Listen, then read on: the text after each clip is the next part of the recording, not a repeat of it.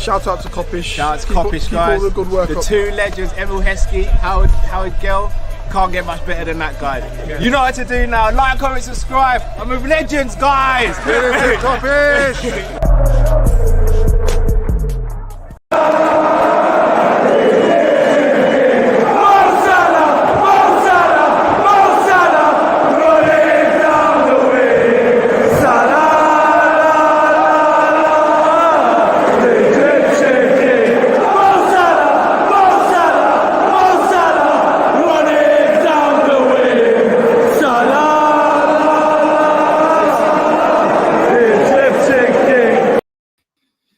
The Egyptian king. I'm just gonna.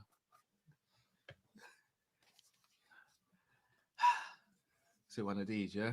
It was one of these, isn't it? It was one of these. And he's just gone like that. And he's just taken a bit of paper. And he's gone like that. And he's signed it. They said it couldn't happen. They said it wouldn't happen. Rival fans said he was gone. Liverpool are losing Mane and Salah in one window. They're finished. But I thought he was gone. You see, my owners, though.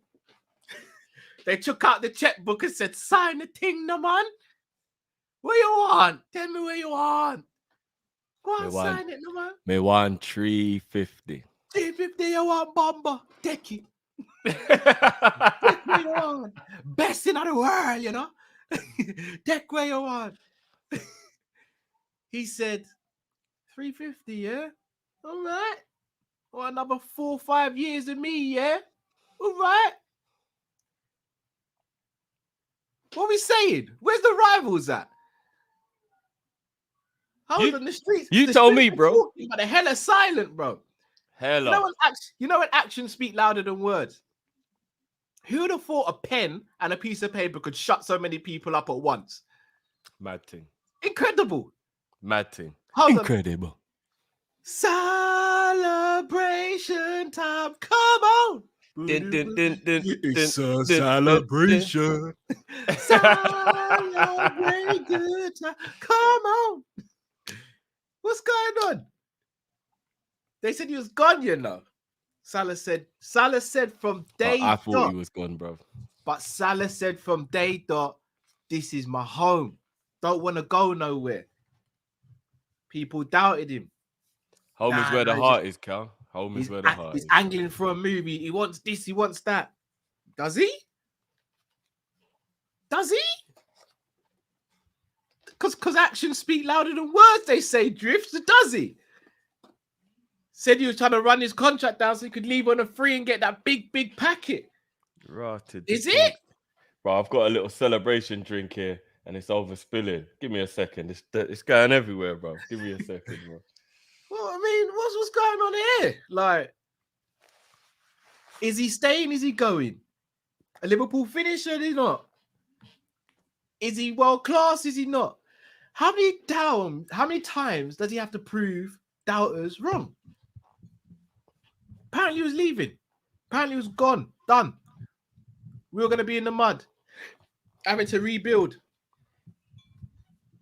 Where's the rivals? Where's Lee? Where's Lee? Where's the rivals? Where are we? Can I just get the number 3 put in the chat real quick, please? Because that's the number of years he's extended for. Can I just get a 3 in the chat? No other words, just number 3. Let me hold it up for you guys. 2025. Is anyone here moaning that Salah's going to be getting a minimum of 350k a week? Because if you are, this ain't going to be a show you guys like. Full celebration mode tonight. Full celebration mode. Hats off to FSG. Hats off to Liverpool Football Club. Apparently FSG were going to sell him because all they do is sell to buy. FSG has shut that off. Again, I'm not going to sit here and say I'm an FSG fanboy, but let's give them credit where credit's due, because we're quick to jump on them when they do something wrong. So let's credit them when they do something right, shall we? Every single person begged for Salah to sign a new contract, and he signed a new contract on the 1st of July. And you know what's even more telling? And I'm not going to get ahead of myself. I'm not going to do it. They could have held this announcement off until August, mid-August, or the start of the season, or just as the window's shutting. No, they didn't. No, they didn't. They announced it today. Could there be more things happening in Liverpool than we are led to believe? Also, for people saying when Salah gets a new contract, Virgil's going to be knocking at the door and all of this, did anyone see Virgil's tweet as soon as the news was announced? Because he looked pretty happy to me. Doesn't seem to be any unrest to me. What are we saying, people? What are we saying? Everything looks cushy to me. Massive, massive, massive, massive day in Liverpool Football Club's history. Massive.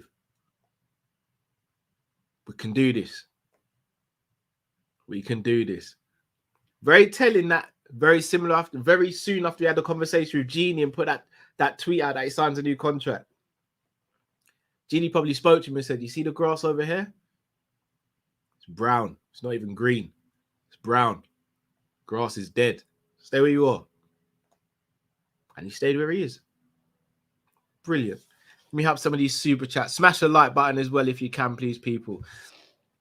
Big up my bro, Aaron. Cal, please call Ant and check on him. Ant will not answer my call today. Anthony will not answer my call. But I'll try. Later on in the show, I'll try. Shout out to Pimpin' Distress, a.k.a. Pops. To be honest, FSG moving properly, just like with Nunes. Got to keep the same energy and pat them on the back. Either way, celebrate if you're a Liverpool fan. It's a good day we move. Facts. Pro Mo says Mo Chatra. Shout out to Mo Chatra. Says 350k plus bonuses up to 500k. Yeah, perfect. Pay him like he's one of the best in the world because he is. Love it. Playing Enthusiast X says Drift moving with the mic like he's Lord of the Mic. So I big up yourself, Playing Enthusiast.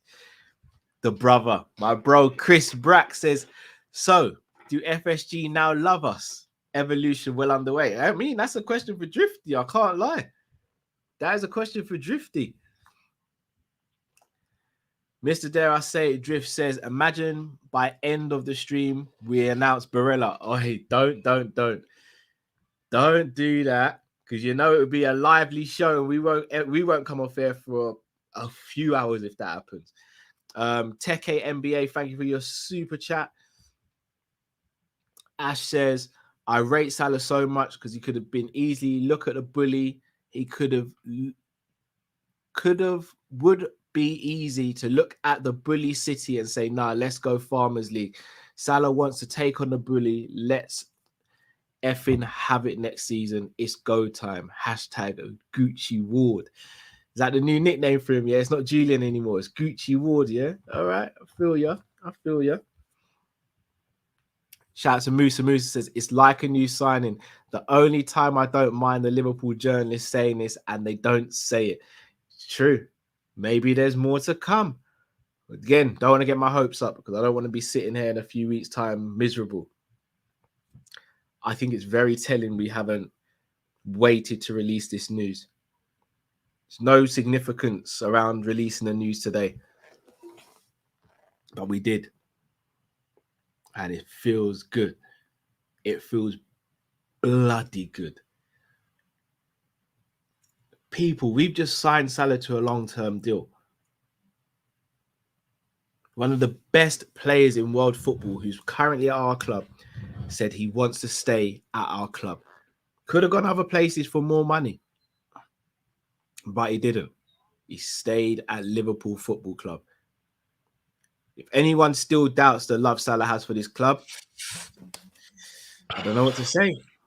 Apologies, bro. Apologies. That was a mad thing, bro. I done it. I shout out to all my Trinis in the building who know about this. Jeez. But I had it in the freezer because it turns into a slush puppy. It's beautiful. But it just, when you pop it, sometimes the pressure and it just wouldn't stop spilling by the thing delivering all over the computer and all sorts. But I had to sort that out real quick. Pause. Yeah. Shout out to Chris Brack from Day Trippers and shout out to all the Day Trippers. He had a question. Does FSG love us? Look, I said this before and I'll say it again. I ain't getting too carried away in this FSG thing, this FSG thing that I'm over the moon with this one. They definitely secured the bag on this one. And I'm not angry at them. I'm not nothing. But we still got a few more things we need to do. This was the most important thing we needed to do, without a doubt. But a backup for him and a midfielder are a very big priority. Either way. Not to come for you though, Drift, but I'm gonna be real. I think you gotta give it a bit more energy than that. Because should things have gone the other way, we'd be on here smoking FSG right now. True. We gotta hold the same energy, bro. True. But again,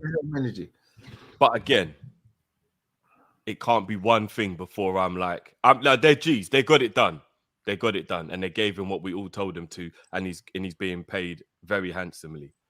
Well done, FSG. 100%, you're right. But again, I don't want to go overboard from small victories.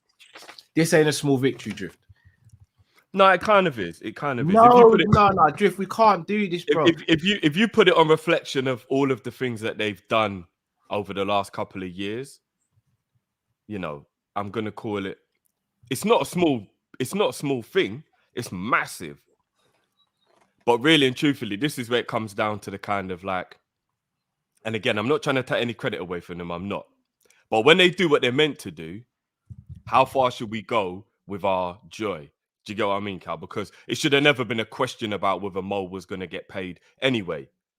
Remember, we're conditioned into believing that what they're doing is like if they do something that everybody else would have just done normally, we should give them overpraise.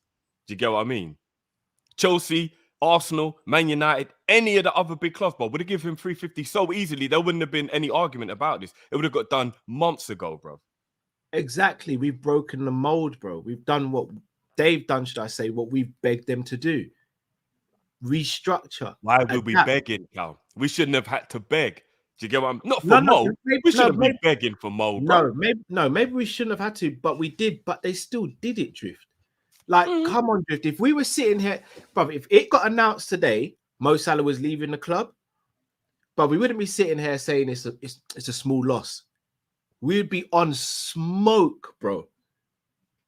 No. But like I said, it's a small victory, but it's a massive deal.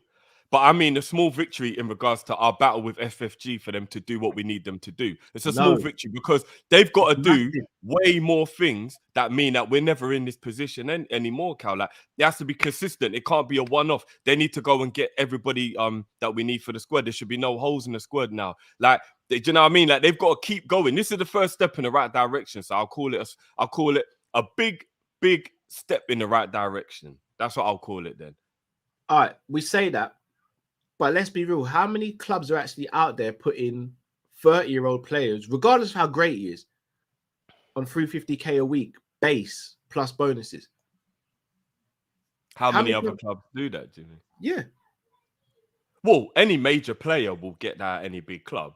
Like if the player is good enough, then yeah, bro. Because when you think about it, even Ozil and Aubameyang were given 350 a week at Arsenal, and Arsenal ain't been in the Champions League while they've done that. Man United do it all the time. Chelsea would definitely have done it in the past. Man City, a lot of their big boy hitters are on 300 grand. So, bro, I think generally speaking, if you're worth it, all the other clubs will do it. This is what I mean. Like, we feel very privileged because we're not used to this. But other clubs, they do it, bro. Like, kind of norm, bro. Yeah, and that's why I'm over the moon, bro. That's why I'm over the moon. But I'm not going to do the FSG in thing. I'm not going to do the FSG in. No, I'm not even telling you to do that, but I'm saying we can't sit here and downplay this achievement when, if the roles were reversed, we would be going hell for leather at these lot. It's not fair, bro. We would. It's not fair. It's like Drift. Say, for example, we had to, I don't know, we had to do something. We had an event to do. And like, we do the event, it goes well. And I'm just like, just give you I just give you a mat of spud, and then I'm just in the car driving home. You'd be like, we pulled something out of the bag here. As opposed to if it didn't go well and I kick off with you lot. Like, this is terrible. I'm over the moon, bro. I'm well happy. But then someone just asked me FSG, and I'm like, oh no, I'm not gonna go FSG. No. Chris's question was, does FSG love us? Because that's, again, when it comes to the whole love thing and owners, I don't believe in it. Like, as long as you do what you do, you just do what you do in it. There's not really any love in it. I don't know if they love us. I think they like us a lot. I don't know if I'd go as far as they love us. So hear me out. Going into the summer, before we lost anyone, we said you said you wanted a striker, a right back, a centre midfielder, and a right winger, and Mo to sign. And Mane to sign. And we lost Mane. So. Mane didn't happen. But again, I don't think that's FSG's fault. Oh, don't know about that. But it's not. He said he wanted to leave, bro. Yeah, but there's rumours that things that made him come to that conclusion were not feeling appreciated. Everybody talking about Mo's contract within the club. Agents come out and said that's a lie. Mane said that's a lie. Yeah, but they're gonna though. They're gonna. They're not. Why would Mane lie about it? Because he's a very stand-up guy, so he's not going to want to cause all this controversy now where the fan base are rattled because we realised that he was getting disrespected and rare. He ain't going to do that, Bob. He's not a troublemaker. He's not going to do that. So why is it we can believe rumours of people online that don't really have any clue about what's going on, if we're going to call it really what it is, as opposed to his agent and himself? That's why I'm not going to go too far either way, but I'm not going to act like it couldn't be the case, though. All right, so I'm going to spin it again. Let's say, for example, I left Kopish tomorrow. And let's say I left for personal reasons that you and Matt knew about, but I weren't going on another channel. I was calling my time on Kopish. And you guys knew everything's cool behind the scenes. We're still in the WhatsApp group. We still go out on our nights out and all this, but I just can't do Kopish. If people in the chat started going, but I heard Callum and Drift and Matt had a big falling out, and them man kicked Callum out. And then I came out on Twitter and was like, that's false. I've just decided to leave. And then you and Matt came out and was like, that's false. Cal just decided to leave because he wanted a little change of scenery. He has stuff going on in his personal life. Wouldn't you say? And if people continue with that narrative, what would you say then? No, but I'm not continuing in that. If you're right, I'm not saying you'll continue. I'm not saying I would want them to. I would want them to obviously know we're telling the truth, but I wouldn't. I'm not continuing in that. If I'm just saying I'm not going to act like it's not a possibility, because there's loads of time in football we find out and we know people are professionals, so they make sure no drama happens, especially if they've got respect for the club and the fan base. But maybe later on down the line, we may find out, like, Raj, you know what? He did feel a bit disrespected or underappreciated because we kept making everything about Mo, and he was just as important, and nobody seemed to care about his contract. But could it not be that if Mane did feel that way, would he just not say anything? Rather than because he doesn't want it. He doesn't want people to have like a kind of one, because he'll have respect for Mo, that maybe if he said it, it would kind of look like he's hating on Mo, and he wouldn't want it to come across like that. And two, sometimes it's just better left unsaid. Like there's the only reason I think there's a possibility is because there were journalists that were talking about it. If it was Twitter rumors, I wouldn't believe it at all. But journalists do hear the real like whispers and things that go on. The same journalist that had no clue that Salah had signed a new contract, bro. No, I'm talking about hearing the rumblings that Mane did feel undervalued, at the fact that nobody in the club cared about his contract. They were all just trying to get Mo's contract done. And it's natural human instinct as well, bro. But look, all that aside, FSG definitely need to be given credit for what they've done. And I'm over the moon Mo has a new contract. 100%. I got my celebration sorrel right here, bro. But right. FSG in, I'm not on that train yet. I'm not saying you've got to be an FSG in person. What else would they have to do to make it change because as I said, right now I'm in the place of I'm not on FSG's neck. No, I'm not on their neck. Yeah, no, I'm not on their neck. But we need a midfielder. I wouldn't even say right now I'm FSG out. If I'm going to be real, we need a midfielder, and I need another 1 or 2 summers where I can tell this is now the new norm.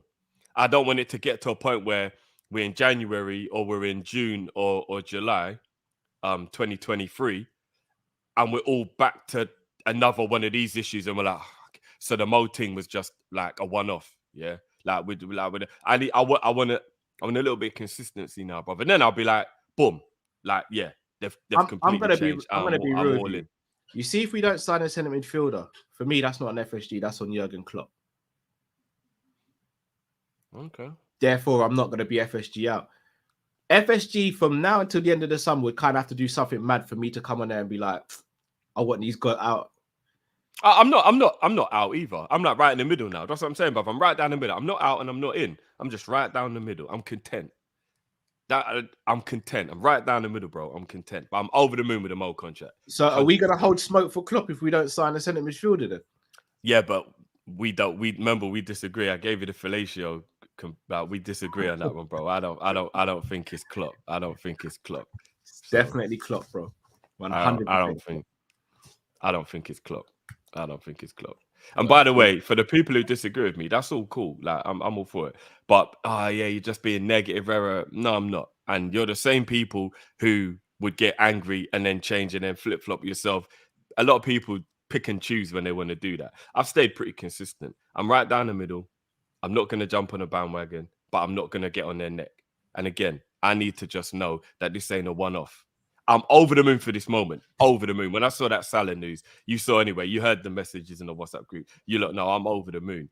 But I want to know that they're going to do this on a consistent basis, and this is going to become the new norm. I don't want it to be a scenario where we've got all of this rubbish again in 6 months or 12 months' time, where this is that and that's this and rare and all that. Like, yeah, I can't deal with all that, Cal, to be honest. So. Yeah, the fellatio thing, guys, it was in a previous episode where we discussed it. No one's out here giving fellatio to anyone else. Let me just make that clear, yeah? It was an analogy about a random married couple. Precisely. Right, let's help these super chats before we get you guys on the phone. Pimp in Distress says, Drifter, I told you about Salah. Bellingham is next. Klopp won't risk waiting. Clip me. Jeez, Pimp in Distress, yeah? Big up, Pimp. I'm not going to lie, when Dad speaks, it usually happens still. That's all I'm saying. That's all I'm saying. The Jerry James show says, thank you, Kopish. Just reached 150 subs. Small but massive for me. This community is amazing. So grateful. But 350k is not the 400k he wanted. This palaver was over nothing. First and foremost, Jerry, you're brilliant at what you say, what you do. That's why you're getting the subscribers. So big up on that, and long may that continue. Yeah, you're right. Didn't want 400 in the end, did he? Yeah. I mean, 350, 400. I would like to think nobody would ever get like angry about that small of a difference. So yeah, that's not a small 50k a week's not a small difference, Drew. No, but I mean, when you're talking about how much it equates to when you've got that much money, like it's not that big of a deal. Plus, as you said, there's incentives in there, so he'll still be able to make up the 400 anyway, providing he performs. Yeah, but he will, so he'll get that money. Musa says, big up Julian Ward, flying all over the gaff, getting business done. The transition of the sporting director has been excellent so far. Got to have faith. Facts. I agree with that.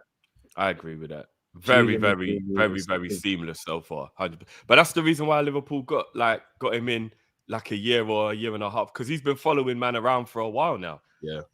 Brilliant behind the scenes on that guy. But as business people, there wasn't really any better. We've said this. FSG, when it comes to business and being an actual gangster, like we have got like Scarface as our owner. He don't ramp, bro. You want to play rough? Okay. You can't push Jay Henry around. Are you mad, bro? You can't push him around. He's a gangster, bro. Razor says, how did you guys react when you first heard the news? With arrogance, with disdain for other clubs. I'm in a WhatsApp group, yeah, and God be my witness. God strike me down if I'm lying. Today in the WhatsApp group, Arsenal fans were getting onto me saying, Salah might leave, and then you got a rebuild to deal with. Mane's already gone. Firmino wants to leave and go Juve. The group is quiet now. It is. You could hear a pin drop in that WhatsApp group.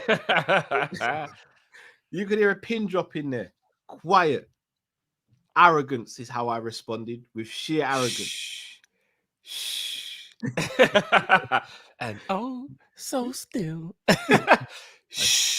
Sit down. You know, a flyway. Like, get out of here, man. That's how I was today. Arrogance personified. But I punched the air and then shouted in the WhatsApp group. That's what I did. Teenage Mutant Ninja Skirtle says Liverpool are finished. They said Salah ain't staying. They said. Well, all I have to say is Salah ain't leaving. Tell him again. Froggy says Salah, the first world-class player to stay at Liverpool. They all leave, but Salah said, "Not me, bruv. I can't believe he really wanted to stay." That's a fair point.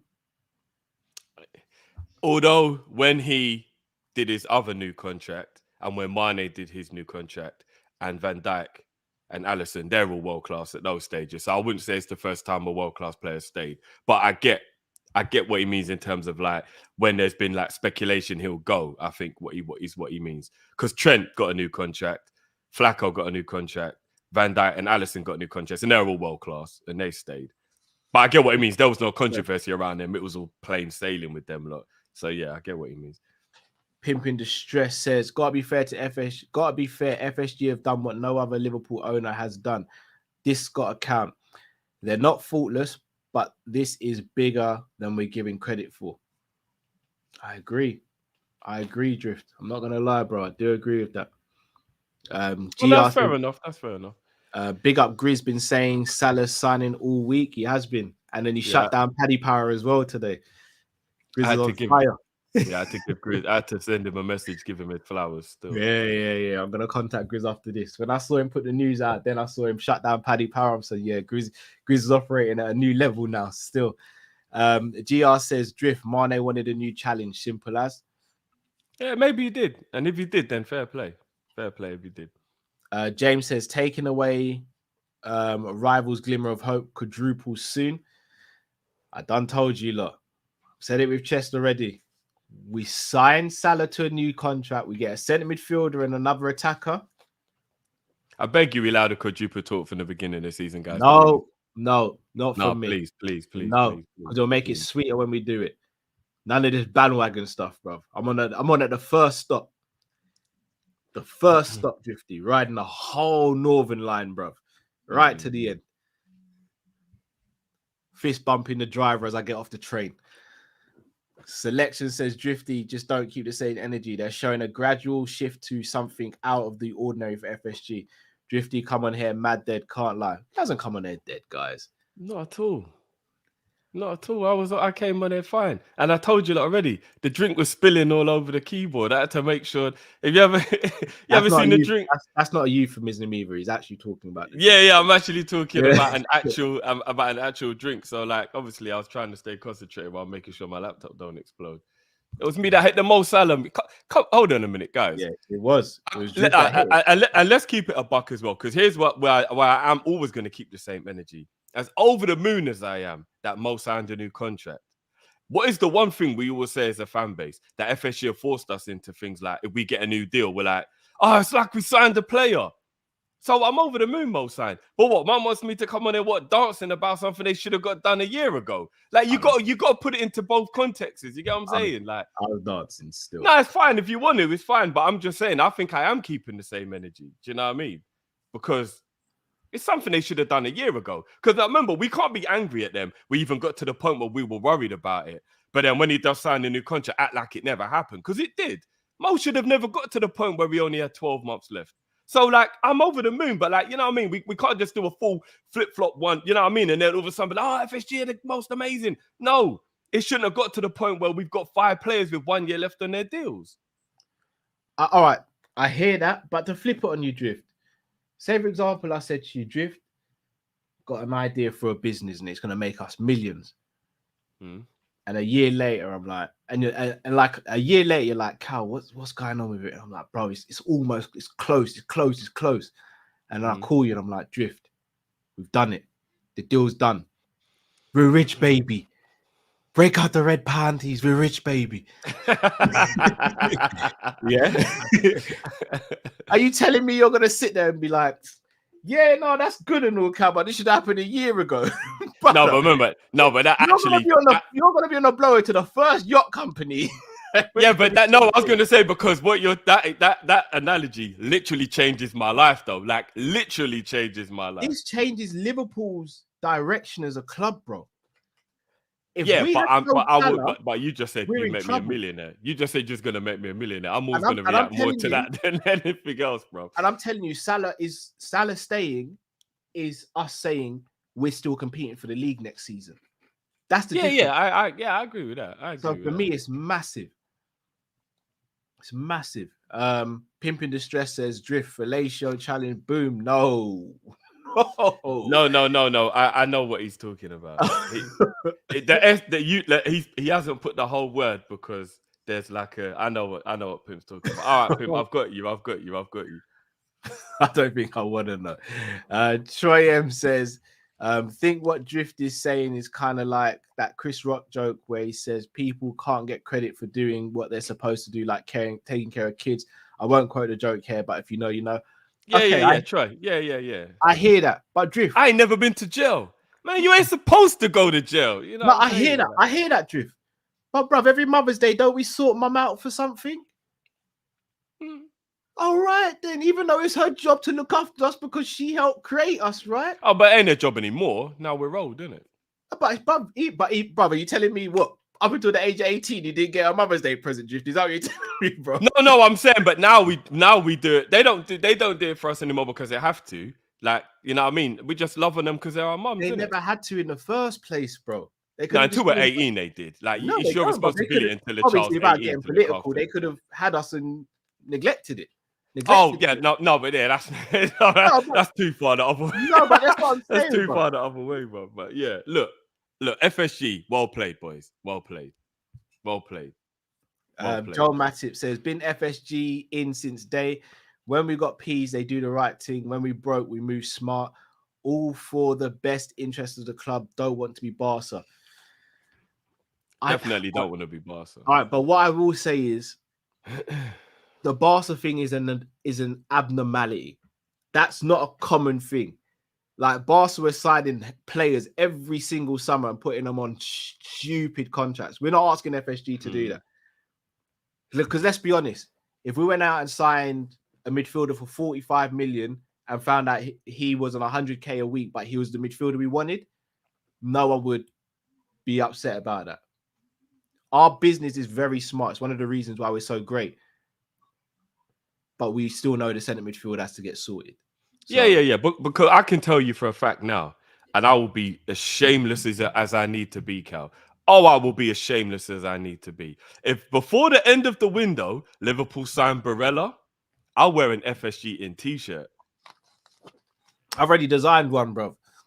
I'll wear an FSG. If they get Barella before the window shuts, I'll get an FSG in t-shirt. Zota Stevens says, I agree with Mane. I agree with Drift on Mane. Salah 100 Premier League goals was over LFC Social, but Mane wasn't. If I'm not mistaken, it was. If I'm not mistaken. Mane's loved by the club. I don't know what else to say. Shimron says, I think the players that left freed the funds. Maybe, but I mean, we have brought in Nunes and Diaz recently, who are on higher salaries than most other players in the team as well. Musa says, this summer was essentially the big summer we wanted. Refresh the front line with Diaz and Nunes, Carvalho adding Ramsey and Klopp Salah extensions, and we wanted Tchouaméni, but fans act as if we've gone backwards. I do believe we've gone backwards at the moment. Until Nunes actually replaces Mane on the pitch in terms of his quality and his output, I kind of do believe that we have, not by a lot, but I do believe losing Origi, losing Taki, losing Mane all at one time, I kind of believe we have slightly gone backwards. Slightly. I don't know if we've gone backwards or improved yet because the players who have come in are not proven yet. Carvalho's not proven, Ramsey's not proven, Nunes isn't proven. But I don't know if it's gone back. That's the point. Yet. And that's what I mean. No, but that's what I'm saying. I don't know if it has gone backwards. We don't know. I don't think we can even give an answer to it. Because we don't know. For all we know, Nunes is an upgrade on Mane. For all we know, Carvalho is an upgrade on whoever he's replaced. Minamino, let's say. Yeah, it could possibly. Yeah, for all we know, Calvin Ramsey is an upgrade on Nico or Joe Gomez at right back. So and the other reason why I think that we've kind of gone backwards a little bit is because I'm looking at the scenario where players that weren't good enough last season are being kept. And for me, that also feels like a backwards step because we really, truly believe that at least one of Naby or Ox, for an example, will be going. And the fact that both are staying is very strange. It's very strange. Do you know what I mean? Very strange. So for me, I think we've gone backwards. Maybe if you're looking at 100, if you're looking at a scale of 100%, I would say we've gone backwards maybe 5 or 10% is what I would look at it currently. But was that me? Was that me? I think it was, yeah. I think so. Are you still there? Cal, you there? Am I good now? Yeah. You're a little bit blurry, but maybe your thing's just trying to recalibrate. Cool. All right. Let's get the people in. We've got 1,100 in the building. Big up to everyone. Make sure you smash that like button, guys. Subscribe if you're new. And also, make sure you leave your comments as well. People, we've also got a merch store, and you can also become a member of ours. We get exclusive content as well. So make sure you head over there as well. Again, Chris has kind of got a point here. Even though I do think the 2 players they've signed will be a 3 players, including Alvarez. You could argue City, Haaland. Some people are predicting Haaland won't do very well in the league. They're losing Jesus, possibly Sterling, possibly Bernardo Silva. Yeah. I'm not even really thinking about them in terms of like why I think we've gone backwards. But I mean, remember when I compared Haaland and Nunes with regards to like their stature and the way they play the game, and I clearly stated Haaland is better. Nobody get carried away and be stupid. I'm just saying like in their stature and the way they play, I see a lot of similarities, especially as a target number 9. Everybody was like, you're chatting rubbish. Haaland's way better than Nunes. Rare. So like there's loads of people who don't think Haaland is going to flop. Like I think there's probably more people that think he's going to be good than bad, right? So even just going off of that assumption, I still think that he improves them. Whereas with Nunes coming in for Mane, I think everybody knows that Nunes ain't as good as Mane. Could he go on to prove he's better? Of course he could. But currently, based on what he's already achieved and what Mane did for us, I think it's pretty obvious that Nunes is a downgrade on Mane as we speak right now. Therefore, I don't know how anybody could not get where I'm coming from when I say we've taken a 5 or a 10% backward step until Nunes maybe gets to that point. If he gets to that point, then of course it's all good. I do also think but at the same token, Diaz is an upgrade on what Mane was at the time of signing as well, though. But Diaz is already there, so I'm not counting that. I'm not like Diaz is already here. Do you know what I mean? So I'm not gonna give them that Diaz is a summer signing. Like Diaz is already here, so I'm just talking about what's happened since May 29th or whatever it was. All right, people. When we bring you in, you're gonna have your 2 minutes as always, and then me and Drift are gonna chop up what you guys have said, and then we're gonna go from there. So do try and stick to the 2 minutes, people, because we want to try and get as many people on as possible. So just keep that in mind. So if we cut you off for anything, it's still all love, but just bear that in mind. Come on in, people. The link is in the chat as we speak. You know, just for the good energy tonight as well, people. Some good energy. Just for the people, Cal, because they seem to think I'm not over the moon with this one. Mad thing. Don't make no sense. But here we go. Just for you people.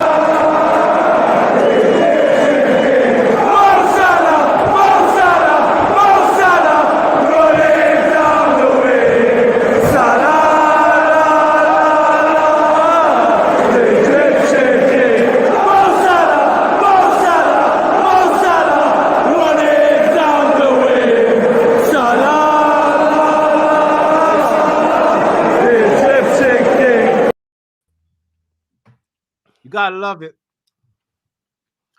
Right, gonna bring in our first caller of the evening, Mr. John Moore. He predicted this. You there, John? bro? John John Moore. John Henry, what's going on? There he is. There There he is. You there, bro? You're right, John. We can see you, by the way, bro. You look very miserable. What's going on, bro? Oh, no, I'm over the fucking moon. Oh, no, you look. Maybe it's because you're trying to figure out what's going on with your Don't family. think I forgot forgot. either. It's coming up. I'm in, but I can't see. Don't think I forgot, John. I got the big thing today still. Yeah? I'm not gonna lie, that's actually quite close because John's got a killer kit on as well. That's You're quite close, not actually. here with me. I don't want to be right now. I want to be next to you. Black and gold, black and gold, black and gold. What we saying, John? All right. Respect. Respect. I'll take this week, yeah, John. You take this week, Hans. All right. I'm back in the game now. How you doing, bro? I love that jersey. I used to have that jersey Bro. with Johnson, number 2 on the back of it. Aye, this jersey, brother, it's the neckline as well. It just hugs the neck, Oh, it's comfy. Bastard. I'm back in. I told you I was coming back for the crown, bro. You're making me look bad on my own channel, bro. What do you expect? I People seen tried you to wearing doubt a me. plain white t-shirt and went, he's forgot the top. He's fucking forgot the top. How you doing, though, bro? Not bad. Respect to both of you. I'd say it's been a good day. It's been a very good day. It's a celebration day. It is. Hey, It is come on. indeed. Come It is on. indeed.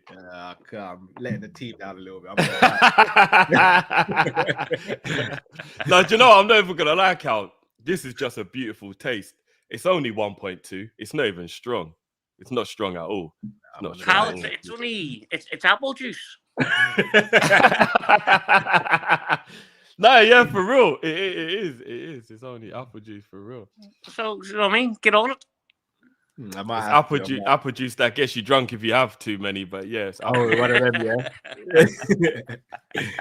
That was the very first alcohol drink I ever had as a kid. Cider. When you say as a kid, what age are you talking about?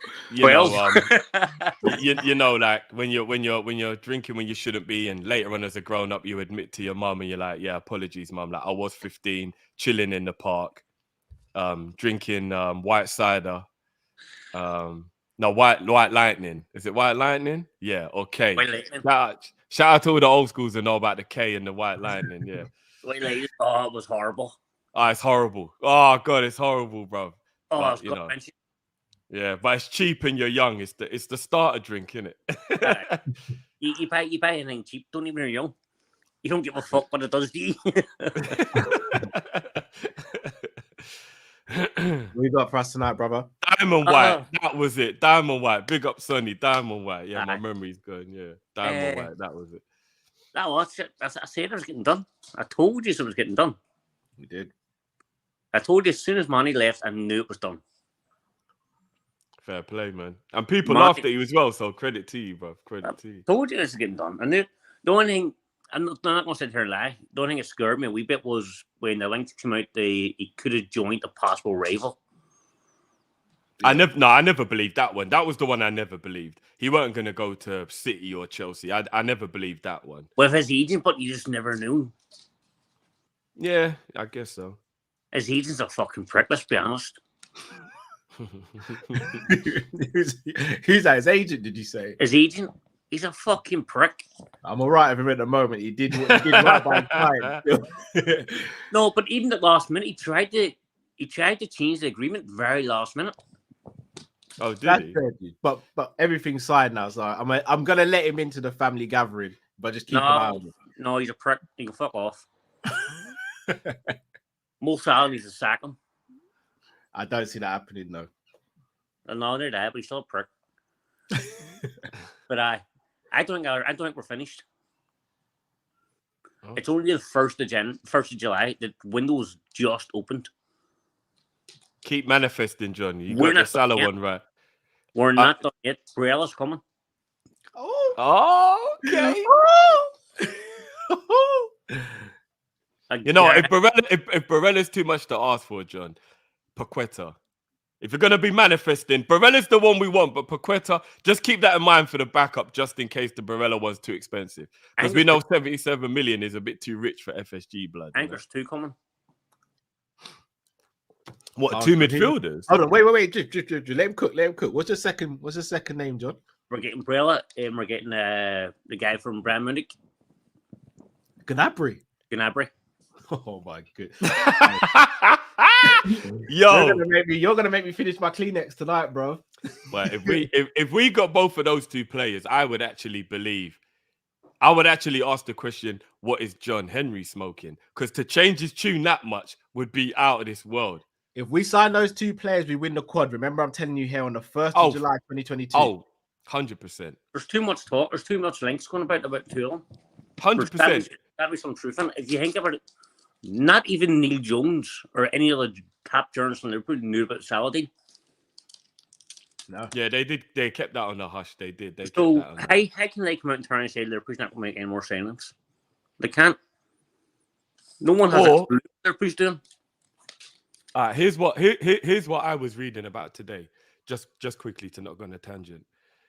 A few of the players leaving, the wages that they took with them made it a lot easier to give Mo what he wanted because the structure wasn't messed up in any way. Now, that could just be people making an assumption. It could be a fact. I don't know. It was in a report. Can't remember where it was that I read it, but it was like one of those places where you they don't chat rubbish basically. Mm-hmm. And when I thought about it, logically, it does make sense. You got Taki off the wage bill, you got Riga off the wage bill. Like a couple of players, maybe it made it a lot easier to be able to give Mo his wages because those players were off. So I don't know if I do want to get myself excited thinking that they will go and still get a Barella or a Gnabry. Because I'm not going to lie, Barella might be a lot easier in terms of the wages because he's on a low wage and he might be very happy to just get the increase. But Gnabry's actually asking Bayern Munich for 300.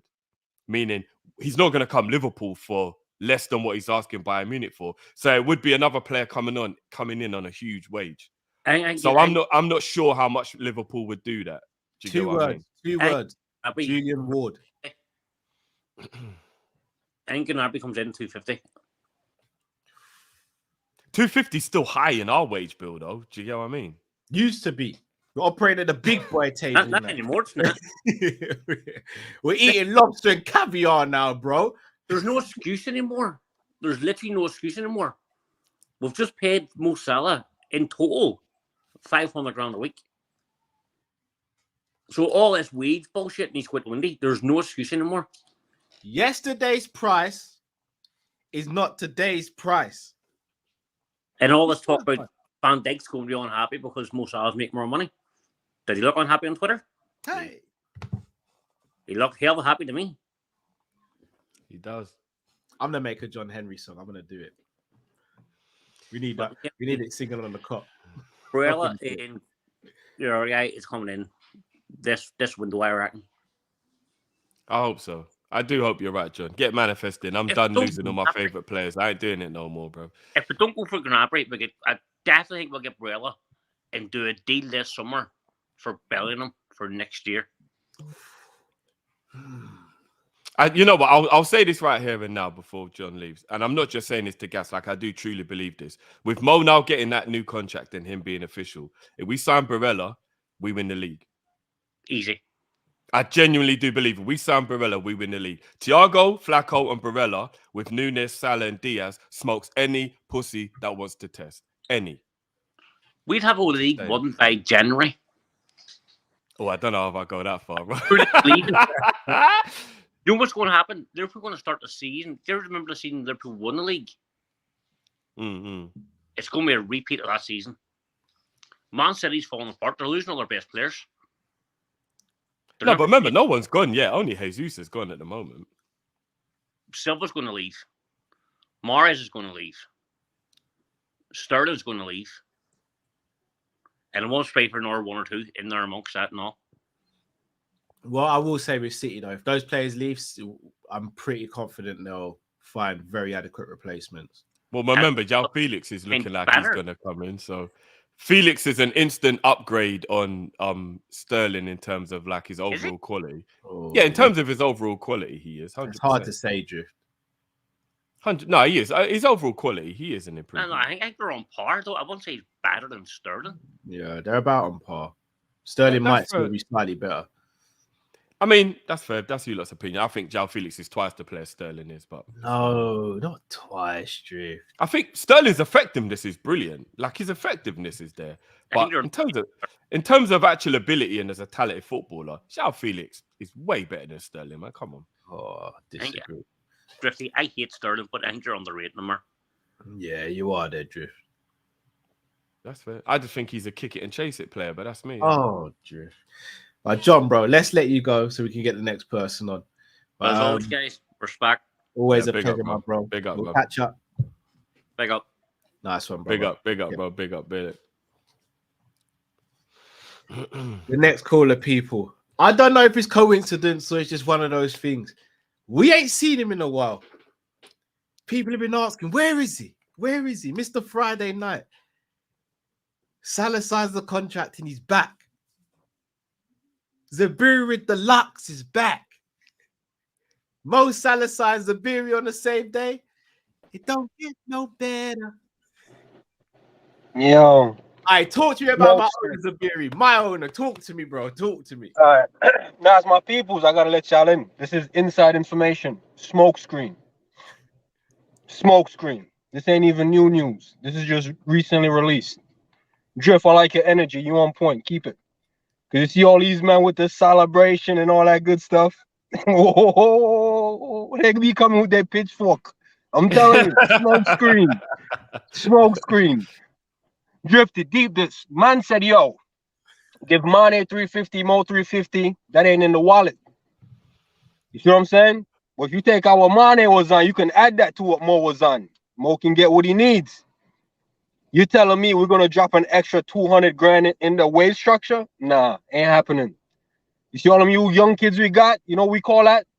We call that when you get the rice and peas, but the meat is finished. You just put some gravy on that and fry it up. It ain't fried rice, but that shit slaps. You know what I'm saying?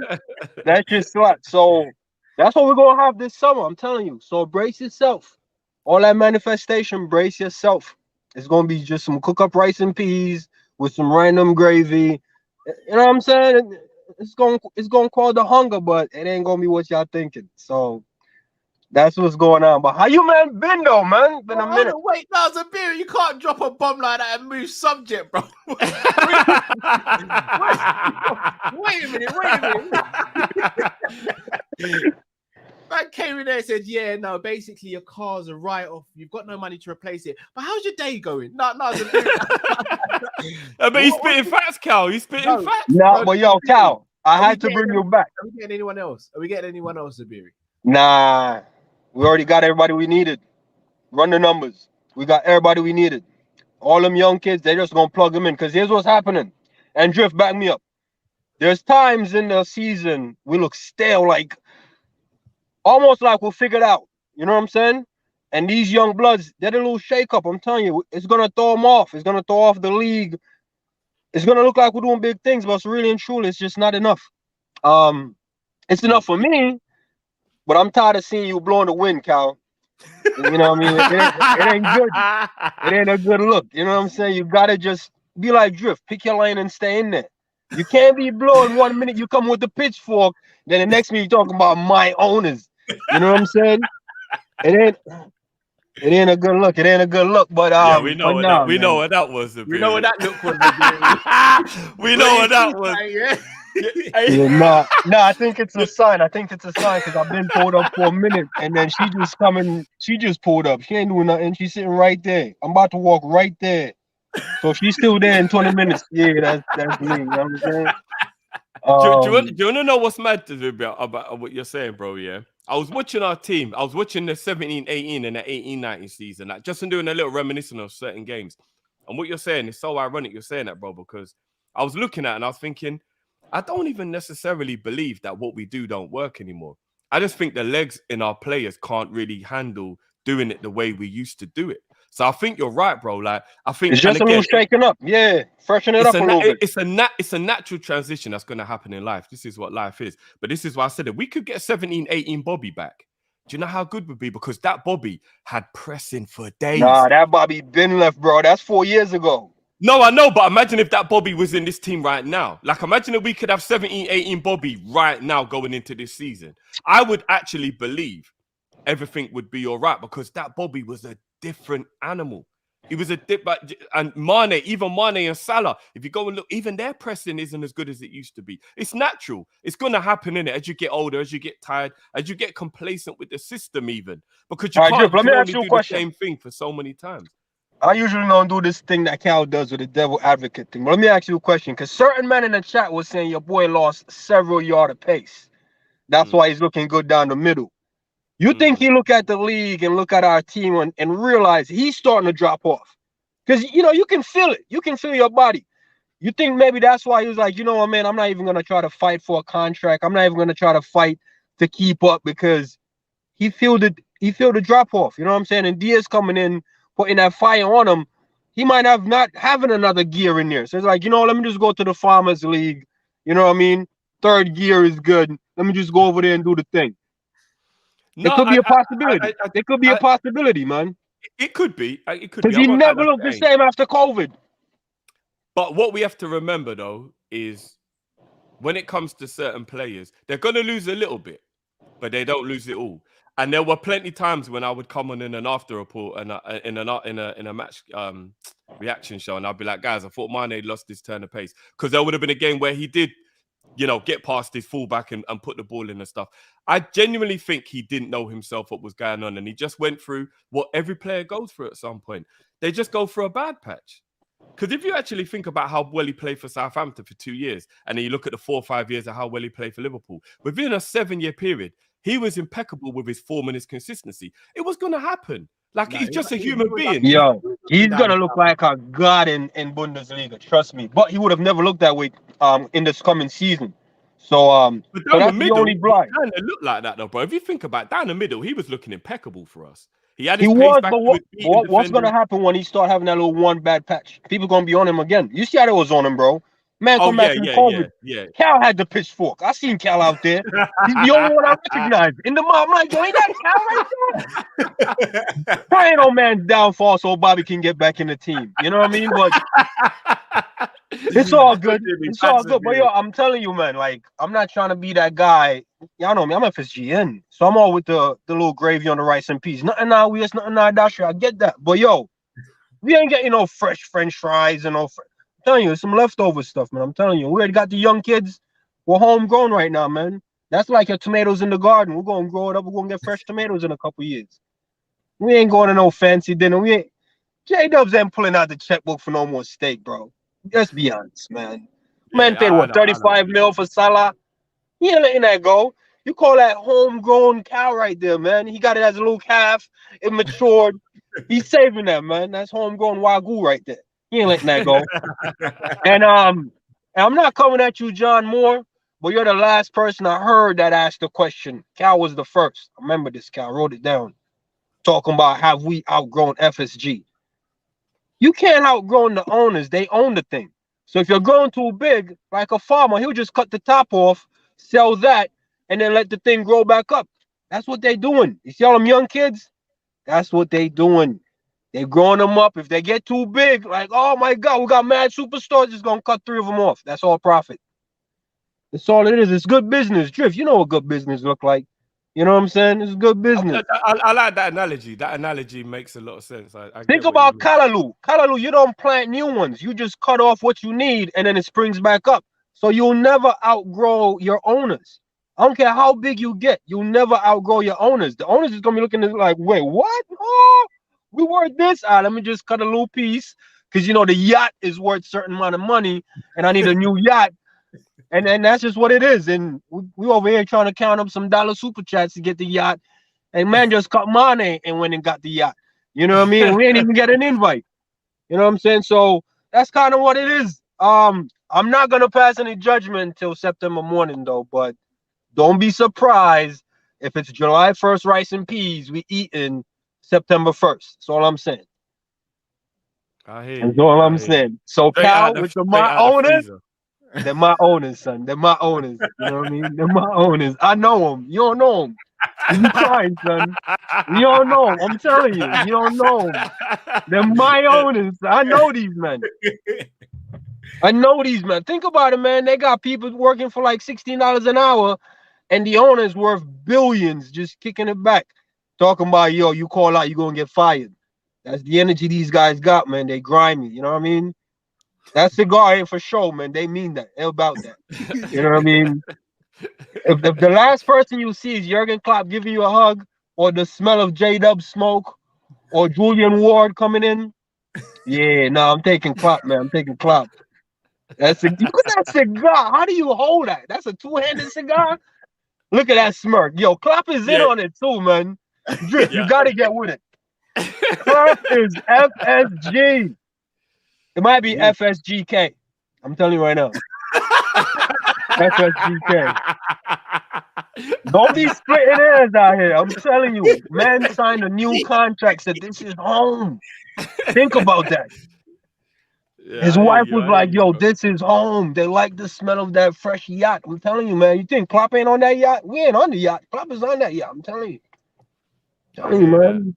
that. But I hear it's that. a good day, though. It's a good day. I'm down in the city. Actually, the little man might be here tonight. I just kind of snuck away for some food because they didn't want to let me in with all the protocols and different strands of COVID and monkey flu. So they're like, yo, Pops, you got to stay outside. I'm like, say less. Let me get some food. So, but yeah, after this, it's back to the make a man sticks. happier though. The food, Yeah, you know what I'm saying? no. I'm mad excited, man. But I saw a little thing. I think, you know, maybe God's tempting me. See what I'll do. But I was gonna run off stream and eat that. I don't know. She's still over there though. I'll see what that's about. But yeah, now after this, it's back to the sticks for a couple weeks for recovery. And I don't know, man. Hopefully, probably about the season start, I should be back in the city. And I'm trying to pattern up that city game. I think it's September 15th. So I just got to get my stadium tickets, and we should be in there. All right. All Yeah, right. But hey, man, Big it's up good as seeing always, you, bro. man. Yeah, Nah, man. it's a Good to pleasure, see my you bro. alive and well, man. Big up yourself as always, brother. Hey, don't worry, Drift. Another Origi will be in the rotation soon, man. You just got to live to see it. You know what I mean? I hope so, bro. I You just hope got so. to live to see it. I'm gonna be watching AC Milan hard this year, bro. Oh, one last question before I left you, man. You remember when AC Milan reached out to FSGK and they're like, yo, what's the business about? Yo, I feel like FSGK got something over there. Well, Like some they won the league, so they've definitely been paying attention to something that's better than they used I to feel do. like FSGK got some hands in there over there, man. Like silent owners type of stuff. You know what I mean? That's good with me.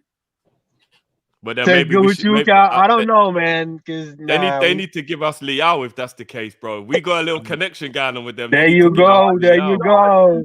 You missed it again, guys. Whose stadium shares with AC Milan? Okay. Oh, okay. Let's see what you Who do do there, we want Cal. from Inter? Okay. Barella. Okay. My owners again. Hey, Okay. Cal. Checkmate. My owners. Hey, Drip, My you need to owners. get on board, man. You need to fix up, Drip. You know what I'm saying? Instead of trying to buy your yacht, come over here on this yacht. You know what I'm Come on saying? the It's nice yacht, over here. bro. Yeah, You know but what I mean? if I'm on someone else's yacht, what happens if we're in the middle of the sea and he decides to kick me off? I'm done. Yeah, that's some Cal energy for. Oh yeah, that can happen. That can happen. That can happen. You gotta watch out, Drip. Nah, it's cold out here. Snaky. You know what I mean? It's dog eat dog. It's a snaky world out here, man. Rolling with FSG, you gotta be tough. And I'm telling you, you gotta be ready for some rice and peas that's left over, cooked up with some random gravy the next day, man. Like fried rice. It ain't even fried rice, but when you're hungry, it'll do. And that's what this signing is, man. This new contract. It's been overdue, man. But hey, that's how they come in, man. They come in with the groceries while you've been starving for months. And now you celebrating that grocery like, yeah, dad doing big things. It's like, but bro, you've been missing for a couple months. You know what I mean? This is what I'm saying. Zabiri knows. So Zabiri knows already. You know. I'm telling you, man, when they go out to the supermarket, they spend all day. It's like, yo, you spent all day and brought back one patty. I don't know. That ain't it. That ain't it. That ain't it, man. That definitely ain't it. And I think that's what this signing is. Cause think about it. Why announce it on the first day? I'm glad that they did though, bro, because now they've On the got a whole first summer. day? Nah, this could have been No, announced last week. No, but when you think about it, bro, what they could have done, and Cal made a great point, they could have dragged this out, bro, and released this like August the 31st and made it feel like transfer window, deadline day kind of. Yeah, they could have dragged it, bro. They could have, but at least now we got another 2 months left where they can't really rest on their laurels if we're about this life. So I kind of rate it that they've dropped it now. I do. I'm telling you, I'd rather it be on the last day, because here's why. Every day since now, since this moment, you're gonna wake up feeling optimistic. And it's nothing, man, just a dead day. And you're like, well, at least we got that one down. And then you're going to be like, well, at least we sorted out that early. So, okay, it's August now. And you're like, damn, it's August 31st, which will be rewrite. And I'll be like, told y'all, man. So I'd rather this at the end than the beginning. Because if nothing happens, you're just going to be there stuck. Just every day, something and nothing. Every day for 2 months, that's you, Drifty. And then Cal gonna be sharpening the pitchfork like I'm telling you. So the pitchfork's always sharp, Zabiri, bro. Okay. He's just hidden away at the moment. Yeah, nah, but it's a lot of pressure on us and a lot of pressure on them. But I don't think they care, man. FSG, K, they don't care, man. They don't care. You know what I mean? I'm gonna have to throw Milner contract. I don't like that because we didn't get rid of Ox or Naby. So I don't like that he got a contract. That's like 3 stale midfielders. You know what I mean? What we're going to do with them? Hendo legs are gone. You know what I mean? Fab ain't the fastest. Thiago's up there in age. The midfield, they really need some spice. And I felt like there should have been some room made, and Milner just sat on that spot, man. I still blame Milner for Genie, man. You know what I mean? So Barella might look likely, but I'm not hoping for that, because then we're gonna be packed in the midfield. What we're gonna do? Turn Hendo into a false 9? It ain't gonna happen, man. It ain't gonna happen, Jeff. We got too many midfielders. We're not bringing in the midfielder unless Ox and Naby go. There's no midfield. That's the problem, bro. One of them needs to go. And the fact that Milner re-signed, it's almost like, yo, what we doing there? What we doing there? My owners won't let me down. All right, Cal. Today they're your owners, but my peeps though, my peeps. I'm just trying to save you, man. You know what I mean? But hey, it's a big day, ish, and we on Kopish. You know what I'm saying? So yeah, now smash the like button, peeps. Yeah, get that. You heard him, people. Smash that like, man. Now, big up, brother. Big up, G. Tenya, I feel something's gonna happen. You know, they're saying. I feel like something's gonna happen. I'm scared to manifest Barella because it means I'll lose Gomez, but I'm gonna see what I can do, bro. Gomez ain't going nowhere, bro. Yeah, but all my favorite players are getting dashed out of the club, so we'll see. Gomez ain't going anywhere. Right, let's get the next caller in. LFC for days. Hello. Can you guys hear me? Yeah. What's good, G? Okay, cool. Hey. So the signs, I can't lie, we've actually, thrown away the duct tape finally. Started that gun and actually fix something. So, we're moving there. I have to give it to them. I need to do a quick detour. I seen something mad on AFTV, I can't lie. Yeah. My guy Lee, big up to Lee, yeah. There's the only one thing I'm gonna big up Lee for.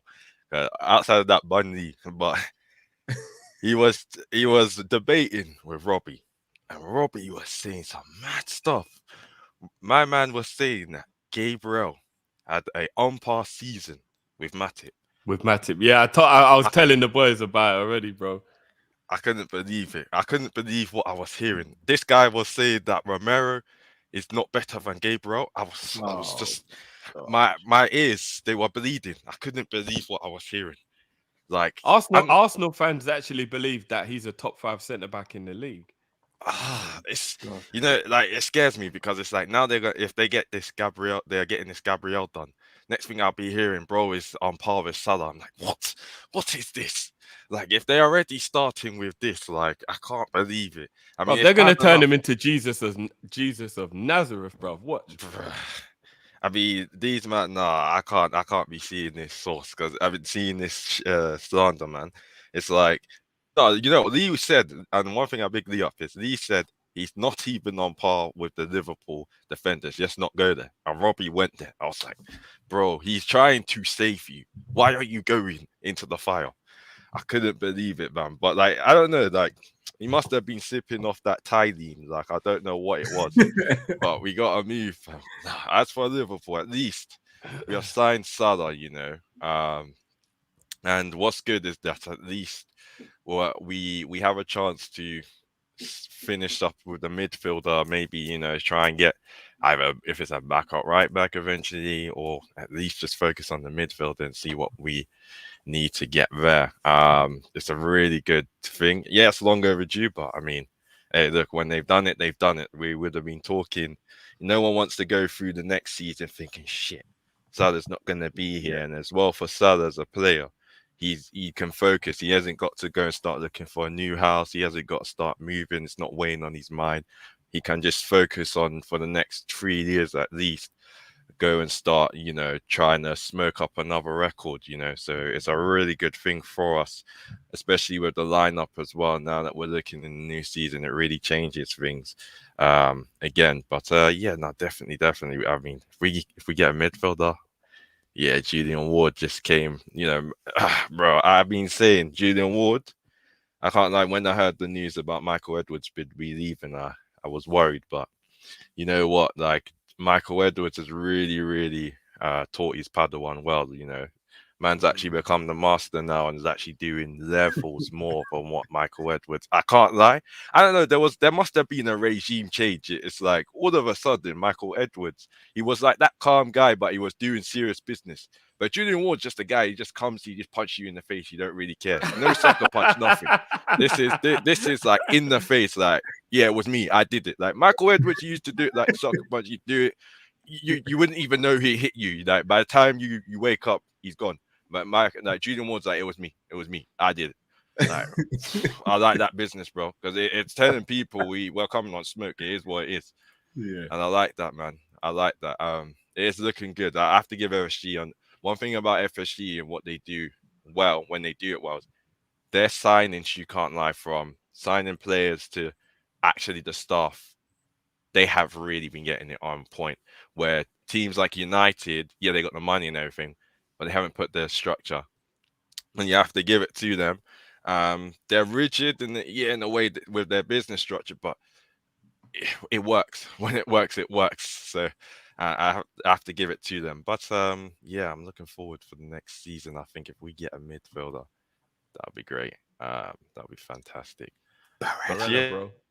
Big up you guys and keep Big up doing you what as you guys always, are bro. doing. Yeah, big up as always, bro. Yeah, Big up, see man. ya. Big Nice up, one, big bro. up.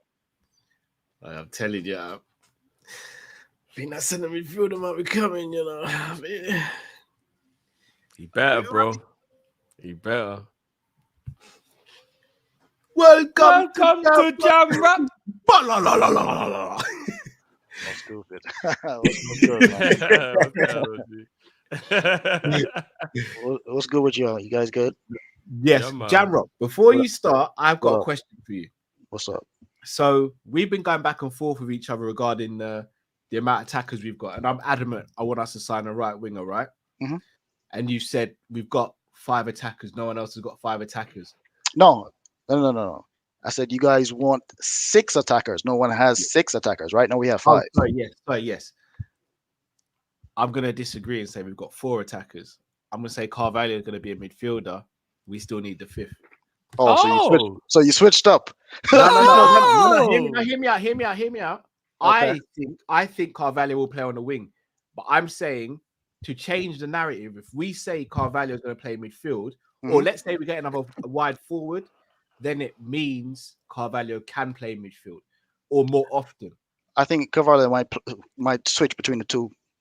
Oh, Sometimes he'll play up top. Sometimes he'll play in the midfield. down, Jamrock, man. You know, I'm gonna be real with you guys. I think Carvalho is gonna be the advanced 8 in the free midfield. I genuinely do. I said it from the moment we got him. It might not be straight away. He may need a little bit of adaptation to the team, to the Premier League, etc., etc. I think he's gonna be that advanced 8. I think it's gonna be Flacco, Thiago, and Carvalho. I just think Klopp likes players that can play multiple positions, and that's how you'll end up getting a lot of game time. I just think the 6 forward thing is not. Apart from that, Bayern Munich, and I have to go back and look at that because I could have sworn someone in the chat said Miller was actually playing more midfield that season. But you rarely have situations where you have a team that has 6 forwards. There's just not enough games. That's what it comes down to. There's not enough games because I did a simulation of, what's the worst case scenario for a Liverpool team if we have a decent enough squad, and it's reaching the quarterfinals of all of the cup competitions, both domestic and the Champions League. That's like the baseline. That's 55 games. Most of your star players, such as a Salah, they're going to get 40 plus games. So whoever's going to be coming in either has to be a very talented academy player like how Foden was, or a veteran who's like 31, 32, who's okay with playing like 10 to 15 games, but they just want to experience playing in the Premier League. You're not going to get an Anthony or a Fina or some of these players that people are talking about. Why would you? If you have any kind of ambition, why would you come and sit behind Salah? Go ahead. All right, let me hit you with something. Let's say we're going to move to Diaby. You can play right or left. Yeah, that's a different. But you're not gonna like what I have to say. I think the only way we get another forward is if Bobby leaves. Oh, steady, Jamrock. No swearing on air, please.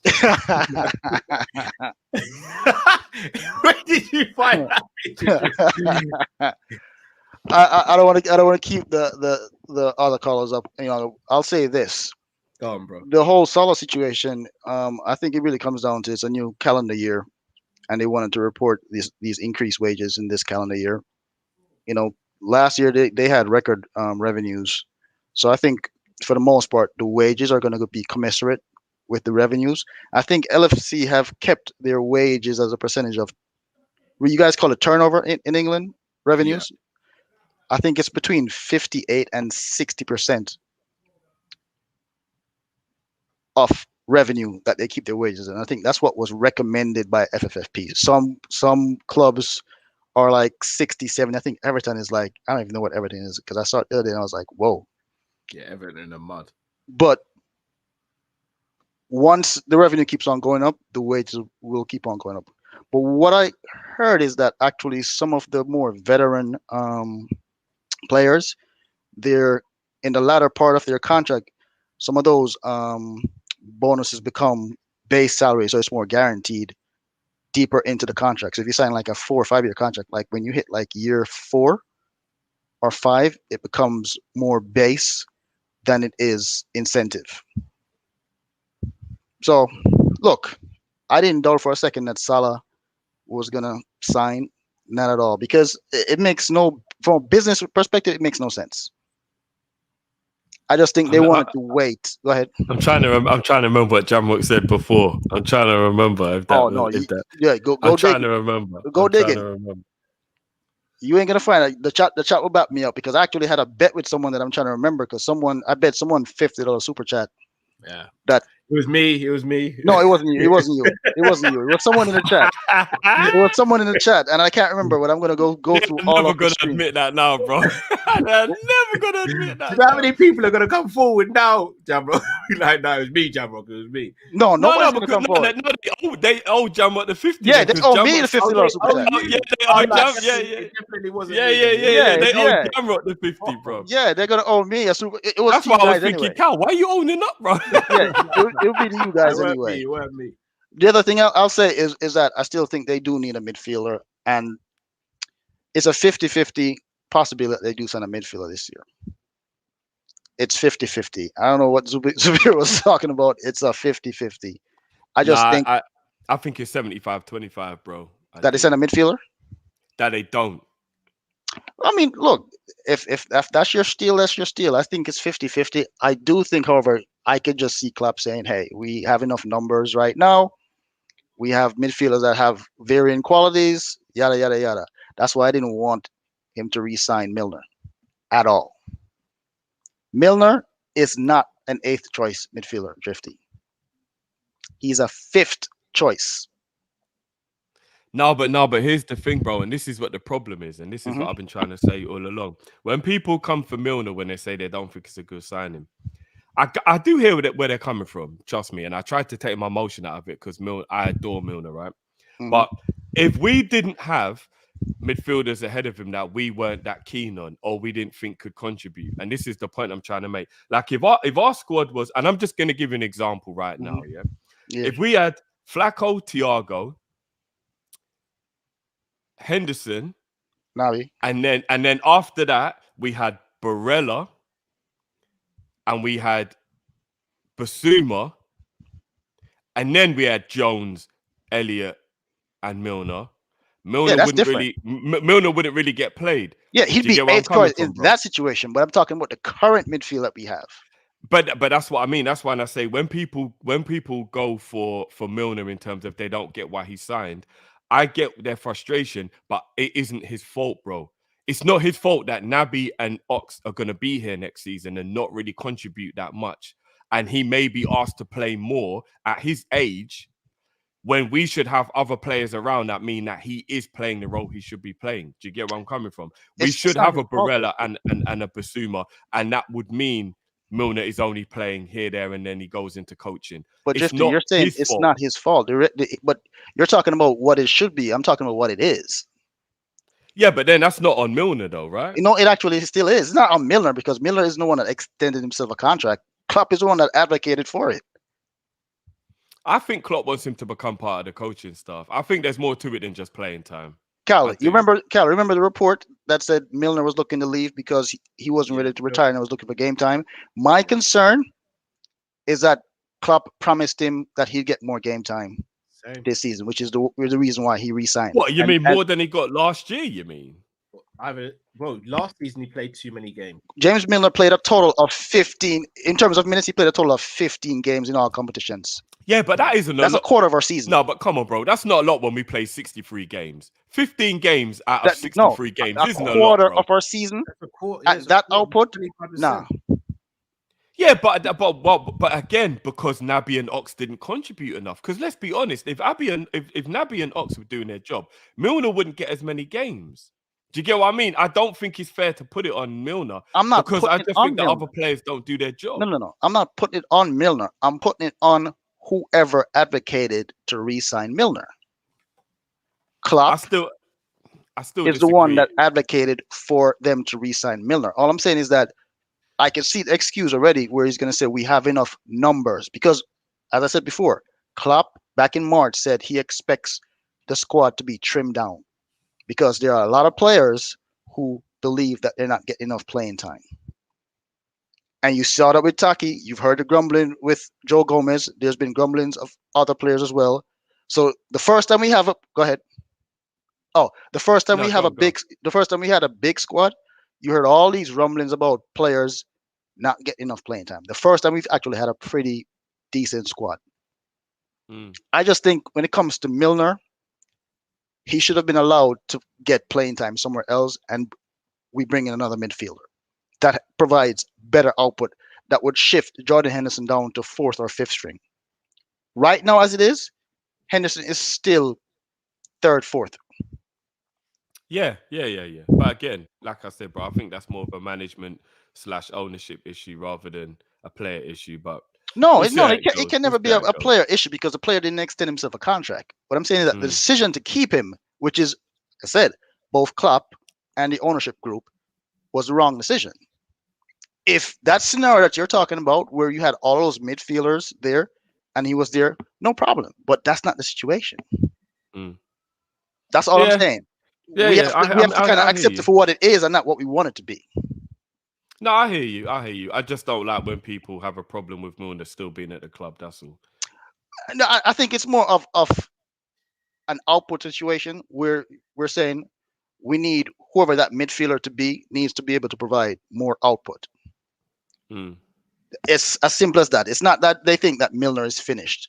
However, as I've said to you on multiple occasions, your head might think that you're able to close down that space for that forward, but your body and your reaction time and your it just can't catch up. And that's the issue with Milner. He can run a straight line for 4 or 5 miles, fit as ever. But in small spaces, you're grasping at air, which is why he fouls so much. All right, just quickly then before we let you go, Jam, Yeah. yeah? Just a quick question for you from Bayesian. Big up Bayesian. Jamrock, who would you trust more, Ox or Millie? Ox. Real talk. Yeah, here's why I trust Ox. I think for Ox, it's a confidence. Champions League final. Who you trusting more, Ox or Millie? Who else is in the midfield? Thiago and Flacco. Ox. Okay, I think if Ox gets consistent playing time, Ox to me seems as if it's more of a confidence issue. Okay, no, fair enough. I'm not even going to tell you you're Milner, wrong. Milner, it's hey, you're 36 going on 40, and your body just can't move as quick enough as it used to. You can't help that. Fair enough. No, I'm never going to say you're wrong. I love Ox if he's fully fit, so I ain't got no issue with that. But I'm shocked, man. But bless up, fellas. It's July 4th weekend, so happy July 4th to everyone in the chat. Miami, we're gonna do it up. You know that's my birthday as well, isn't it? Just about to pull that out still. Happy belated, man. Wait, you said no. Yeah. It's my birthday on Monday. On July 4th? July the 4th, yeah. Oh, shoot. Happy birthday when he gets here then, man. Yeah, no, I'm blessed, bro. I'm blessed. That's why it's so easy for people to remember my birthday. Like, I wish I lived in America. I'll get the day off every year, bro. You know what's crazy? My birthday is January 1st. That's mad. No, but that means that if he's got to go back to work after having the in the New Year, I never do though. Celebrate the New Year. I never do. I never do. This is Jamrock we're talking about. Come on now, fellas. Run the building. Keep up the good work. Real talk. Keep up the good work. Keep on growing the channel. People hit the like button. Love as always, bro. Love as always, man. Love, man. Big up. Take care, bro. Big up. Let's keep the show moving. M-Tar Mizzy in the building. What's going on, guys? Bro. I heard them playing multiple positions. Now I have to, start the preparations. Fazia Trabalho, yeah. Look, I've been telling Cal for a while he's gonna play midfield. But no, I still don't think he will. But I'm trying to, I'm trying to manage.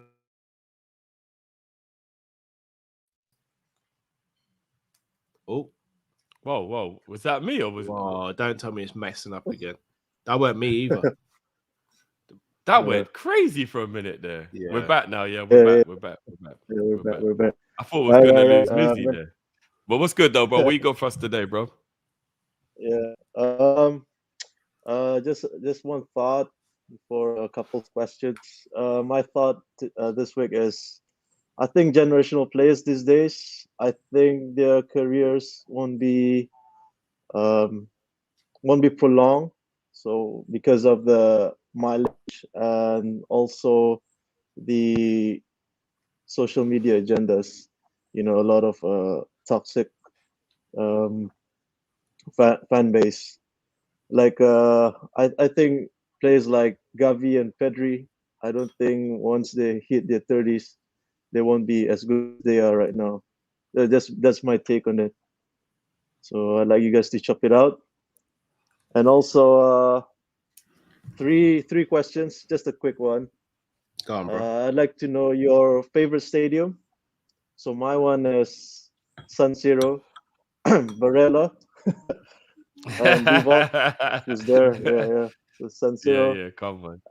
That and the Dortmund Stadium. Is it Iduna Park? Yeah, that's those two stadiums are my bucket list. Yeah, and then Premier League match ball. My one is the one with the 90 I don't know if you guys remember the 9-0 on the ball. That's Oh, my favorite Premier I'm League trying to ball. remember. I'm trying to remember Premier League footballs Yeah, now. yeah. All the Nike the Nike brand. And your favorite, how do I say, football pitch in like in London there's a Westway because I used to play there. So that's my favorite pitch. Okay. Yeah. That you have in mind. So those are my questions this week. Great questions, And bro. guys, smash the likes, and keep it going, guys. And Drifty, happy advance, Yeah. buddy. Yeah. Yeah, no, appreciate that, man. Love, bro. Big up, man. Big up, bro. Big up. Big up, big up, big up. Bless you, brother. Thank you, man. Big up, bro. Big up. Great question. I actually fully agree with Tom Izzy regarding the generational talent stuff. There's so many agendas nowadays. So many agendas, and there's always a narrative. Like, we can sit here and say Salah's brilliant, and the first thing someone will say is, yeah, but he's only scored a penalty in major finals. It's like, okay. People do it with Henry. Henry was sick, yeah, all right, cool, but he never played well in finals. Okay, but he's still sick, innit? I mean, that's a fact, but I get where you come from. No, but it's like... No, I'm joking. I just wanted to wind up the Arsenal man in the chat. It's like we can't give players their flowers anymore without having a dig at the same time. For me, it's a kind of a shame. And players aren't being really appreciated because of it. Plus, I think nostalgia always plays a big role as well. Yeah. I agree with that. Like, if you think about it, people like Zidane and all that, we speak about them like they never had a bad game of football and all that. Yeah. I bet you they were throwing up stinkers every week. They're human beings. They were having games where no passes were coming off, skills weren't coming off. Like, we've seen it. So yeah, there weren't a spotlight on them. There wasn't. There was no social media back then, and like things weren't overanalyzed like they are now. There was no VAR. Remember, in the early 2000s, we could just about watch games. Yeah. Like Italian football, and that wasn't like just like on TV readily that you could just watch it whenever you wanted. So yeah. I agree. Favorite football stadium, Drift. I'm Dortmund, by the way. I think Dortmund's beautiful. I'll say the Allianz Arena. Allianz is big as well. Best Prem match ball. I actually agree with Tom Izzy on that total 90. Yeah, that one is cold. See it there? That is cold. Yo, cold. Yeah, that's the best Premier League football. 100%. Cold. 100%. That's the best Premier League football. 100%. Oh, that is cold. Yeah, that football was cold, bro. And yeah, it was £50. You know that football was £50, bro. Sorry, I've got to quash this already. Henry at Anfield has scored. I remember him scoring a penalty against us when they beat us 2-1. When he scored, Ljungberg scored, and then Jari Litmanen got a consolation goal. He's definitely scored at Anfield in the Prem. Don't know how many, but he's definitely scored at Anfield in the Prem. Favorite pitch that you've played on, Drift? In London.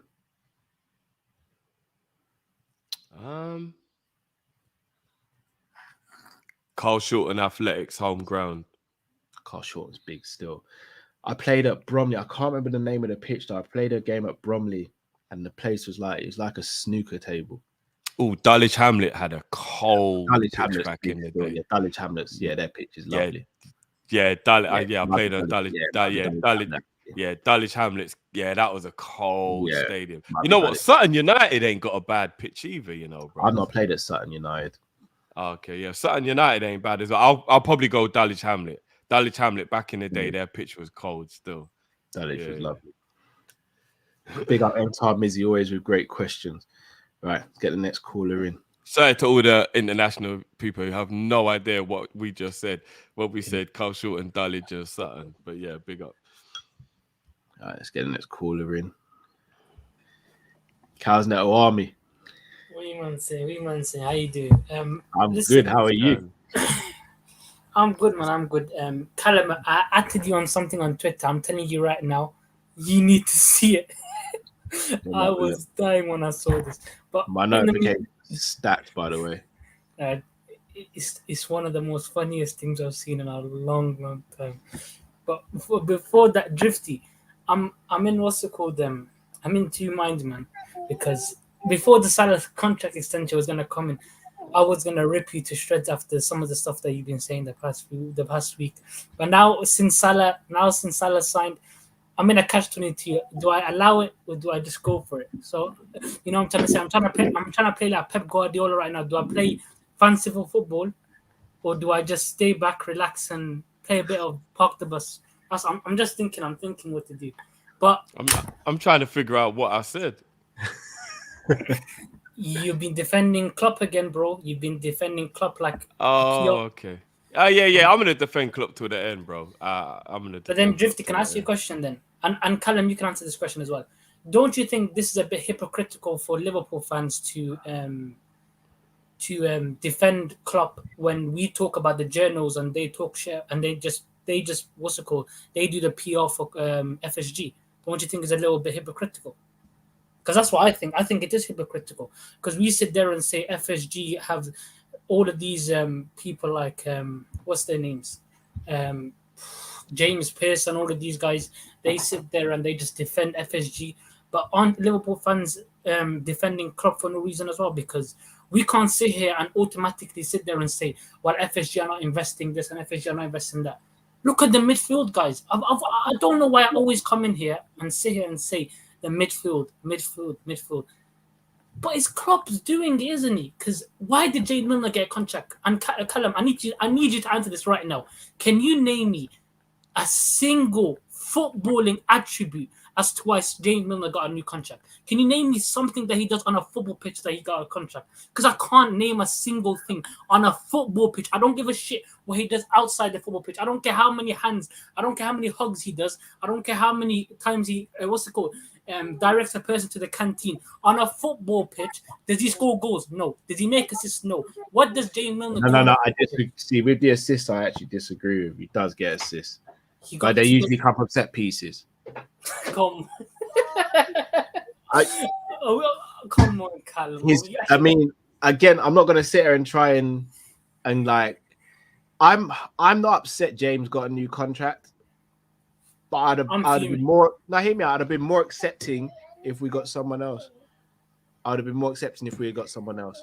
Do you know the reason why it hurts me more than anybody else why James Milner got a new contract? Because I know he's not going to be eighth choice. That's why it vexes me so much. Because he's going to be fifth choice. Let's be real. Outside of Drifty, outside of Fabinho, Thiago, Naby Keita, and Henderson, James Milner is the fifth choice because he trusts Klopp. We're talking about Klopp. Because Drifty, you sit there and say Jordan Henderson isn't going to be a starter next season and James Milner is going to be eighth choice. You're looking at it from your perspective. You're not looking at it from Klopp's perspective. That's what we need to do. Look at it from Klopp's perspective. Do you genuinely believe he starts Naby Keita over Jordan Henderson? That's the captain. What happened in the Champions League final? Who started in the Champions League final? By the way, I agree with some of what you're saying, Kaz No Army, not all of it. I do think there is a space for Milner in the club. It's just that if we knew we weren't going to get rid of Naby and Ox, then Milner shouldn't have stayed. Shouldn't stay, full stop. But here's the only thing that I'll say to that, bruv, yeah? Go on. When you look at the situation, you can't blame the player. You have to blame the situation. Now, I get where you're coming from that you're going to put it on Klopp, right? Like I kind of like if Klopp if he plays, then it's Klopp's decision. I get that. I'm not gonna act like I don't understand where you're coming from. But let me just tell you why I don't necessarily believe that though, bro. Because I think that if Klopp had the players in front of Milner that he trusted, then he wouldn't play Milner. And that's when I'm teetering. Doesn't he trust the players that are currently at the squad right now? But that's the reason why I don't understand why the club won't give him better players for him to not need to make this decision. Because Tchouaméni, for an example, was somebody we were after. But that says to me that Klopp knows he needs a better midfielder. If the club can't get Tchouaméni, fair enough, he picks Real Madrid. I get it. A lot of players do. So he's gone to Real Madrid. There should be a B and a C choice player that we can get Klopp. That he don't get Tchouaméni, but he still gets a midfielder in. That means he doesn't have to play Milner and he doesn't have to play. Do you get what I mean? Like I'm not good. I'm not taking full responsibility away from Klopp. I agree with you to a degree. Like you can't take full responsibility away from him, but if he knows he has to work with Naby, if he knows he has to work with, He doesn't have to though, Drifty. He doesn't. No, have but to. it looks like the club are making him have to deal with it because they're not gonna get rid of it. Drifty, that's where me and you disagree. That's where me disagree because we're talking about what we as Liverpool fans see on a football pitch. We know Naby Keita isn't good enough. It hurts some Liverpool fans, but we just know that, isn't it? We know Alex Oxlade-Chamberlain is good enough. But again, if that's the case, why did club come out and say Naby Keita is a world-class midfielder? Why did he come out and say Ox's dynamism is... But because remember, if somebody wants to buy Naby, we can't act like we think he's dead food. Or you don't call him world-class. You don't call him world-class. No, you do if you're trying to get 20 million or 25 million in the market, bro. Now, think about it. On the real, like, think about this. If I rolled up on you on road, yeah, and I was like, bro, don't lie. What are you saying? You're driving a Bentley, yeah? Oh, yeah, and I spudded you. You're not going to say, yeah, but bro, I can't lie. The engine's falling out. The ting don't move. The handbrake don't even work. If I park on the hill, the ting rolls back. You're just going to let me believe you've got a Bentley, innit? Do you get what I'm saying, bro? Like, you can't let man know that Naby ain't great if you're going to try and cash in on him. You don't guess. Do you get what I mean? He's not going to publicly let people know he thinks Naby is whack. He's going to tell everyone that he's a good player so we can get market value for him, bro. The analogy that you just said is a bit flawed because if you're gonna say that to me and you say you're driving a Bentley, you spud man, I'm not gonna sit here and say that the Bentley is one of the best cars in the world and this and that. That's what Klopp is trying to say. If I'm trying to buy it off you, you might though. Nah, you don't say that. Even if you say that it's a reliable, you love it, it's this and that. That's how you drive a price up. You don't sit there and call it world class. You don't sit there and say that we need him. And let's not be wrong. He didn't call Naby Keita world class on one occasion. He called him world class on 2 occasions because he did it at the beginning of the season and he did it when we were missing him in AFCON. So I'm not having that. And Alex Oxlade-Chamberlain, I'm sorry. I don't care if you were trying to shut him last season or not. You do not say that Alex Oxlade-Chamberlain's dynamism is something that you cannot find in the market. That's something you don't say, bro. Like, Drifty, you can sit here and defend Klopp for all of this. How many years has he been at this club for? How many years has Klopp been at this football club? Can you answer that question for me, please? How long has he been at the club, sorry? Yeah. How long has Klopp been at the club? Was it 5.5 years, 6 years? Is it 5.5? Seven. Is it has he been here for 7 years? 7 years. 7 years. Thank you. Answer this question. Oh yeah, shit, time flies, bro. Just to answer this question, name me a single player in this squad that Klopp hasn't signed or re-signed or has a contract extended. Name me one player, because under that circumstances, I would agree with you that's not their players. But if Klopp has signed a player, that's Klopp's player. If a player has had a contract extension under Klopp, that's Klopp's player. If it's a player that Klopp has played multiple times, that's Klopp's player. Because we can sit here and say Bobby Firmino is a Klopp's player. So you know why? Because he plays him in big games, or he used to, and he gave him a contract extension. Now, the one thing that I wanted to say, and it's a very, very important thing, I've looked, and trust me, guys, this took me over 5 days, so I'm not ramping when I say this. I looked at the Liverpool squad players. Now, obviously, I did the minutes to game ratio, and I looked at Tsimikas, Kelleher, Gomez. I looked at all of the squad players, like not the players that are the starters, the squad players. No player in our squad has had more than 950 minutes in the Premier League and Champions League combined. So how can Klopp sit there and say, I want this player, I want that player, if they're not going to sign a player, if he's not going to give them time on the football pitch? That's why Moussa Diaby is unrealistic, Carl. I'm being serious, because Moussa Diaby comes in, he's already third choice left winger behind Diaz and Jota. He's gonna be the backup right wing for Mo Salah, who plays 34 out of 38 Premier League matches. That's not possible. I don't think Jota will play on the wing next season.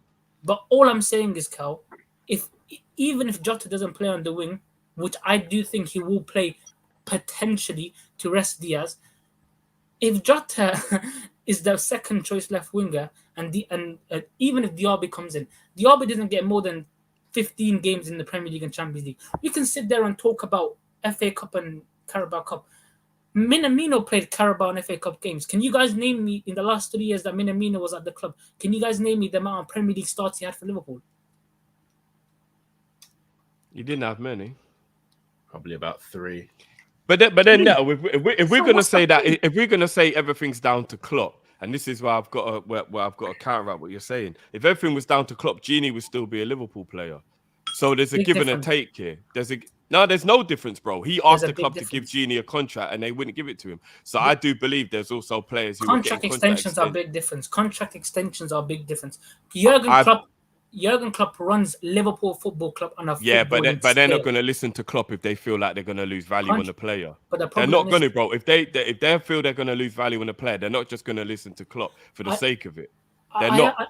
I understand what you're trying to say, Drift, but the problem is that a contract extension is down to FSG because of the amount of money that they have to put into the player. So that part, a contract extension is completely different because that's FSG's wage structure.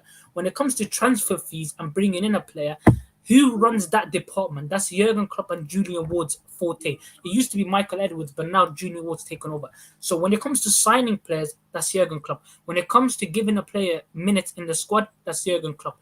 Jurgen Klopp runs the footballing department. If Jurgen Klopp and Julian Ward sit down and say, I want this midfielder, FSG have no problem backing that player. No problem. When it comes to contract extensions, I agree with you. That's why I was on their neck for Salah. FSG have done what they've needed to do this summer. They've done everything. There's nothing else on FSG this summer. Salah was the thing that means it's FSG that gave Milner the contract, then, bro. If you're saying differences, they did not actively want to pursue that. So hold on, let me ask you. We're moving the goalpost then, bro. I actually agree. I agree with Cal's Nettle Army there, even though I know we disagree on that. But to put this to bed, do you still think Klopp's the right man for Liverpool Football Club? Listen, I'm gonna be. You took way too long to answer that. I'm not gonna lie, Cal's Nettle Army, bro. You took way too long to answer that. Bro. I'm not Klopp out. I'm not Klopp out. If that's the answer you're trying to say, I'm not Klopp out.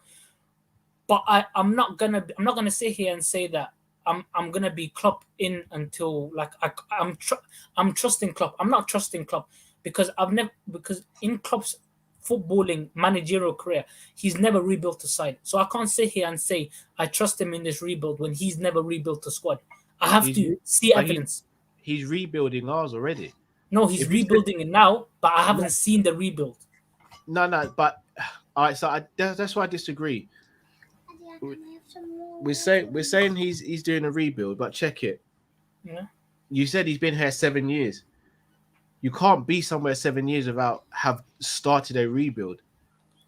We are rebuilding as we speak. We can't get rid of like 9 players in one summer, bring in 8, for example. The rebuild over a few years, and the rebuild has started, and we're in the middle of a rebuild, and we're still challenging for everything at the moment. I'd also disagree. He's never done a rebuild because at Dortmund, he may have done a rebuild. He never did a rebuild in the way he maybe have wanted to. But bro, every year he had to deal with a major player leaving and had to like find a way to replace him. Technically, he was rebuilding constantly throughout his entire Dortmund managerial stint. So I disagree with that as well, bro. I think he has rebuilt.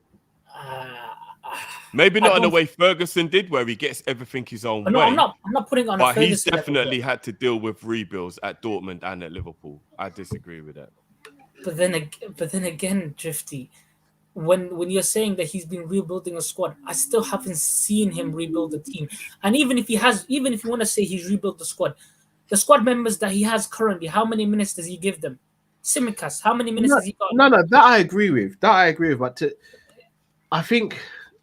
Look, some of what you're saying, I agree with, but a lot of it I don't. I'm in the middle. Like Klopp, I'll be honest with you, I'm as far away from being Klopp out as you can probably get. I'm not Klopp out, but I'm definitely not Klopp trusting Klopp, and whatever Klopp does, I back. That's not. I'm not. In I wouldn't trust anyone else with this club apart from Jurgen Klopp. No, I agree. But like, when it comes to being a Klopp in fan, I'm probably as like in as you're gonna get. But that doesn't mean I don't see what his downsides are. But every manager, every human has downsides. So okay, well, can I ask you a question? Downsides, and it's like it is what it is. Okay, so you asked me a question. I need to see where your head's at. If next summer we lose Simicast, Kelleher, Joe Gomez, and we lose Naby Keita, and let's just say we lose Jota and Bobby Firmino to freeze. Let's say we lose the first 5 players because Klopp is not willing to rotate squad management, and they've had enough. What's the narrative then? Because are we going to sit there and say? Then I'm on Klopp for that.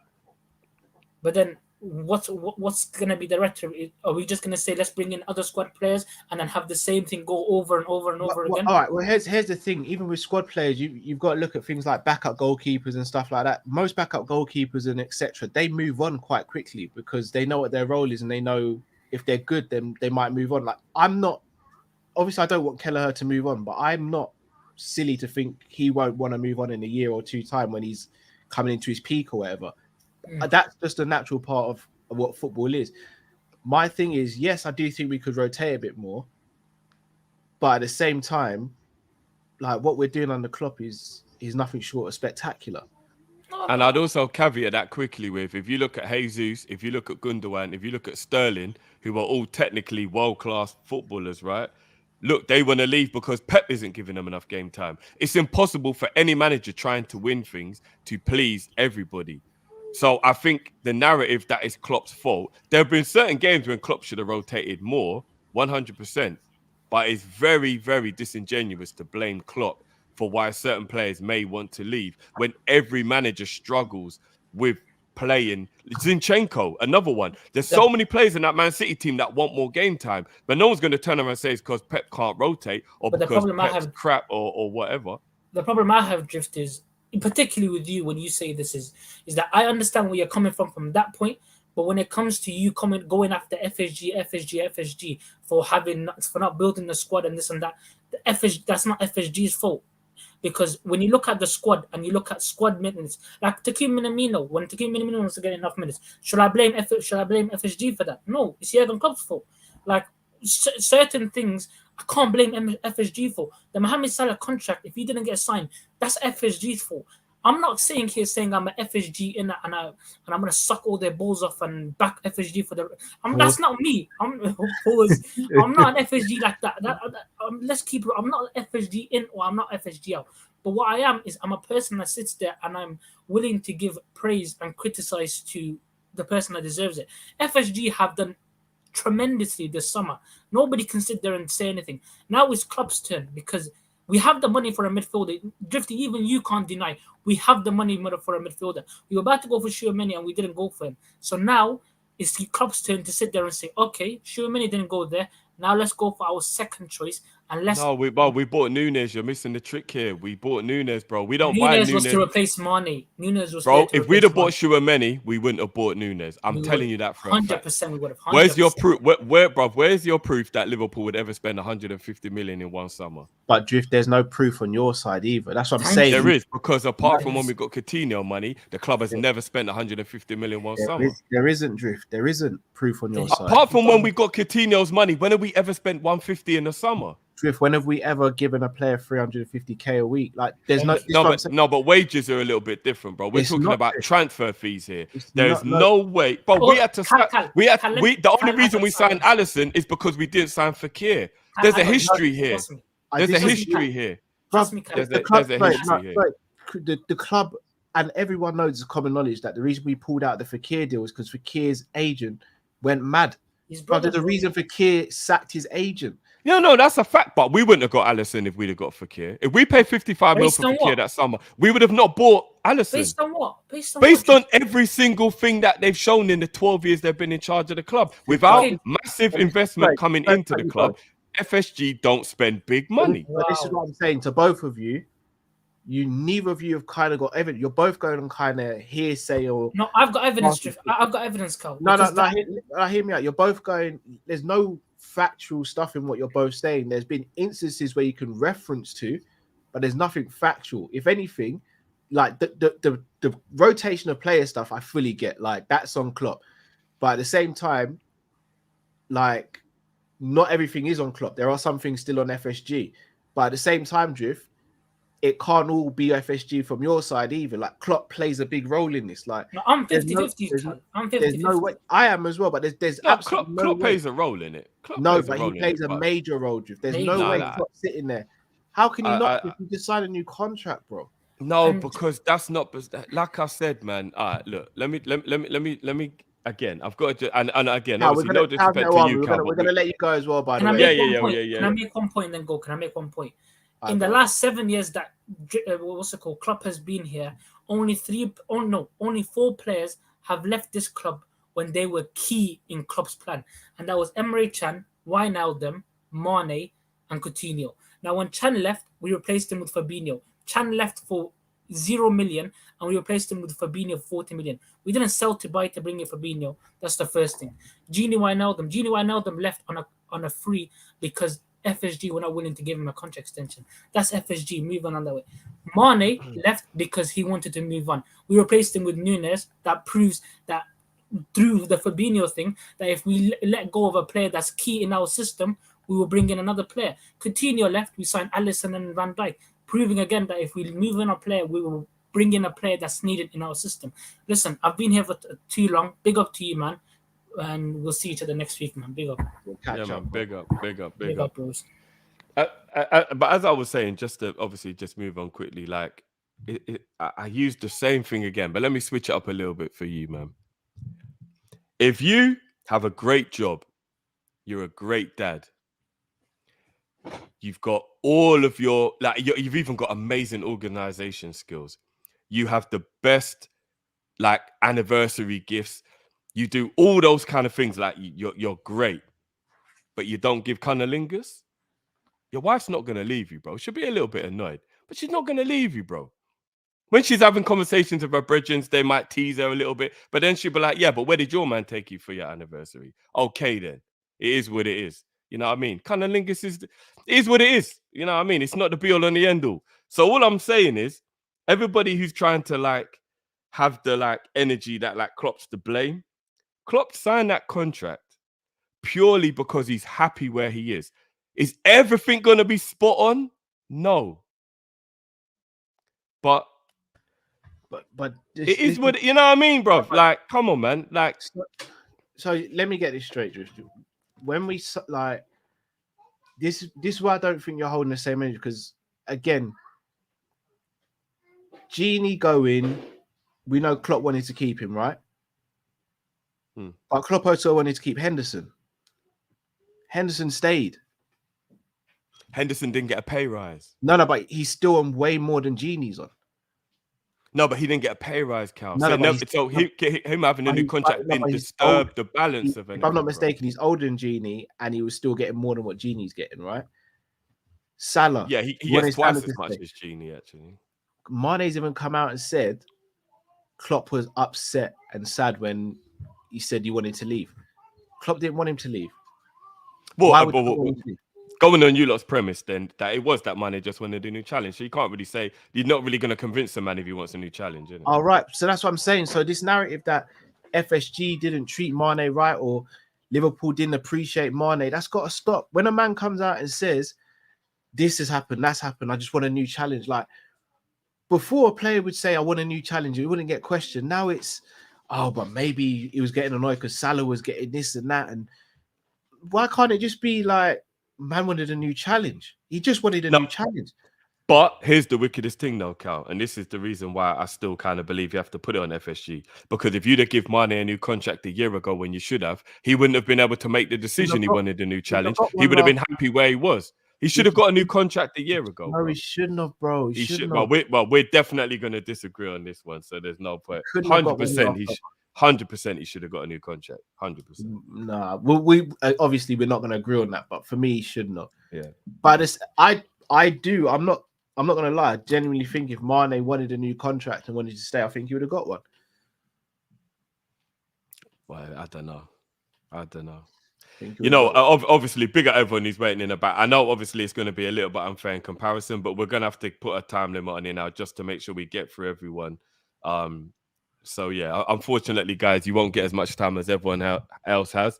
But yeah, let's make sure we get everybody on. But yeah, there you go. Let's do some supers before we get on, bro. I'll do a few more, and then I'll probably leave the supers to the end, if anything. Yeah, we should be able to fly through them quickly, shouldn't we? Can we get through them quickly? No, we'll get a few more callers and then go from there. Jamal, can you hear us, bro? Yeah, can you guys hear me? Yeah, we hear you, bro. Yeah, what's good, G? What's good? All right, come on, Salah, new contract and that. I see Jifty with a shandy. Hey, come on. You know already, bro. You know already, bro. You know the done that. Yeah.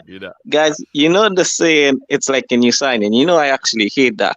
but I'm gonna leave it for this one because I actually thought he was gone. I was setting myself for this is Salah last season. So when I see that news today, man, I won't lie, it hit differently. I can't lie. I'm so happy, man. I'm so happy. Um, the only concern is how he end the season, but I'm gonna say that's playing 120 minutes in a row in African. I mean, he was tired at the end, so I'll give him the benefit of the doubt. But I won't lie, I see still certain people raise that point that how he end the season is he on the decline, but nah, man. Because if you watch Salah best seasons, is when he had a full summer off. He always have his best season, and it's very crucial that the World Cup guys, he's not gonna be at the World Cup, so that's an extra rest too. So 100%. yeah. So I think Salah's gonna have a good season, man. You know, he always guarantees 20 goals, but I feel he's gonna have a good season. But yeah, I just want to say one question, and I watched the show you guys did Wednesday, and I just like when you guys reminisce about goals, man. So I want you guys to talk about Daniel Sturridge best goals. Yeah, Summer Sturridge best goals. I'm just gonna drop my little 2-piece for me. The one against West Brom, the chip from outside the box. Come on. Hey. I mean, bro. The European League final, the outside the foot against Sevilla. Yeah. I would like guys. If I see Moreno outside, if I saw Moreno after that game, I would have been in jail, man. That guy, I tell you, I just hate him. It got a bit techie. Yeah, and the last one, the one against Crystal Palace, when he did the 2 chops at Anfield. Yep. Against Palace, yeah. Yeah. And the last one is that. I'm trying to remember. It was on the left-hand side drift. He chopped in the first time, chopped in the second, and then lashed it across. Yeah. Power. Okay. I'm trying to remember. And the last one, I think it was in 12-13 season against Manchester City in the Etihad when he just popped his shot.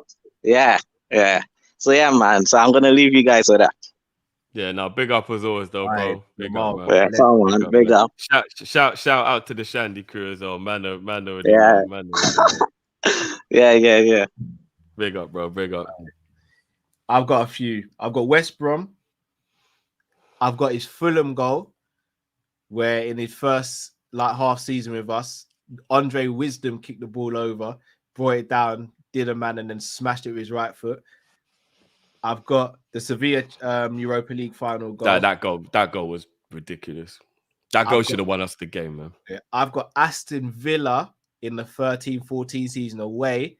Enrique passed the ball from the left-hand side. Coutinho dummied it. He took the pass in his stride, beat one man, beat the goalkeeper, and then lifted it into the roof of the net. And then I've got the Stoke one where he came off the bench when we beat them 5-3. Suarez has crossed it in. He's headed it. Butland's made a great save. He slipped. The ball's about to go off. He's headed it, kneed it, and then volleyed it to the near post. Yeah. And then the last one, 18-19 against Chelsea. That was 1920, bro. That's the year we won the league. No, it's 18-19. Was it not? It was the year we won the league, weren't You weren't with us the year we won the league. 18-19. I was in Hawaii. Was Sturridge not with us when we won the league? No, I was in Hawaii, bro. 18-19. It was either September or early October. No, it's early October. I was in a hotel in Hawaii. Oh shit! There was 18-19. Yeah, no, the reason why that goal was so special is because a few days prior to that, we played Chelsea in the Carabao Cup, and he struck the exact same shot and it hit the crossbar, and then he tried it again in this game and it went top corner. Yeah, I probably named all of his best goals. Apologies, Drift. Yeah, you did. I'm a Sturridge guy. Although, I'm not gonna lie, you missed out the chip against Everton when we beat them 5-0. It was more of a lob. It wasn't a chip. Whatever it was beautiful, bro. And then him and Suarez just had the arm around him celebration. I actually preferred his first goal in that game because it was a nice build-up play and Coutinho threaded a nice ball through. Sturridge was something else, bro. Daniel Sturridge stayed fit, bro. Sturridge will still be starting for us now, I reckon. 100%, bro. 100%. I no cap. If he was a fully fit, no injury prone England player, no one would be talking about Harry Kane. It'll be Daniel Sturridge. I disagree. They'll be playing together. Oh, well, there you go then. Kane can play in the 10. Well, there you go then. Is what it is. I blame England for his career going down as well, because we told them, put him on a special routine like we had, and they didn't, and his injury, he never recovered from it. Brendan's as much to blame because we kept on rushing him back. No, but bro, Brendan had him on a special training regime that was helping. And he kept rushing him back. Bro, remember he broke down another 2 times while he was at Liverpool. Kept on rushing him back. I can't blame him for rushing him back for the Chelsea game. No, we're trying to win the league, bro. No, not even that. That was a season before. Like the season after, he got an injury on England camp in like the August because he played in the first couple of games. And then after that, he broke down another 2 further times. He didn't return until like the West Ham game. And that was like after the new year. No, but you remember that was the summer he come back after England messed up and he came back injured, remember? And he was just never the same ever since. No, bro. he didn't come back injured. He started the season. It was an international friendly he went for, and then he got injured. I'm sure he was injured during the World Cup. No, bro. I'm sure he got injured during the World Cup, bro. No. First game of the season, he played and he scored the winner against Southampton, 2-1 wins. Him and Sterling scored, and Klein got a goal for them. Second game of the season, if I'm not mistaken, was Man City away, and he scored in that. Either he scored or Ricky Lambert scored in that game, but he was involved in it. Then the third game we played against Spurs, Balotelli's first game, and he scored. Did he? No, he didn't score in that game. He never played in that game. Did he play? He never played in that game, did he? He almost set up Balotelli for a headed goal in that game. If I'm not mistaken, he helped set up the first goal for Sterling as well. He played the first 3 games.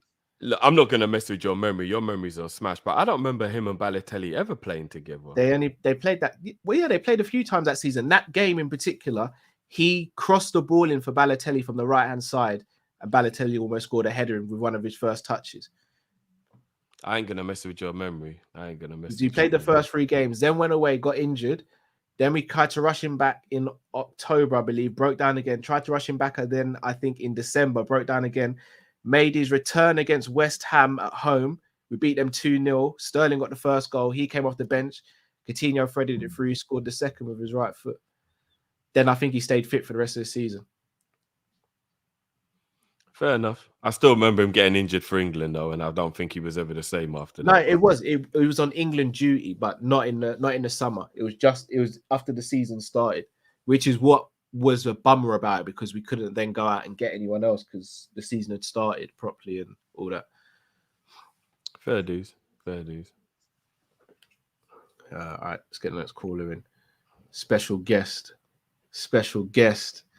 You lot call him Lamptey. Some call him Tariq. We call him Big Six Boss. Wait, man's on that piccolo flex, you know. Man's like,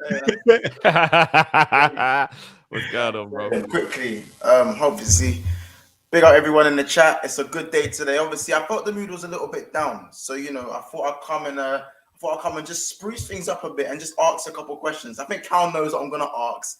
He knows what's coming, but Drift, you might know what's coming, so I might just direct my questions to you and the people in the chat. But big up everyone in the chat. So, Drift, I've got a question for you, my friend. Go to. How many elite seasons did Fernando Torres give us? Hold on a minute. Like Julian Ward calling. No, somebody heard the whole Torres situation. Pick up his Bellingham, bro. You manifested. Pick up his Bellingham. No. Hold on. All right, there you go. I will say his first season and the 08-09 season, so 2 world-class seasons, I'll say he gave us. All right, sweet. Now, how many elite seasons did a certain Mr. Luis Suarez give us? 2. Drifty, and I mean this without meaning any disrespect. What is 2 + 2? 4. Wrong. It's not 5. The answer is it is not 5 because Mo Salah has given us 5 elite seasons in the Liverpool top. 5. Now, this is a day where we need to celebrate Mo Salah. Regardless of what he does further on in a Liverpool shirt, the man has given us 5 elite seasons. This is not normal. People act like it's normal because, I don't know, maybe his hair's messy and he's African and his six-pack's a little bit hairy. I don't know what it is. But it's not. It's not. You know what I'm saying? So, as I said, and when you go through 5 elite seasons, there's a number of things that you have to dodge in order to complete this. Interest from other clubs, contracts, salary, and the biggest one, fitness, injuries. It's very difficult to dodge your injuries and to stay fit. And as I said to Cal earlier on Big Six Pants, Big up, you know how hard it is? A lot of man can't even stay fit for 5 seasons, let alone have 5 elite seasons. So, tier 1 players need to get tier 1 money. So, hopefully, Salah is just the first of the tier 1 players to start getting some tier 1 money. I'm not saying destroy the wage structure, but that man deserves every penny he is getting. Even if he goes and scores 15 goals next season, I'm all right. I'm cool with it. Because you know what? You see some of the ops that are being here, because it don't just be Liverpool fans in here. I see you lot in the comments all the time. You see some of you lot, you see you lot in the ops, in the op block. Some of you lot scopes don't even have 5 elite seasons in their back pocket. Over the whole career. Over their whole career, let alone just with one club. So as I said, this is Mo Salah Day, everyone. We celebrate Mo Salah. We need to, and we're not going to use this as a day to slate Sadio Mane. We use this as a day to celebrate Mo Salah. Because you know what Sadio Mane is doing? He's probably celebrating Mo Salah right now. So why aren't we? You know what I'm saying? So we need to hold our heads high and, you know what I'm saying, drop a bomb for Mo Salah right now. Do you know what I'm saying? Real general. You know what I'm saying? Real general. Like,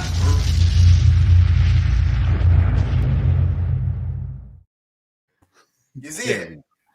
You see it.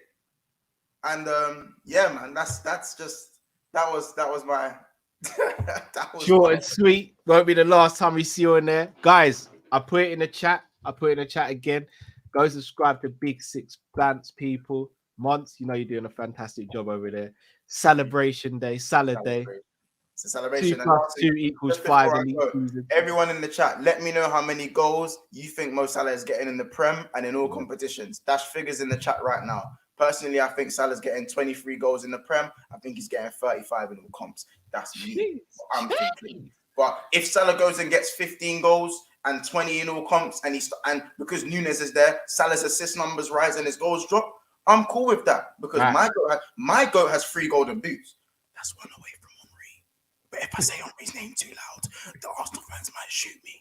So if Salah does get 4 golden boots, I might have to start having certain conversations. But anyway, Carl, listen, I hope it's all good. And as I said, Big Six Fans, we're on the road to 1,700 subs. Even though I'm pretty sure you don't know that we hit 1,000 subs like 4 weeks ago. So. Yeah, we're on the road to 2K, bro. On the road to 2K. Yeah, I said, you know what's funny? I told you guys, yeah, man, 2K by the end of the year. Thanks for getting me to 1,000, guys. And then 2K by August. It could be by 2K by first game of preseason. We like to hear. So we like to hear. I hope I've raising the roof a little bit. You know what I'm saying? That's what I like to hear. That's why we love you over here, bro. No worries, man. Obviously, I don't know where Jeff's gone. I think the mic drop might have, the boom, the explosion might have just ruined his Wi-Fi a little bit. Obviously, Jeff. All right, big up, brother. Big up to Daps as well. I know you're doing something with Daps now, so big up to Daps. Yeah, I'm heading over there now. Obviously, as I said, remember, guys, training. As I said, back to the club, training stuff. Merch, you know what I'm saying? This is. If you don't want to sponsor me, Man Models your thing quite good. You see it? Man Models your thing quite good. You get it? Look. Do you know what I'm saying? I don't even gym like that. Do you get it? So, fitted. You know what I'm saying? But yeah, listen, I'm waffling. Right. You know, I love you all. Big up, brother. Kopish Kall be one of the best out here. Thank you, bro. Bless you, brother. The legend that is Monts. Let's get the next caller in. Here. Yeah, I didn't want to do this, but It's a celebration day here. Hell, where did Drift go? So I was actually gonna do this for him as well, you know. Like I don't even know where on Jish gone. I think God, he's like, gone to answer the phone to Bellingham. Oh, he's back. He's back. oh, yeah. We back. Drift, what up, what up, homie? What up? Hove in the celebration. building. It's Hovey, baby. You know now. Listen, I just want to. Y'all see my glasses, right? It's that blue. It's that blueprint free talk. You know what I'm saying? Now y'all know Salah signed that contract, right? It's because me and J.W. Henry, we had a talk on the phone, and you know, long story short, Salah signed to Rock Nation Management now. So you know, that's the reason why he signed with y'all now. I know what y'all thinking. Is he gonna be a part of your new ever for your new album? He might be. He might be. You know what I'm saying? Cheer. Fam, I can't lie. Sorry. It is goated, you know. The impression is goated, you know. It's even the sniffles as well. The sniffles are yeah, you know, yeah. Nah, big up Ho. But yo, listen. I can't lie. I'll get onto FSG for a sec, but yeah, I'm over the. I genuinely thought Salah was gone. You know, I can't even lie to you. I had it in my mind. My man was gone, but we've got it over. We've got it over the line. I'm. For the feeling, means for the feeling. But it's real. I think we all thought he was gone. Honestly, like it really looked like, but I'm super over the moon. But I got a couple of interesting questions though, for real. Go to. My first one is because obviously I was hearing all the Milner. I don't know. It sounded like Milner slander, innit? To me personally, I don't know what it sounds is. like that. Same here, bro. You know what I mean? Because one thing I will say, and I'm aware, me personally, I'm aware that obviously Milner, in terms of his input in the team, I think that it's slightly starting to. Well, it's not slightly. I think it's lacking now.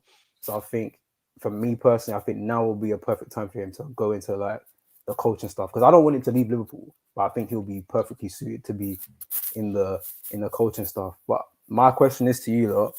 Obviously, it seems like Klopp likes that type of personnel in the change room, even if he wants the player. So, a player that I was thinking of that came to my mind today was João Moutinho, and I believe that I'm not sure. Correct me if I'm wrong, but I think if he's free or he's a free agent. Might be. Yeah, so I wanted to get your thoughts on that, or whether that's a player you may consider.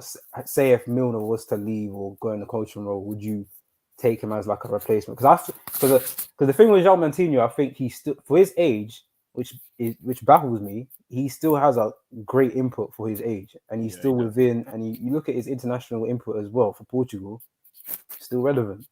So, and obviously, I think he'll be a good backup for Thiago, to be honest with you. So. But even if it's just for a 1 year thing, so yeah, he's 35 now, isn't it? Moutinho. So that's one I think we should probably take into consideration.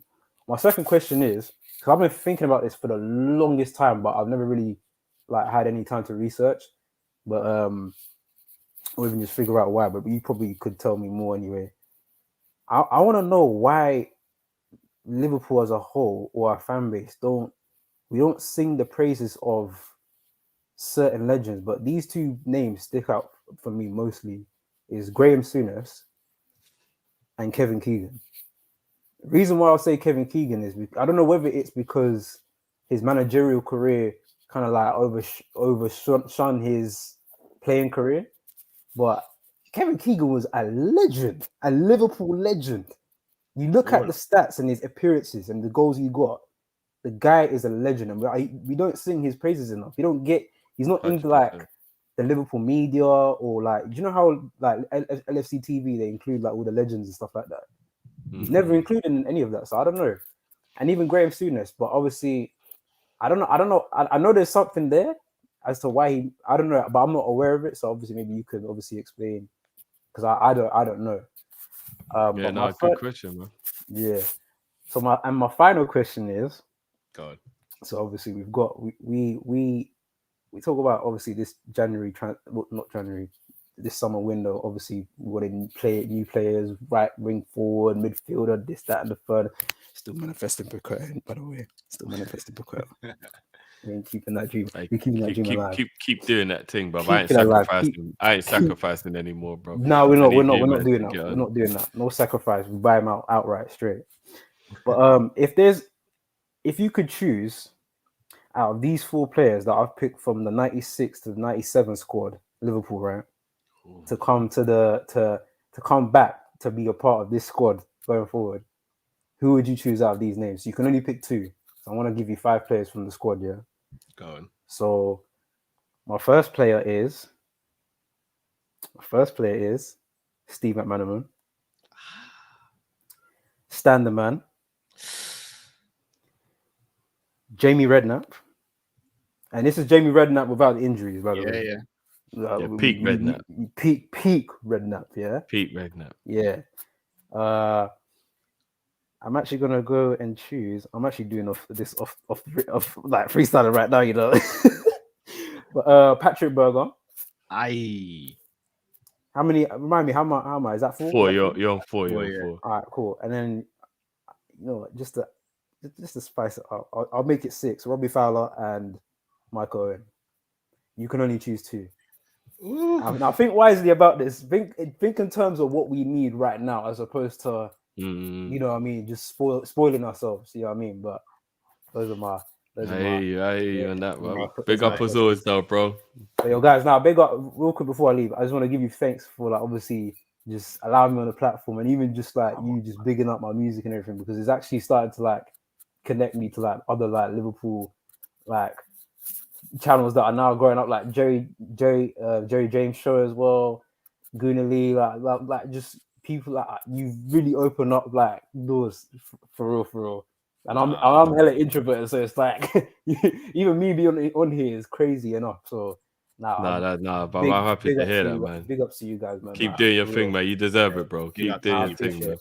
The music's legitimately good, man. Keep doing your thing, bro. I appreciate it, man. Oh, by the way, dropped a new freestyle, so if anyone wants to check it out, come on. Jump on my channel. Put it in the chat, bro. Jump it in the chat already. Yeah, I dropped the drop the link in the chat, bro. Drop that link in the chat, man. Drop that link in the chat.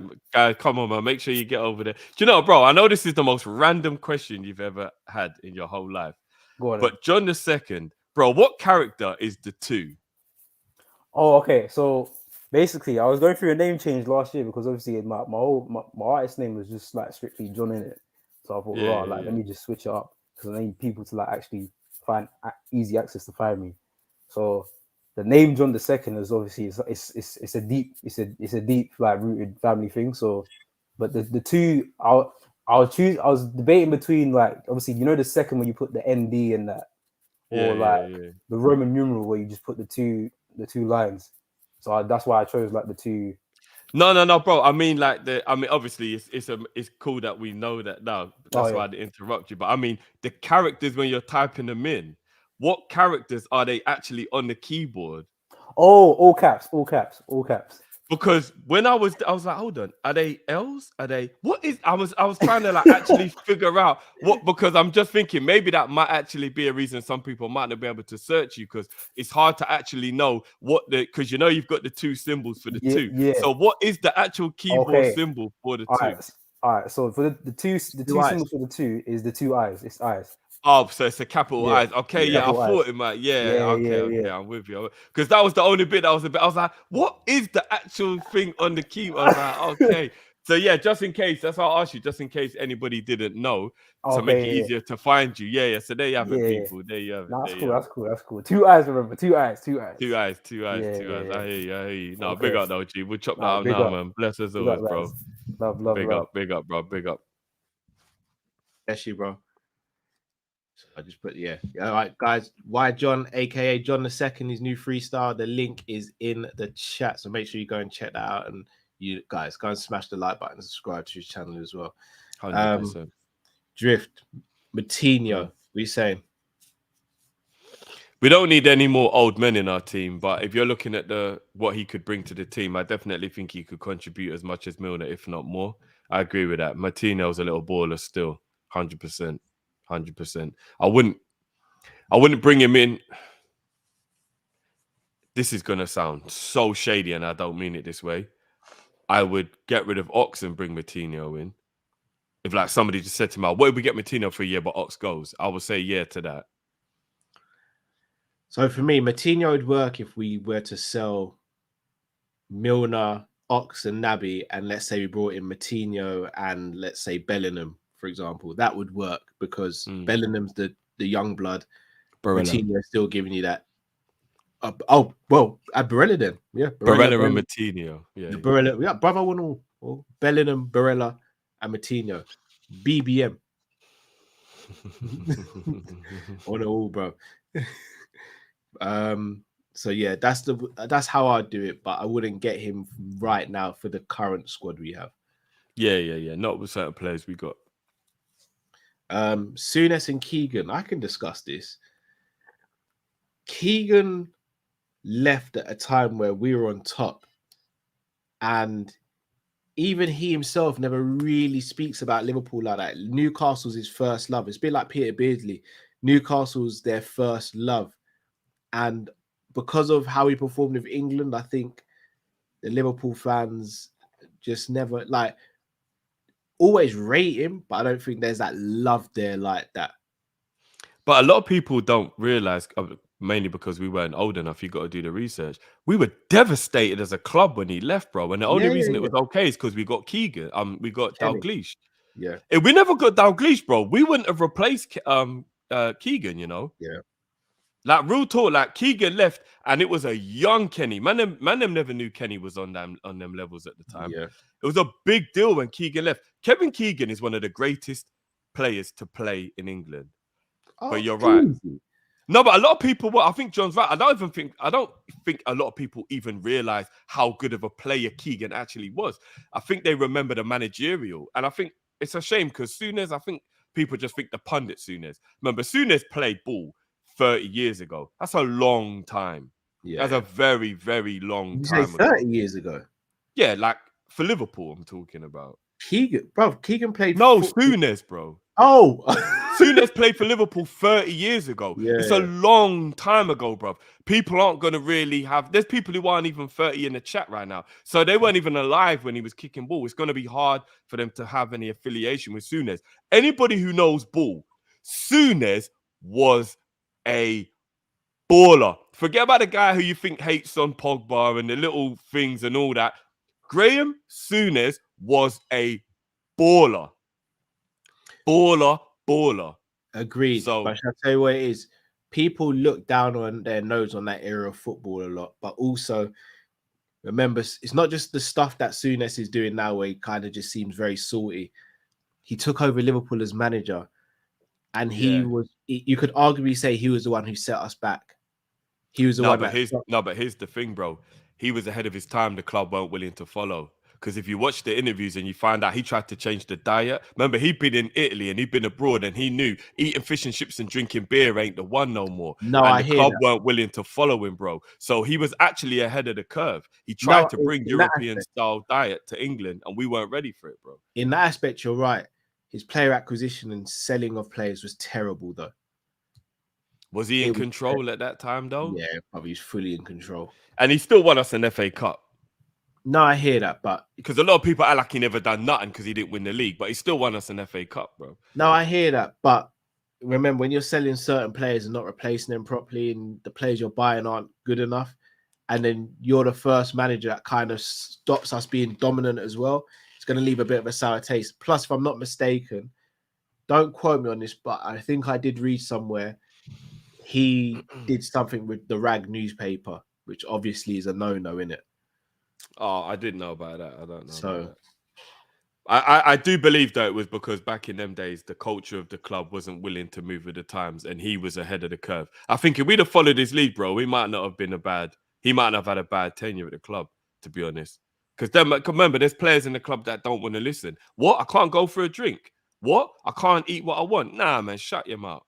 Like those players like that, do you know what I mean? And remember, we had that like Spice Boy mentality back then, as they call it. Right. This is the big question. out of the 6 players, why John, aka John II, who are you picking?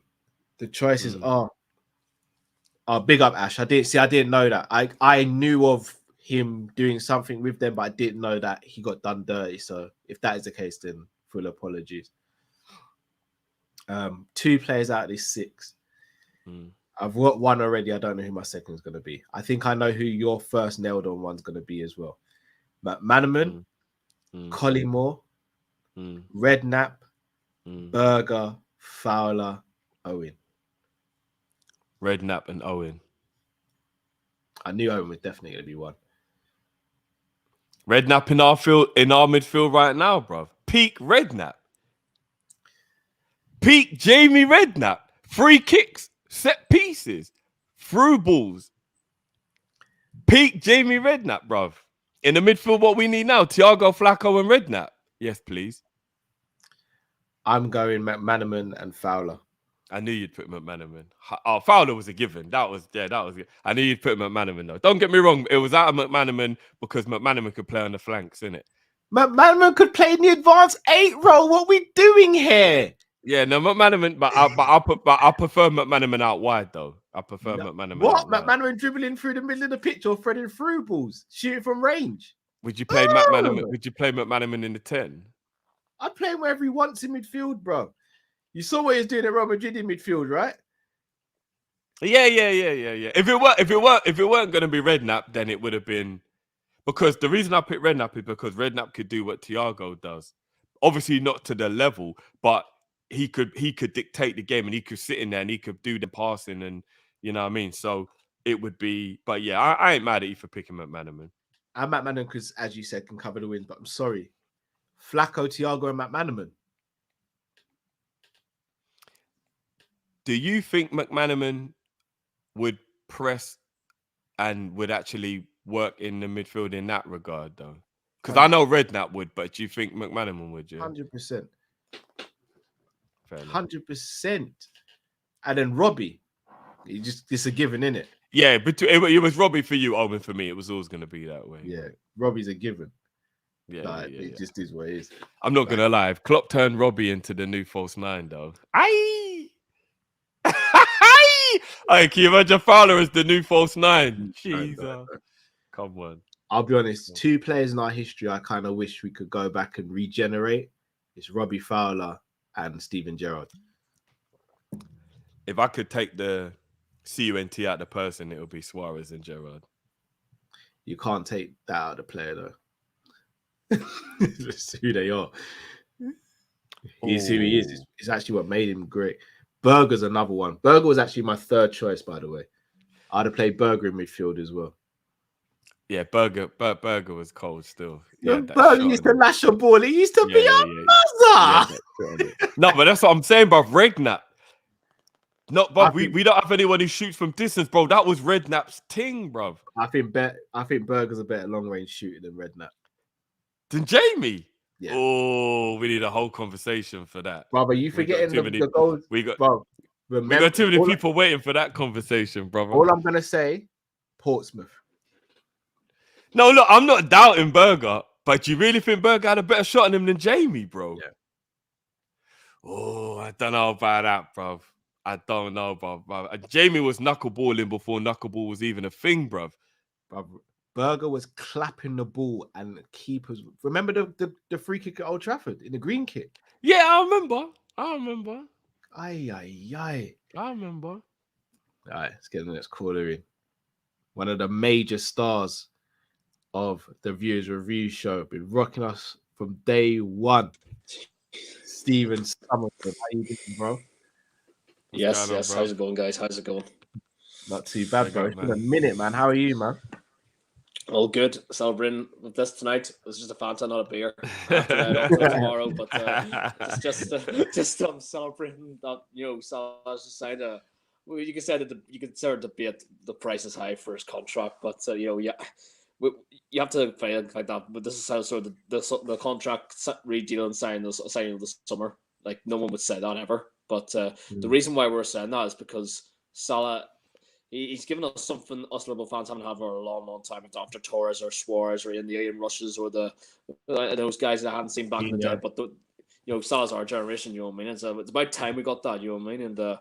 And I'm actually glad that we've actually put these rumors to bed, because I don't think we would have been talking about this if he hadn't signed this contract today, lads. To be fair, we would have been going on about it all summer still, because we were fearing that who would fill his boots after next year if he would have left on free. And to leave Salah on free, you must be mad for a player like that to go on free. That would have been mind balls looking at that. I still can't get my head around that. Like, if we could have done that, but it's obviously that FSG have sold Mane for a reason, and we've given Salah the wages that we've done. But if there's anything I would love to know about this is that what I love about this is those rival fans. What are they thinking tonight? Do you know what they're thinking tonight? They're thinking about this tonight when they're going to bed, and they are thinking this. Listen. No, God! No, God, please, no! No! No! No! Oh, yes. Oh, yes. Oh, yes. Big up the office. Yes. So they can just go to bed. That includes Real Madrid and Barcelona, because I know they've been sniffing around him too, to be fair. I know they've been sniffing around him too, but I'm glad we put that to bed. You know what I mean? And at least we can go into the summer. Well, we can still go for midfielder. That's the thing that I've seen the Jude Bellingham thing tonight, but I'm just going. We'll have to wait and see. But there's an alternative to that Burrell guy. I can't pronounce his name, but it's at least there's something. Hopefully, we get midfielder now going forward. But I think the question I would like to ask is and my dad asked me this today. Whenever I told him, he told me that, even though we've given him this contract today, he's fearing that this could be another. Even though we've given him the contract, that this could be another Suarez thing, that he'll have a good bit of numbers, right, and he'll have a good end of the season next season, but they end up leaving next season for maybe say at Barcelona because he wants to go play football somewhere else. I would like to ask you a question: do you guys see that happening? Do you think this contract enables him to stay a bit more longer, maybe say 2 years, or I don't know how long the contract is, maybe it's 3 years, but do you think that would he leave next season even though he signed this contract, or do you think he'll commit to Liverpool and he'll stay longer? Apart from that, if you ask me that question, I wouldn't be worried. I think he'll stay a bit longer.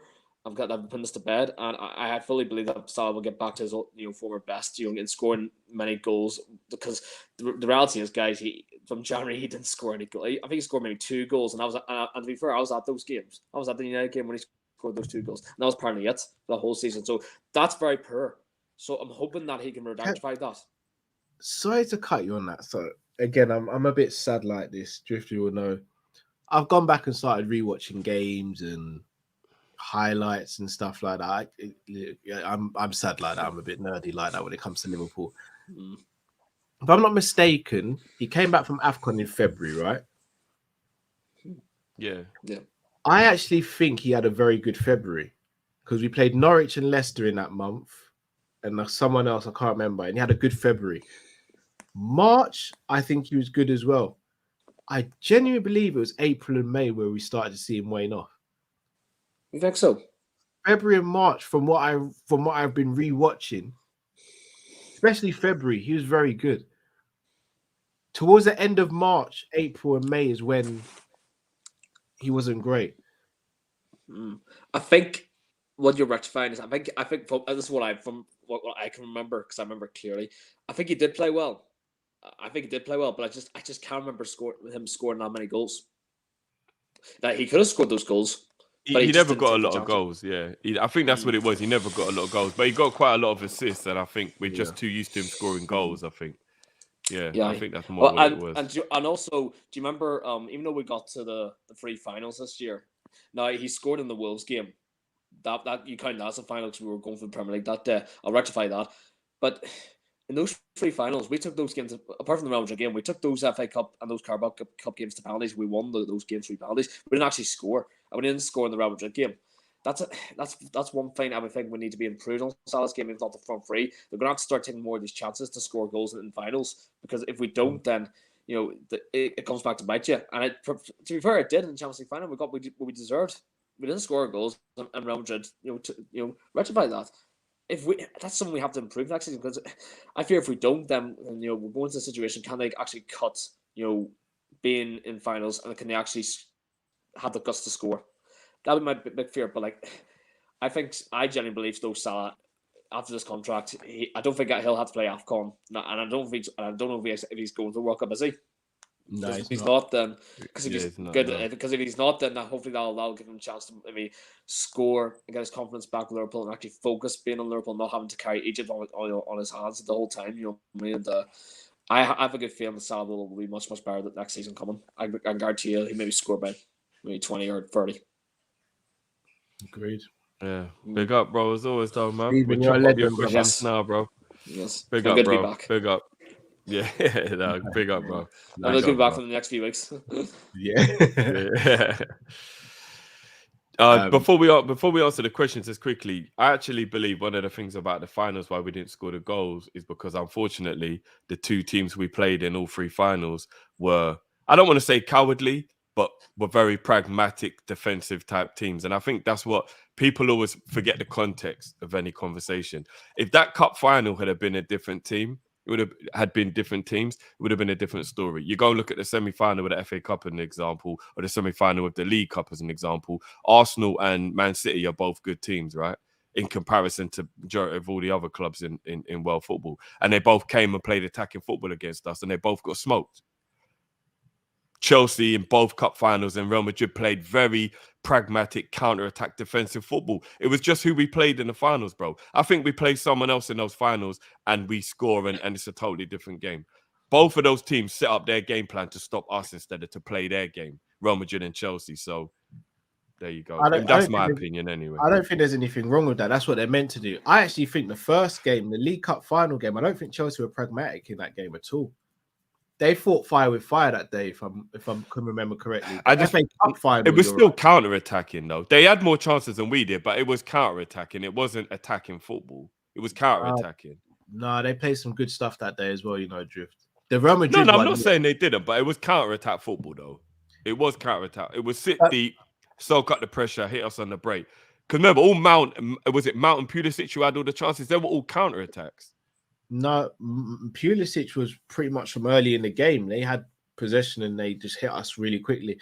What I will say though, Drift, we still had more than enough chances to score at least one goal. We should have. Yeah. So for me, even though we played those teams and how they played, like again, Courtois, that game was an anomaly. Courtois plays that game another 10 times. He doesn't produce that performance another 9. He definitely doesn't save the Mo chance. Or the Mane one. Oh, the Mane one, yeah, but definitely not the Salah chance. That hit his bicep. That was the jammiest save ever. But I disagree again. We've seen Alisson make saves like that. Can't call when a keeper comes out and spreads themselves big. That's the No, I give him the credit, but that you don't. To me, that's still jammy. Like it come off your bicep. 9 times out of 10, that goes in. I still wouldn't call it jammy though. If like the save Alisson made against Napoli when he was 1-on-1, like 9 times out of 10 that save's not made, but he I'll admit that. Yeah, I'll admit that. But yeah, I do think we need to improve. I just think we need to be more composed in the final. I think we get in front of goal and we think, oh, it's the final, we got to do extra. When just do your normal thing, and we score most of those goals and we win those games quite comfortably. But yeah, we do, and I think we will. I think we'll improve. Again, it was a fine. We've got a gunman now, so let's hope that makes a difference. Innit? Indeed. In answers to Stephen's question, I don't see this as the Salah or Coutinho situation where they've signed a contract just so we get a fee. I think Salah's here to stay. Yeah, I agree with that. If I'm not gonna lie, if that happens though, whoo, yeah, it's gonna get ugly. It's gonna get ugly. That's why I told you, man, I'm not FSG in yet. They won't do that to us. Not my owners, bro. Bruno, welcome to the show, bro. Well, it's a pleasure being on the show. I said it last week, and looks like they were listening to the rant quite clearly. They were clearly listening to the rant that I made on the football terrace as well, because quite clearly they were watching the videos. Now, we need a midfielder in this team. If they do not buy a midfielder, we're not winning the league. It's as simple as that. Now, you two may disagree. I actually agree. Brentford away, Tottenham at home and away, the Chelsea games in the league, home and away. Those are just 5 examples. And I could name other examples as well. And also, not only that, but you have to think about this, right?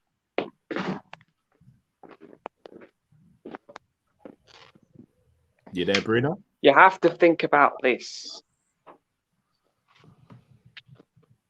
Our team, whenever one of the front... Oh, also, I forgot to tell you.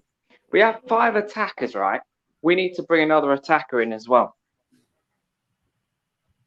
If we don't bring another attacker in this team, big trouble. Why? Like I mentioned in the previous video, a 4-2-3-1, there's 3 left wing, right wing, centre, attacking midfielder, and then the striker.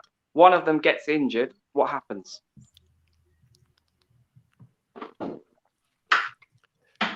Oh, so I thought that was yeah. So I thought it was rhetorical as well. Yeah, I thought that was rhetorical. We're down to one. We're down to 1.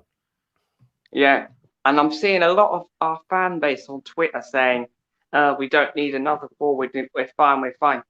We're not. We're not fine at all. If they get in, if Salah gets injured, who's playing on the wing? Yeah, but remember, John Moore's already told us we're getting Gnabry, so we're all good in the hood. Actions speak loud. And by the way, when you said that you're not FSG in, neither am I. They need to do more. They need to make sure that they keep this up. This isn't just a one-off and then you do nothing else. No, that's what I'm saying, bro. That's the reason why I'm not fully backing them until I know that this is going to become the new thing. You know what I mean? And this is going to become a normal situation for the club. They should have given Salah. I'm happy that the contract's done, but like I told you last week, this should have been done 12 months ago. Like I said on the football terrace, this should have been done 12 months ago. Should have been done and dusted. I'm happy with it, but I'm not getting all jumpy. When it was announced, I saw a few tweets and I was like, because there was this journalist who people don't trust very much. And I was like, until it's on Sky Sports, I'm not believing anything. Until Fabrizio Romano reports it, I'm not believing anything. And then a few minutes later, Fabrizio Romano reported it. I was like, okay. And then before you know it, it was on Sky Sports. It was on everywhere. I was like, okay, it's finally done now. I saw the video of Liverpool. They was putting on the shirt, and I was like, okay, it's done now.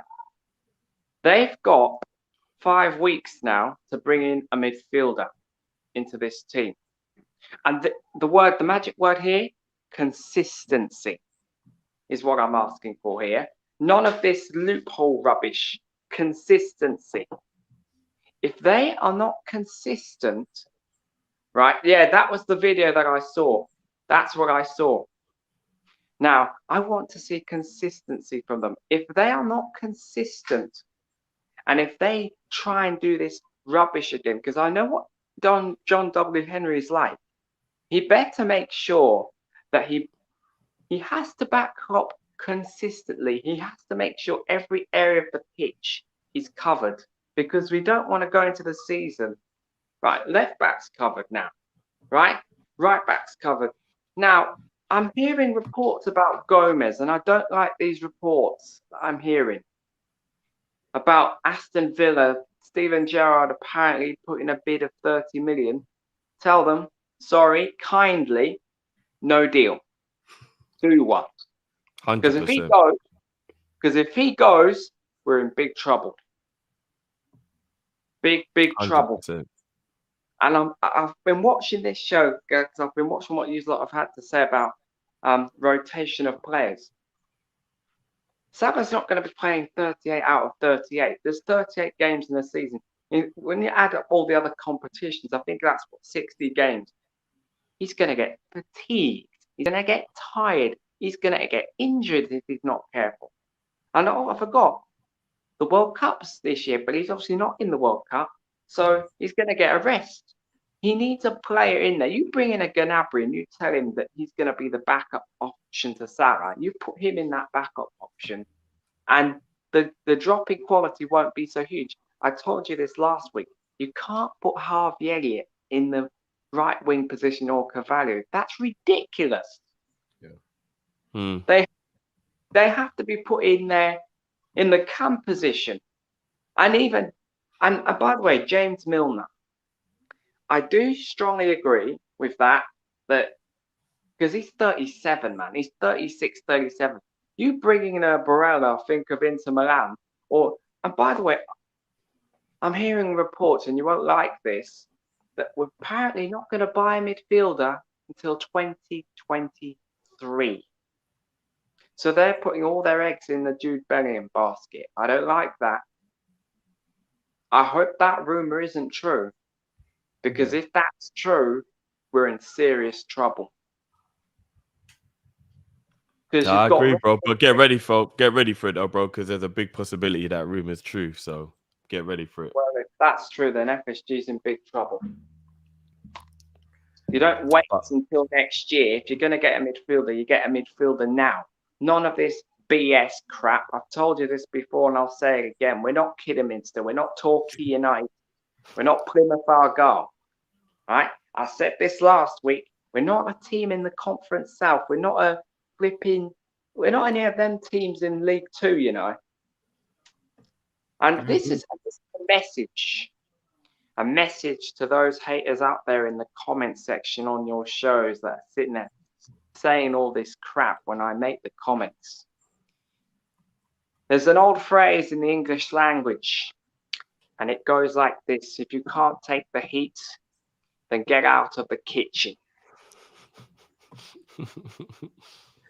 Or I'll say it in other terms then. Pack your bag, as the old phrase from the adoring, one of my favorite actresses, Peggy Mitchell, Barbara Windsor, who passed away. Pack your bags and sling your hook. No, big up, no, bro. Big up. I'm sure there's a lot of people that agree with the things that you're saying about us needing a midfielder, definitely. So, you know what I mean? We just have to wait and see, man. But big up as always for your call, bro. We've got a few we got to get through now. So big up, bro. Thank you very much. No, big up, bro. Big up. Thank you. No, I agree. We need a centre midfielder. But I'm going to say how I'm going to wait till the end of the summer. Because as we said, none of us expected Salah to sign. 1st of July, he's signed. Speaking of midfielders, bro. Aye! Yeah, them two love that. Yeah. Hey, tell me that ain't the greatest combo at Liverpool. It ain't even the front three anymore, bro. It's these two, bro. Rebecca's a real G still. Hey, it's these two, bro. Hey, you know what? I'm not even going to lie to you, yeah? I've got to give a shout out to our boy, Alex. Hey, big up AGT. Ladies and gentlemen, it's time to light one up. Ladies and gentlemen. Hey, you got to big up man like Alex. Come on, he's a G. Hey, you know what? This is the smuggest picture you'll ever see in your life, bro. Shout the Godfather, bro. I said, if you didn't believe me then, do you believe me now? Hey, that is the smuggest look. Crazy.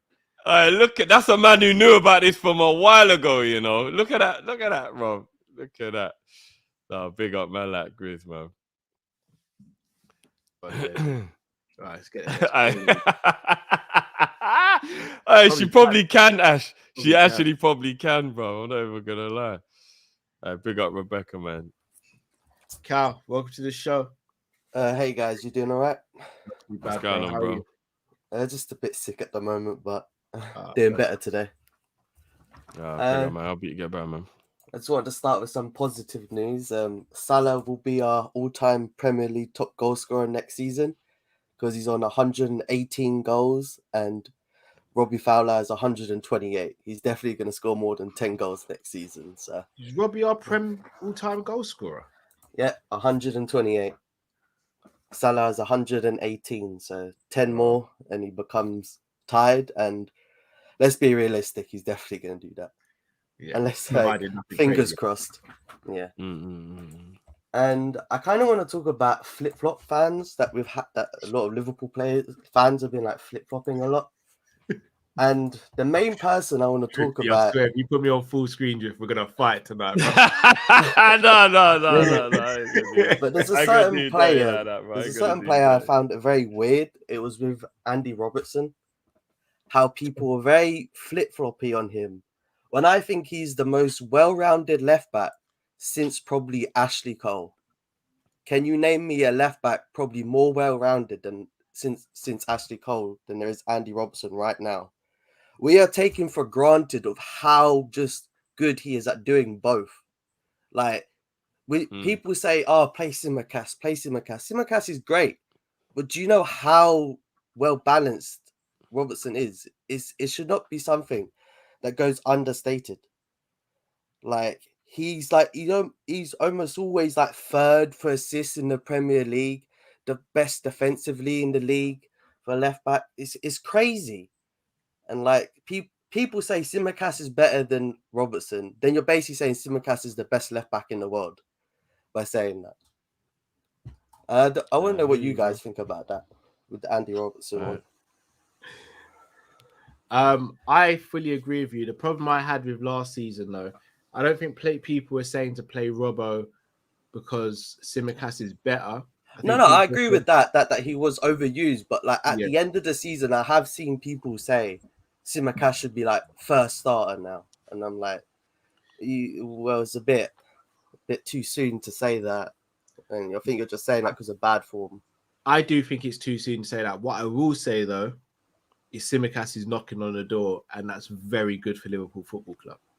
I agree that he is, but like Robertson's so well rounded. I love how he's just good at both. It's just like it's what we wish Trent was. We wish Trent was Robertson. This is what I was going to say. Shout out to Mark A in the comments. For me, if I'm Klopp next season, I'm playing Robbo and Simicast in certain games. Teams that play or implement a low block against us, I'm playing Simicast. For the other games, I'm playing Robbo. Yeah, I get exactly where you're coming from. And I wanted to kind of laugh at Man United a bit. Like Ten Hag's supposed to be like this amazing manager, but what is he scouting? It's literally just Ajax players. It's the most unimaginative management you could ever. But he's basically the Dutch Harry Redknapp. Let's keep it. I'm literally laughing at every time I see Man United linked to a new player. It's just Ajax, and I'm like, Ten Hag, do you not know like anyone else outside of like who you've managed? Like, I'd be a bit. If I was a Man United fan, I'd be worried. I'd be like, why are we not linked with anyone else? Why is it just always just the same players? Like, when Klopp first come, we were only linked with Dortmund players. I'd be like, widen your horizon a bit, man. Like, it's a bit concerning. You're right. It is weak. It is. I've been thinking that they're just going to become Ajax 2.0, and let's keep it a buck. Even though Ajax have been brilliant in their own right, they ain't good enough to win the Premier League. So if you're just going to keep bringing Ajax players and that's the only thing you're going to do, then what level are you aspiring to? You're right. It is a bit weak. It is a bit weird, you know what I mean? But long may it continue, man. Let them go on, innit? Let them keep on doing what they're doing. Brilliant. Just a few more points I have. Like, be very quick. I don't want to take up too much more time. And I want to answer one of the questions you had on Monday. It was that who was our last double signing? Like double signings. It was Thiago and Jota. They were announced. They were on the same day, 24 hours apart. Yeah. Like we signed Thiago on the Friday, and the deal was agreed between Jota, but like it wasn't signed contract, but it was agreed. So basically the same day. I remember, I knew it straight away because I don't know why. It's just one. We forget that because they're both playing for us. That's probably why we forget it. You know. You think about players in the past a lot of the time, and because Matt isn't here, I've got a bit of a Naby agenda. because he was laughing at like Ox a lot on Monday, and Ox is one of my favorite players. He was saying like, "Oh, we're always wanting the Ox from 17-18. We're never gonna get that Ox again." We've been waiting for a Naby that's never been at Liverpool. We've been waiting for a Naby that was never been here. Like, so his statement applies to his favorite player. So if he laughs about Ox, he's got to laugh about a Naby, because we're still waiting for the Naby that's never been at Liverpool. And Ox has had 2 good seasons at Liverpool. Naby's only had 1. So, man. And his good season was last season. So it took him 4 years to get there. I agree with that. I agree with that. Anyway, guys, wish you a good weekend. Bless Yeah, you, Happy you too, birthday, man. Drift, on Monday. Yeah, Wish you no, the big best. up, bro. Big up, man. Big up for that, man. Let's No, see ya. bless you, bro. Yeah, man. Talk Bless you, soon, bro. man. Big That's up, what- big up. Bye. I just want to make it clear, Matt, when you watch this back, I had no participation in any of that. That's all I'm gonna say. You know, bro, there's just quickly, yeah. Even if we don't go for the supers, there's a couple that I need to adjust because it's actually hilarious and it's Go on. probably been a bit too long. So big up my lap pimp. I big up Pimp in Distress. Big up my lap pimp. So basically, he set me a task, and I completed it today, and that's what this super chat is about. And then to follow it up, I said you only had to say it once, but you kept repeating it. Man, like pimp, big up your damn self, bro. As always. Oh, so you had to say fellatio, basically. No. The other one, the other word I used. Oh. yeah. But couple every show is like for the last couple, he's been like, bruv, like I thought you'd like gonna try and squeeze it. I was like, bruv, like it ain't one of the ones you can just squeeze in anywhere. When you're speaking about that, yeah, the missus came in to pick up my little one's table and chair that he was in there. But she looked at me as if to say, "Yeah, you having this chat again?" I just said, I was like, "You just got really bad timing or good timing, depending on how you look at it." But yeah. No, kudos but to big you, up, bro. big up, Kudos. pimp, big up, pimp. I Big up finally Pimp. did it, bro. I finally did it. I found a next way. caller, Scouse R. You're mute. Can you hear You us? there, bro? Scouse R. All right, I'm gonna remove you. Oh, hello. I'm here. Don't worry. There we go. I was listening. I was in the fucking side chat. Anyway, I ain't gonna stay long. I'm just gonna say, why ain't people happy? Mohamed Salah finally signed a contract. Be happy. Why is everyone talking about like the midfield and James Milner and Klopp and all this shit? Fuck all that shit, motherfuckers. He's signed for 3 years. Be a happy motherfucker. We got Darwin Núñez, who's basically Divock Origi, who can actually hit the ball. No offense to Lord Origi. Wish you well. I really do. But yeah, I think the main thing we need to focus on as Liverpool supporters is what the fuck's our front three going to be? That's going to be a mad one. We got a big guy, which is Andy Carroll, who's not from Newcastle. That's going to be the bad thing. So I'm just like, I hope it's not Andy Carroll. I think every Liverpool fan that's ever supported Liverpool since 1980, since I was born or whatever, is thinking Andy Carroll. Please don't be Andy Carroll. Please, just don't. That's the only thing I'm thinking. Please, Núñez, just stick it in the net. Just don't be Andy Carroll. That's the only thing I'm thinking. Mane, legend. You know the good thing about Mane leaving? Not that he left, but the one thing I would say is that every Liverpool supporter, everybody wished him well. Like, Yeah. it was meant to be, kind of not meant to be. That sounds weird, but like everybody accepted his thing. I don't buy into this whole he wanted money and that shit. Have you seen his phone? It looks like mine. It looks like it's on crack or some shit. It's broken. It's broken as fuck. He's dropped it about 10 times on his fucking floor. Like the guy went there because he wants a challenge. He's won everything with Liverpool. That's what footballers do. They're like, fuck it, I'm gonna do something else. Win it with somebody else, right? So I think everybody has his blessing. And if you watch the Liverpool interview that he did, he said he's going to be Liverpool supporter forever anyway. You know what I'm saying? It's just people. I'm excited for the season, and I'm happy, finally, that the Mohamed Salah saga shit's over, and now we can go buy a little Brazilian, hopefully, called Leonardo. I don't know if that's true. This mad Brazilian TV guy said we bought him already, 51 million Yeah. quid. I don't know if it's true. I like Brazilians. I like Bobby. When we bought Bobby from Ajax, I was like, oh, I like that little Dutch guy, because my guy is my friend from the Netherlands. His football club's literally Ajax anyway. It's like, oh, you stole one of our best players. I was like, yeah, I know. And we had him for ages, but we didn't know what to do until Klopp came along. Knew exactly what to do with him. Bobby's integral. He ain't going anywhere. I think we'll probably sell him next year though. Maybe not this summer. I think he'll still be there. In terms of the midfield, I heard people complain about the midfield. You got Curtis there, and we got like Javier. I think people are just a bit like, trust in the process, bro. Like, if you don't trust Klopp, what happened to doubters to believers, motherfuckers? I mean, all of a sudden, because we have one transfer window, we lose one of our best players, and now everyone's being a bunch of pussies. Come on, boys. Come on. Come on. Trust in the process. And I'm FSG out. I'm going to say that. I'm FSG out. I don't like them. But I trust Klopp, right? And whatever Klopp decides, he signed a new contract. I'm a happy man. That's all I'm saying. He's brought me the best years in my life. Because I know everybody who's watching this, listening right now, when was the last time you seen us win the Premier League? Oh, yeah, I forgot. You weren't born. Well, or maybe you're old enough, like 2 or some shit, right? When was the last time you seen us win everything? Never. Klopp has brought us everything that we wanted as a football club. So all I'm saying is trust in the process and don't freak out over a transfer window. We just spent 80 million quid on a 22-year-old. That's mad. Please don't be Andy Carroll, though. Don't be Andy Carroll. Because I remember that. I was like, oh my God, we spent 35 million record-breaking transfer fee. Andy Carroll. So please don't be Andy Carroll, for fuck's sake. Just don't be. But I trust the Klopp anyway.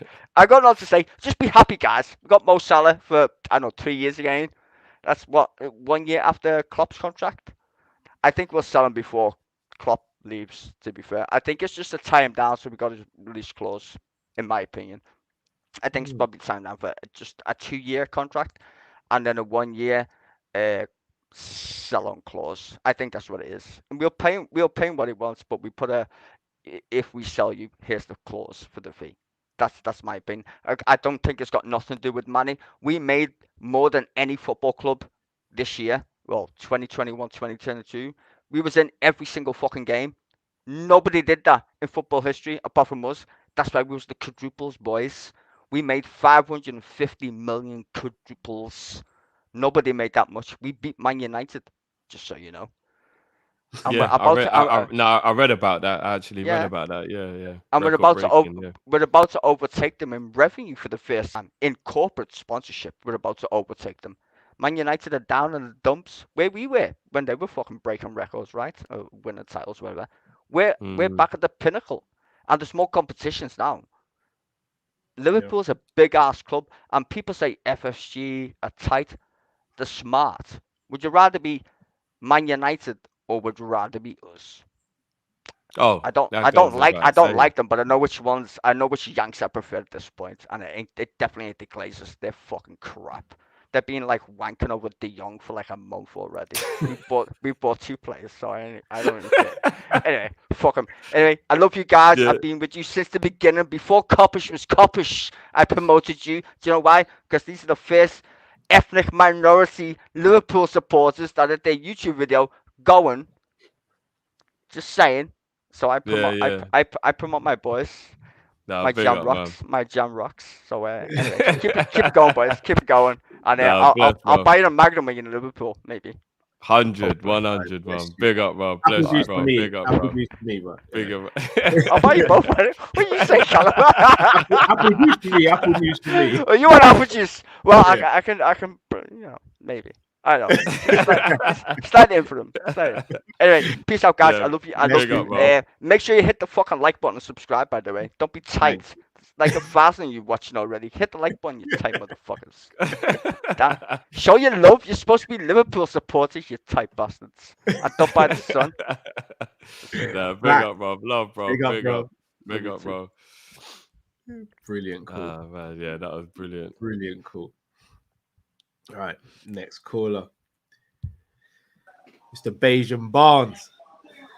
Fellas, what's going happening, on, bro? How are you, man? What's going I'm on, good, man. You guys are good? Yeah, yeah. Listen, I was keeping Scouts on cool there for a bit in the background, but yeah, you spit some fire there. Drift, happy birthday, man, in advance. Nah, love, Kel, bro. Big up, man. it's good to see you're back on track and you're not dealing with that hay fever anymore, man. Yeah. Touch wood. Until Monday, bro, because there's gonna be a heat wave coming on Monday, so Cal's in trouble. Oh yeah. I'm in trouble on Monday, but for the weekend we we enjoy the wins. Exactly, right? But yeah, you know what? Let me just put the positivity up there. Mo signed, that's out the way. Hopefully we get a midfielder coming in. If not, I firmly feel that Klopp's going to put Jota on the right as cover for Salah, to be honest with you. I'm not signing another front player. But, yeah, we need to get another central midfielder. If that doesn't happen, I'm sure the youngsters are gonna do something to help us out, to be honest with you.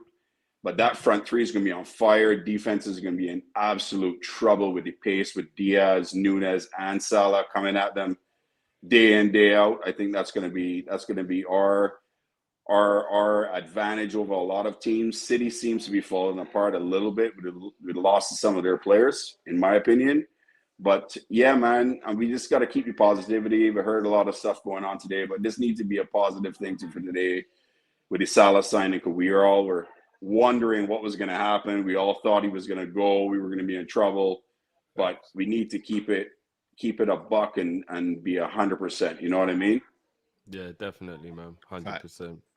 But yeah, before I go, I'm going to ask you guys, the last time it was on, I asked you what your top 5 goals. I'm going to trim it down a little bit. Give me your top 3 assists for this season. Ooh. I already know. Boom, boom, boom. Bang, bang. All 3 of them, I know, straight up. I got 3. I'm going to give you mine. I'm going to go for number 3. It's going to be a combination. Trent to Diaz to Mane for the goal. That's Champions League. The second one, I'm going to go Salah, inside foot pass to Mane for City for the goal for the tie game. And then my first one, I'm gonna go with my captain, Hendo, pass to Salah for his hat trick, Man U. Hey, fellas. you took 2 of mine, Bajan. I'm gonna have to change it up now. You took 2 of mine, bro. You took my Salah to Mane City, and you took my Hendo to Salah for Man U, bro. But you know what? It's good to see Zabiri back. He was pulling a Houdini. I think Casper, you died twice. He was gone, disappearing act. Zabiri, all love. It's good to see him back with you fellas. We got preseason coming up, but yeah, much love. Come on.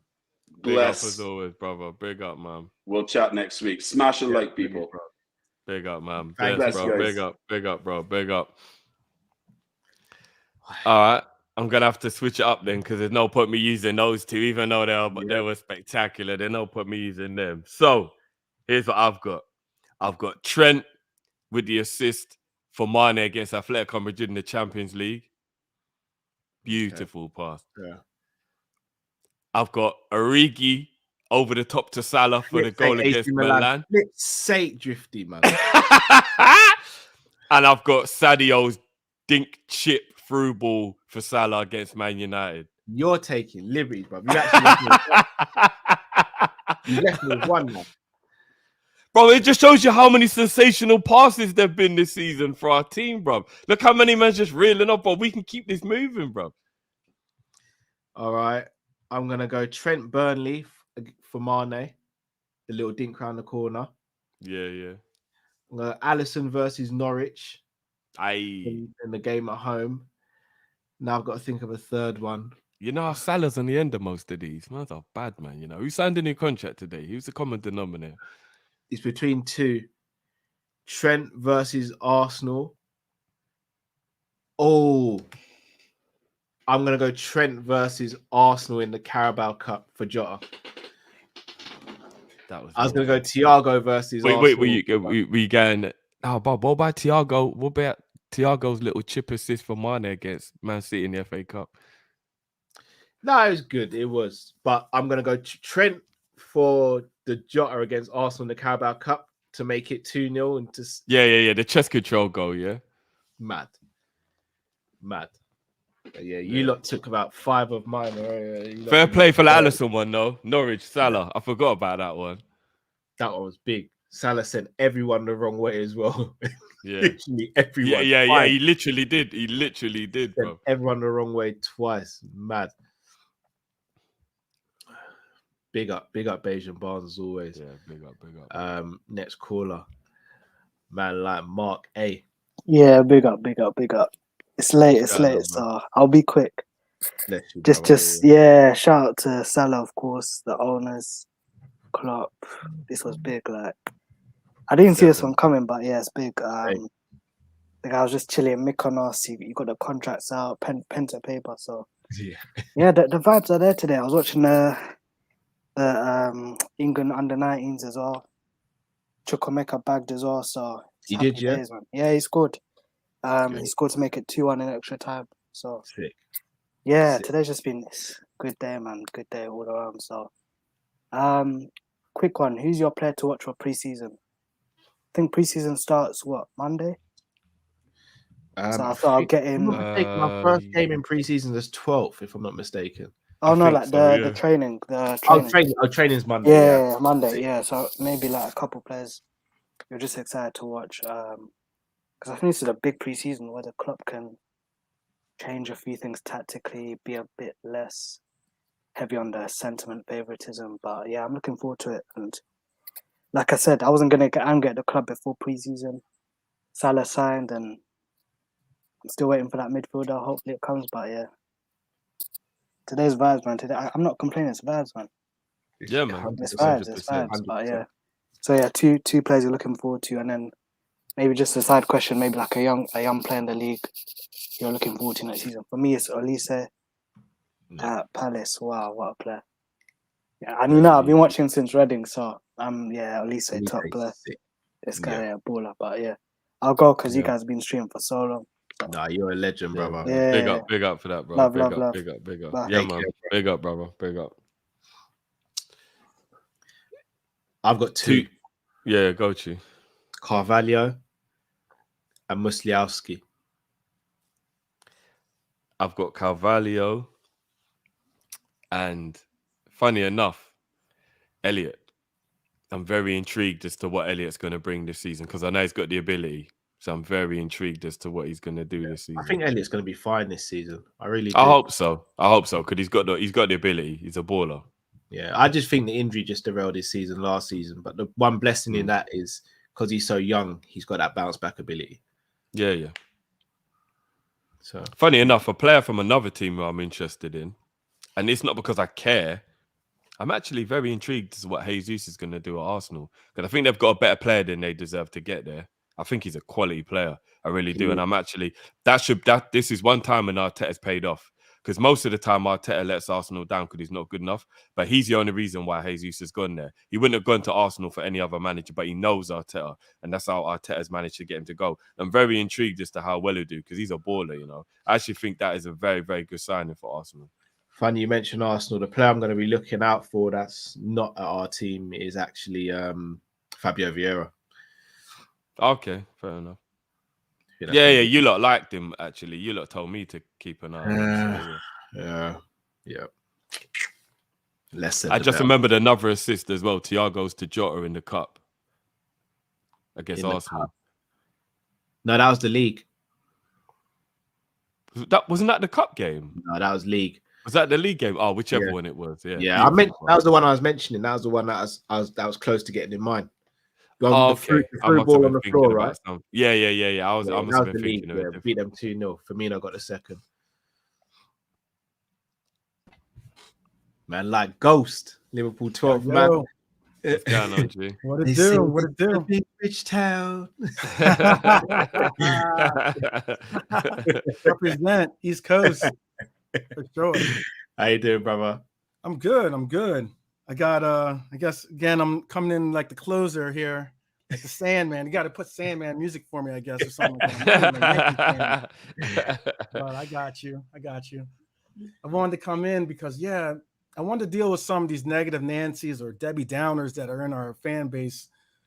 It's tough. It's tough sometimes to keep like a positive like light on things. A lot of there have been obviously there's people in our fan base that aren't that such, and you know you've had some callers in that have been some really positive lights and have been trying to bring out some really positive points. Because on the 100, I mean, we have a lot of people that talk this mess about how we need to do this or we need to do that. One, it's not our money, so we can do whatever we want or we say whatever we want. The only way we ever seen that happen is if we played on a video game or something. But in the reality of it is that like, I'm cool with what FSG has done. I'm cool with what we've done in this little window and everything. So because like think about it. We just signed our best player, possibly the best player in the world, to 3 more years. I don't know if I necessarily think we're obviously going to have to see change because he's not twice the wage of VVD, or anything. So obviously we're going to have to see now by giving him that salary, we're now going to have to see, okay, other players are going to now want to pop up their salary. And it's going to have some real decisions to be made on this team, on some players that we all love and care about, I'm sure. We made arguably the biggest high profile deal this summer. We have a decision and asset in Nico. We got $15 million for Minamino. We're gonna get money for Rigi. Picked up a young right back who I feel Elliott vibes for personally, in talent. Because from what I hear, because I watch your members videos, so that was the praise that he got, and me hearing that praise, then looking more into him, I'm excited about him. If we can get something out of him like Simicast, hey, that's a positive, And then we have Gomez, who I hope will resign, or hope that we do resign, and Tunes at right back and center back duties. Which brings me again to the crux of my point. Bobby is going to be a crucial member of this team. He always has been, but he's going to be such a crucial member of this team. Yes, my boy, Bobby Blue Eyes. Yes, he is going to. He is going to be crucial. I got you. He's only crucial. I got stuff. I wish I don't know if I can share things too, because I pulled up made some rosters so you can see them and everything. But if you look at these rosters with these players that we have currently, I understand people are like, oh, what if he gets injured? What if he gets injured? What if other teams' players gets injured? Yeah. No one, you have to definitely, prepare for the worst and expect the best. That's my proverb that I always keep. But on some real, what if they don't? If they don't, then we are golden, And I just want to make sure that we we have all these people in here also talking about Klopp now. Klopp's now the point of ridicule or the where yeah. My God, man, Yes. Look at the smile, man. How can you not love this man? Exactly. That smile alone is energetic. There are so many times when people are talking about how Salah and Mane didn't get along and everything else. The one bridge between them getting along, I always believed, was that man right there. Yeah.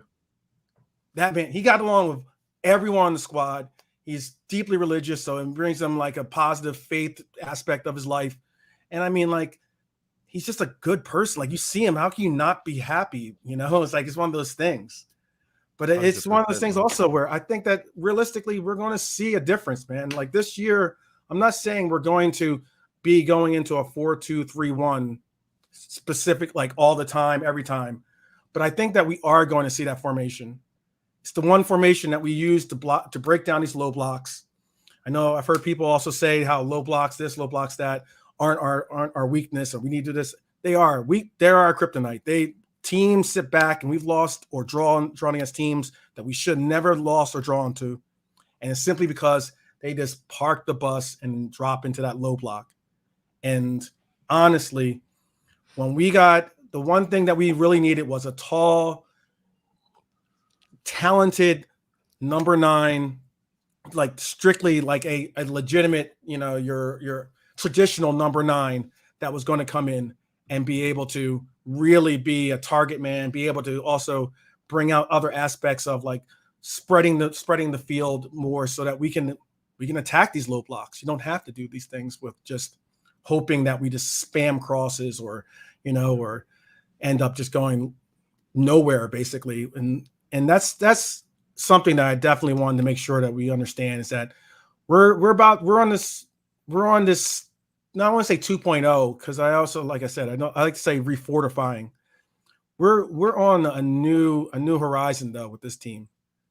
And considering that we've been with the quad run that we had last year, man, I'm looking forward to next year. Can I ask you a question? Obviously, I'm a Bobby guy. Yeah. But I'm not going to sit here and say I don't have my doubts. What makes you so sure that he's going to be that guy in the number 10 position? I think because one, how amazing he is when it comes to his ability to control the ball. As in his ball, he's an amazing dribbler. But for a number 9 especially, he is an incredible passer as well. Some of the assists that you see are because of him giving out to his wingers passes that not many 9s do. Most 9s are people that need the ball coming to them because they're going to shoot the ball. Bobby's not that necessarily that character. He can be able to take the ball on, address what he needs to do, and then be able to distribute. And that's why, if anything, he brings that Brazilian flair with him when he comes. Like some of the passes that I've seen him do, some of the assists I've seen him do, should be on your top 10 list as well. No, 100%. But the only thing I'd say, have we seen that from him recently? No, you haven't. Only worry. You haven't. But that's, again, we didn't have a legitimate number 9. Yeah. We did not have a legitimate number 9. If you take away that, I mean, didn't Bobby came here originally, and didn't Rodgers play him at right back or something, like a wing back, right wing back originally? Yeah, right wing back and right midfield. Brendan's got a lot to answer for with that. You feel me? Like, as in, this man has gone from right wing back to right midfield, to adjust to a false 9. He can make an adjustment to number 10. I hope so, because I think it could actually bring longevity to his career as well. If Absolutely. Absolutely.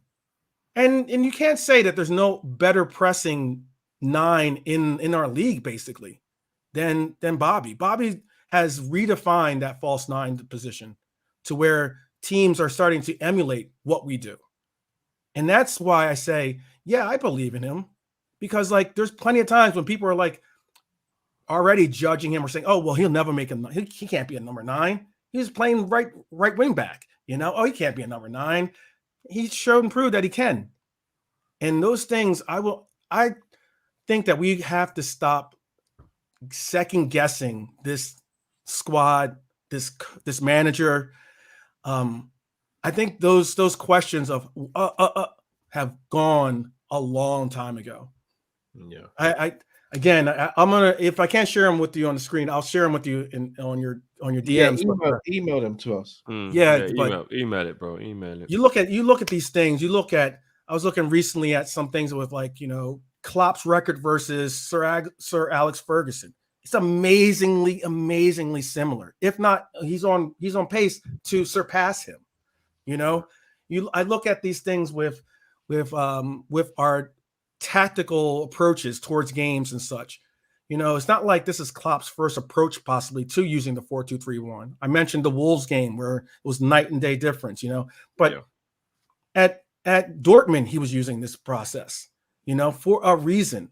I mean, when you have a legitimate number 9, I'm not saying that Lewandowski or something like that. No, I'm not saying that that's his level, but come on, let's be real.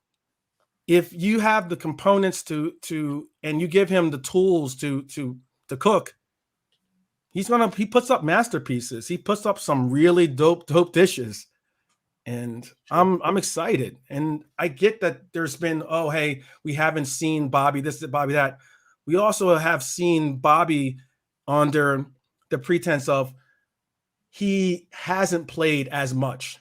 So he has been able to possibly get some of that strength back. You got to realize that there's a lot of behind the scenes stuff that we don't see when you're in training. Because I've been on training pitches before as well, plenty of them actually here in America and even in South America. I know that when you don't play, it's not like you just sit around and you just just watch other people play. Yeah. You're in with the strength and conditioning coaches. You're figuring out how to get better. You're giving your own tutelage towards other players or getting tutelage from other players, such and such. You're learning on different things from each other. And those things are building factors in why I believe that this next era of the Klopp era in this team, especially since now he resigned, is going to be magnificent. And I can't say it enough. Like, as in, I know there's a lot of Debbie Downers and all those other negative Nancy's that often are the loudest people in the room. But realistically, our team is pretty nice. I mean, I don't know many teams that we're talking about going for a quad. It's true. Yeah, no, it's true. We got a lot of people that we've got to integrate in now, but hopefully everything will go well, man. So on the Bobby thing, I agree with you on the Bobby stuff, though. I've been saying it for a while. I think it's very disrespectful that people aren't bothered about Bobby not having a new contract, calling him washed, telling him to get out. Has he regressed slightly? Of course he has. He was the one who did the most running in our team, apart from Robertson, under Klopp. And that's a fact. Anybody can try and fact check me on that, and I don't even think I need to check the stats to understand. Robertson and Firmino did the most running under Klopp in this regime by a clear margin. And who are the two who look the most tired now? Yeah, Robbo and Bobby. It's just how it is. It's just what it is. It's just what it is. And if Genie was still here, he'd probably look tired as well, because he was probably the other one who did the most running after Bobby and Robertson in the team. So, like, it is what it is, man. It is what it is. You can't doubt him. If you said the same thing, you just brought up Ginny's name. If anyone shows love towards Ginny, which I do, and I respect that his work effort and his efficiency that he had without having stats, without having those eye-popping stats. If you show love or show any remorse that he's gone, how can you not show love for Bobby right now? Facts. I don't get it. You can't say Ginny this, Ginny that, and then not say the same when it comes to Bobby. Facts. And I believe that this year is his year to show, get an extension from this year. He show and proves that his role at the 10 is a role he can play. He gets a 2-year extension or something like that, And that's what I really believe it is going to be. Yeah, exactly. I don't think it's a coincidence that Salah signed not too long after this conversation. I really don't. Genie told him. Genie was like, "Yo, sign the thing, bro." Yeah, the grass ain't greener, bro. Sign the thing. Exactly. Bro. And also, let's get real. Like, I know a lot of people talk ill on our players sometimes too about, oh, well, they're not that great or this or that. It's just the system. Sometimes the system does help you, Yeah. And I mean, realistically, there's so many components to why a team excels, and why players even want to be a part of a team, whether it's language barriers, whether it's the climate that you deal with, whether it's the food, just culture. There's so many different layers to things that make a player be able to adjust or be able to blend in with a team and feel comfortable and feel home. This team is unique.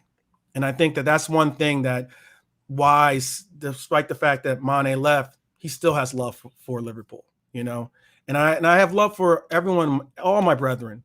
I think we should all support each other. I believe that, You know, there's a reason why it says you'll never walk alone, because this walk wasn't meant to be walked alone. You know, and we support each other. You know, and let's just like try to focus in more on the positivity of things. You know, like it's not always the sky is falling. You know, it's just let's just keep a higher demeanor of like with why and what we're talking about, and we can see the footsteps that we got to make ahead of us, and that's how I believe. Fully agree. Fully Yeah, agree. yeah. Today's a great day, man. Today is a great day. I have a question real quick though for you. So then, why is it that you are hesitant on Bobby? I return the question. So I think to play as a number 10 in the modern game, I think you've got to have a bit of a turn of pace, and your weight of pass has almost got to be perfect. If you don't have one of the two, then I prefer you not to have the pace. I feel as though Bobby's weight of passing can be very inconsistent. And I think in a number 10, your weight of pass has to be probably your strongest part of your game. The one thing that you have rebutted before you've even asked me the question, though, is the fact that we've not played with a number 9. He's never really had a focal point to aim for or to play off as well, or to be a foil for him, because he's always been marked as well. So his game's not only trying to get in the box, but also being the 10 creator for Mane and Salah. Now he's got 3 players to create for, and he's also got 2 behind him who can feed him the ball in areas that would basically allow him to do his thing. So although I'm hesitant, I don't shut down the idea. And I don't see us go. Here's the thing: how many specialist number 10s are there? Chris is always pulling my. Wow. It would be Chris. It would be Chris to say that. But yeah, Wow. here's the thing: how many specialist 10s are there though? Right, you're absolutely right. Not anymore, anyway. 10s and 9s, You're rare. right. Top quality ones anyway. So I'm more than willing to see what Bobby's like, but we have to give him a good amount of time. I genuinely wouldn't be surprised if Elliott takes on that role next season as a starter. Oh no, I agree with that too. I'll share the lineups and some of the other things I had to share with you, but I agree. I think that realistically, you're going to see a squad that has an Elliott or a Carvajal, excuse me, Fabio, like actually playing the number 10.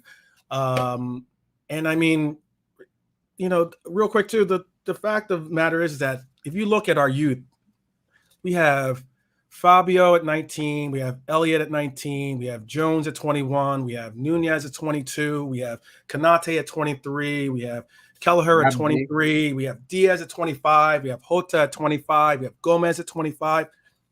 Ramsey at 19. Yeah, exactly. All we have to do is add Bellingham and Diaby, isn't it? And and that's like the next coming. That's that next generation. Yeah. These things. This is why I say, like, put them in that spot, and there's no better mentor about how to be able to deal with the rigors of the game, be able to deal with, you know, analyzing or eating up what you have to do during the game, to this youth that we're going to be bringing in. And, you know, yeah, I look forward to seeing Elliott, and I look forward to seeing Fabio be in those roles and be able to like play in these positions. And that's why I say, like, you have that nice blend of youth and veterans. I don't see why everyone's on this, like, you know, on this ledge, like we about to fall off. I don't really see that at all. And realistically, I hope that, you know, facts, like real facts, because I live in America, so that there's plenty of people that talk about alternative facts, which I don't even know what the fuck that is. But but like real facts, and that is that, yeah, our players are nice, and they've shown that they're nice. You know, we're coming again. I might have to send you some money to put a quad bet in for me, but just so you know. As I said, you know what? As I said, that centre midfielder and a right winger come, we're winning the quad. Yeah, yeah. Winning We the do. I agree. I wouldn't mind seeing someone to be a legitimate backup to Salah or another midfielder. But again, like that means that if you brought in, and this I know I'm running probably long on time, but if you brought in a midfielder, right, as you're suggesting, Yeah.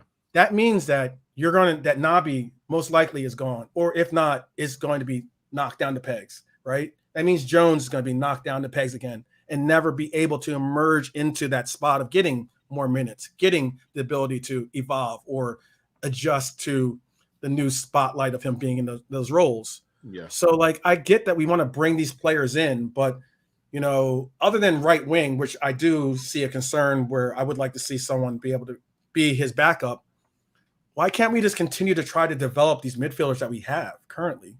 Like, are you done with Jones? Nah, it's a risk though. Yeah, And I think he needs to play. He needs to play week in, week out for me. It's the Man City situation. If Man City weren't as good as they were, then we could do these things. But it's Man City who's the competition. Any other era in the Premier League, and yeah, Jones could be developed. Naby could stay. Ox could stay. All these players could stay. Any other era. But we're in the City versus Liverpool era. So we got it's like you put Daniel Cormier in any other era apart from John Jones. He runs away with the light heavyweight division. He was in the era of John Jones, though. Yeah, I get you. So we have to match what we're up against, in my opinion. Yeah. We'll see. I guess we'll see then. Yeah. Yeah. But big up as always, though, brother. Appreciate Big up, man. it. Yeah, email us. I'll definitely. Your emails are the same as teamkopish@gmail.com. Got you. I'll get that to you. When you see it, you'll see what I'm saying, though, for sure. I appreciate it. I appreciate Big up, y'all. man. Appreciate Yeah, y'all. man. Big up as always, bro. Big up, Definitely. bro. Big up, big up. Nice one. All right. Gonna get through the super chats. Drift, do you mind if you quickly just run that and I'll be 2 minutes? Just got to make man. bottle. Yeah. No problem at all. Big up everyone who sent in your supers. As always, guys, obviously we tried to keep everything moving as quick as possible. So apologies for anyone who sent them a while ago. Hope you're still watching. Shimron, big up yourself. I think the players that left left free the funds. Oh, free up the money. Okay, to bring in Mo. I get what you mean. I get what you're saying, bro. Yeah, that's definitely a big possibility. No doubt. Big up Ash as always. I can't believe Mo has signed a new deal and is joining Love Island to snatch Owen's daughter for the summer. Look like the villa in the background. If anyone don't know what he's talking about, let me show you again. There you go. That's what he's talking about.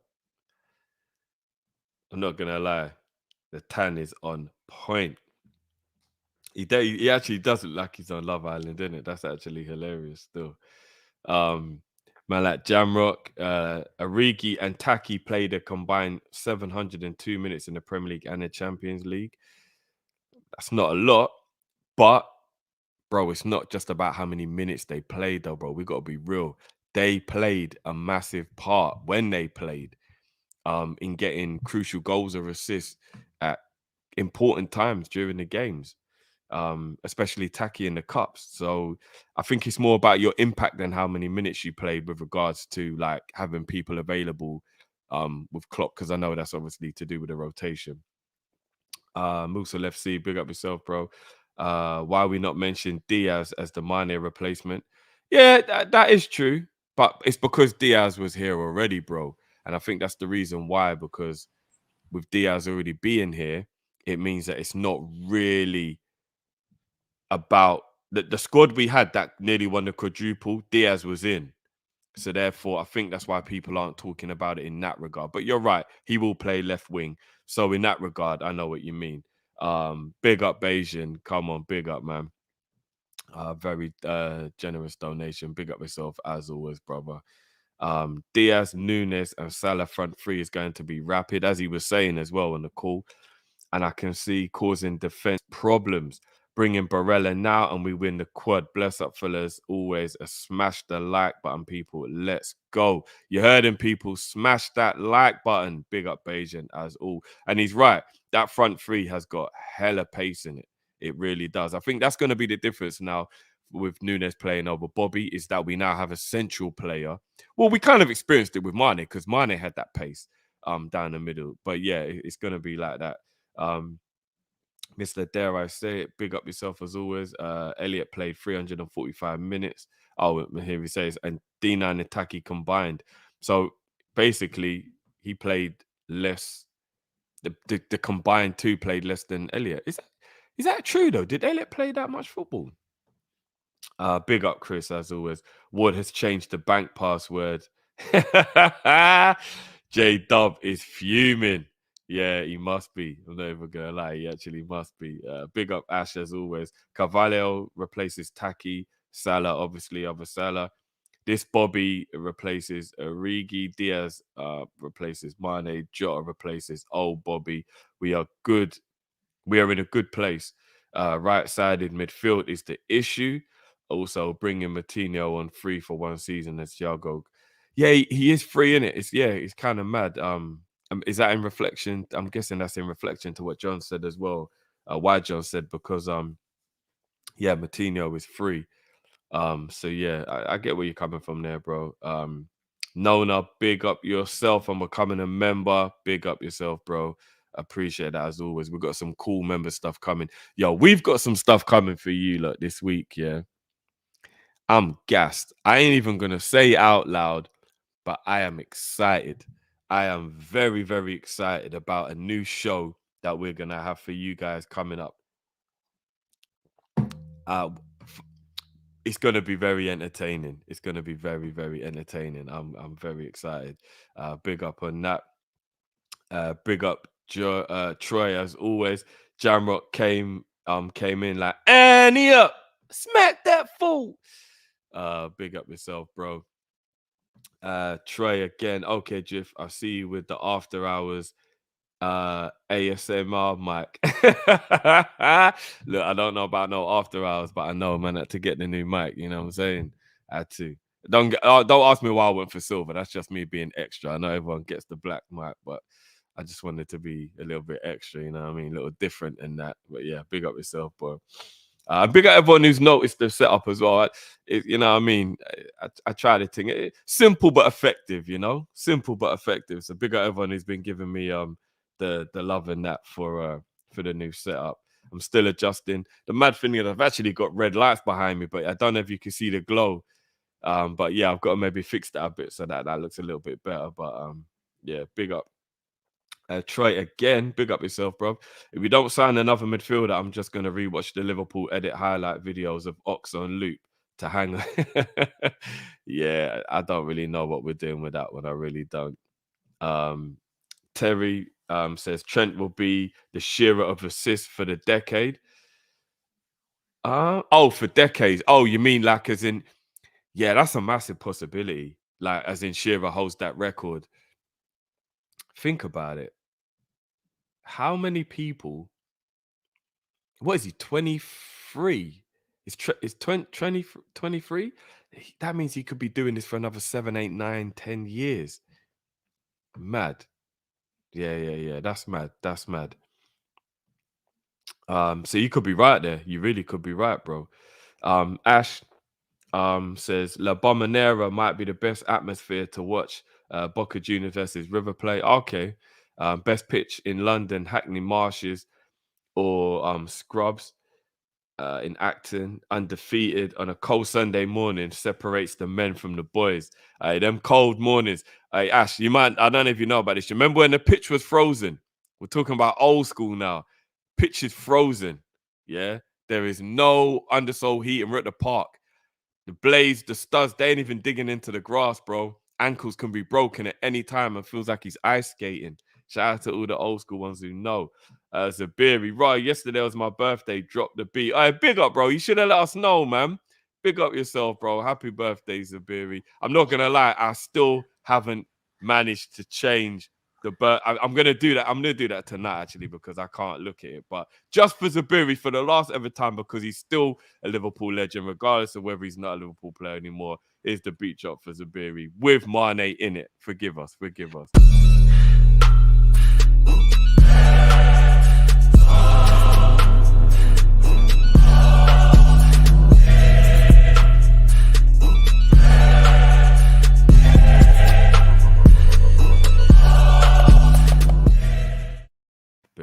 Big up. That means me and Zabiri are nearly we're both Cancerians then. Big up yourself. I get it. What's going on? No, but seeing Mane is like, it's like looking at pictures of the ex-girlfriend that broke your heart that you're still in love with, bro.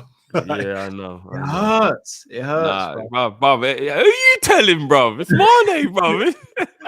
Bro, I still ain't watched his leaving video. No, I'm no cap. I haven't watched his leaving video. It's gonna make it real. I'll watch it when we win the quad and Bayern Munich win their double.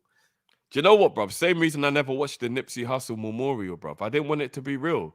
Yeah, bro. But certain things, sometimes I'm just like, I want to watch it, but I'm not going to. Yeah. You know what I mean? So we'll see how it goes. Ash, Cal's Neto is the definition of a spoiled Liverpool fan. I mean, he's talking about blaming Klopp now, I guess, but I don't know. I don't know if he's spoiled. Again, some of the things he says I don't agree with. Some I do agree with. I don't think he's spoiled. I think people express how they want the best for the club in different ways.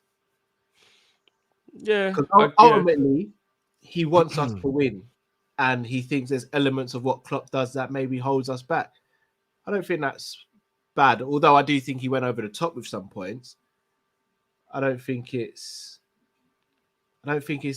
spoiled that you want us to win everything. Yeah, no, real talk. But no, big up, happy birthday though, bro. Yes, a bit. PR, big up yourself.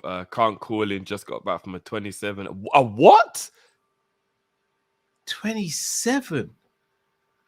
That's illegal, bro. Sorry, first and foremost, Pete, the fact that you've done a 27-hour shift and you've come in and actually fought to even contribute to the conversation and watch us for even a second, big up yourself, bro. Because I'm gonna be honest, after 27 hours, no one better even make eye contact with me, let alone speak to me, bro. Go and get some sleep, bro. Yeah, bro, that is mad. In fact, what are you doing for 24 hours? Sorry, 27. Bro, I'm not even gonna lie. Hopefully, he's watching this later because he's supers came in an hour ago. He's asleep now. Peter, you on the roads, bro? Like what? Pete is asleep, bro. Pete is asleep right now. But big up, there's another one from Pete. Only player who can leave. Only players who can leave because of bad rotation is Jota, Costas, Taki. Is our wage bill less than last year? I don't know. Also, not with that new bumper Salah contract. Yeah, Jota got good amount of minutes last season. I don't understand the. Jota played a lot of football last year. Yeah, Jota arguably was playing while he was out of form as well. So, although it could be said that Jota is within his right to be a little annoyed at the fact that when Diaz came, Jota was the one who then became the bench player when he performed very well up until that point. I think he either got injured or I don't think he just got ousted out of the team. I think there was something. He was either injured or was out of form. I can't remember, but I definitely know it felt like he was the one that got dropped when Diaz came. But you might be right. Maybe he did get an injury. I can't remember. Big up Jammer, because always they knew Mane was leaving in January. Yeah, I kind of agree with that. I don't think it was sprung on the club last minute. I think they knew he was going as well. Liverpool made well over 200 million euros. He got injured. He wasn't. Was it injured? Yeah. Okay. And then never really captured it. They made well over 200 million euros the year after the Champions League that was that the one we won, right? With 17-18. We won. 17-18, yeah. That was the year we won, right? Yeah. Okay. Fair enough. I'm not even going to argue with Jamrock on accounting details. Pete, again, big up yourself, bro. We would have bought both. That must be when I said I don't think we would have bought Tchouaméni and Oh, I thought you meant when I was saying I Oh. don't think we would have bought Nunes if we'd bought Tchouaméni. I mean, either one. It could be. I think either he's one. talking about Nunes and Tchouaméni from the super chat though. Oh yeah. We're talking about both the proof and Tchouaméni backed out.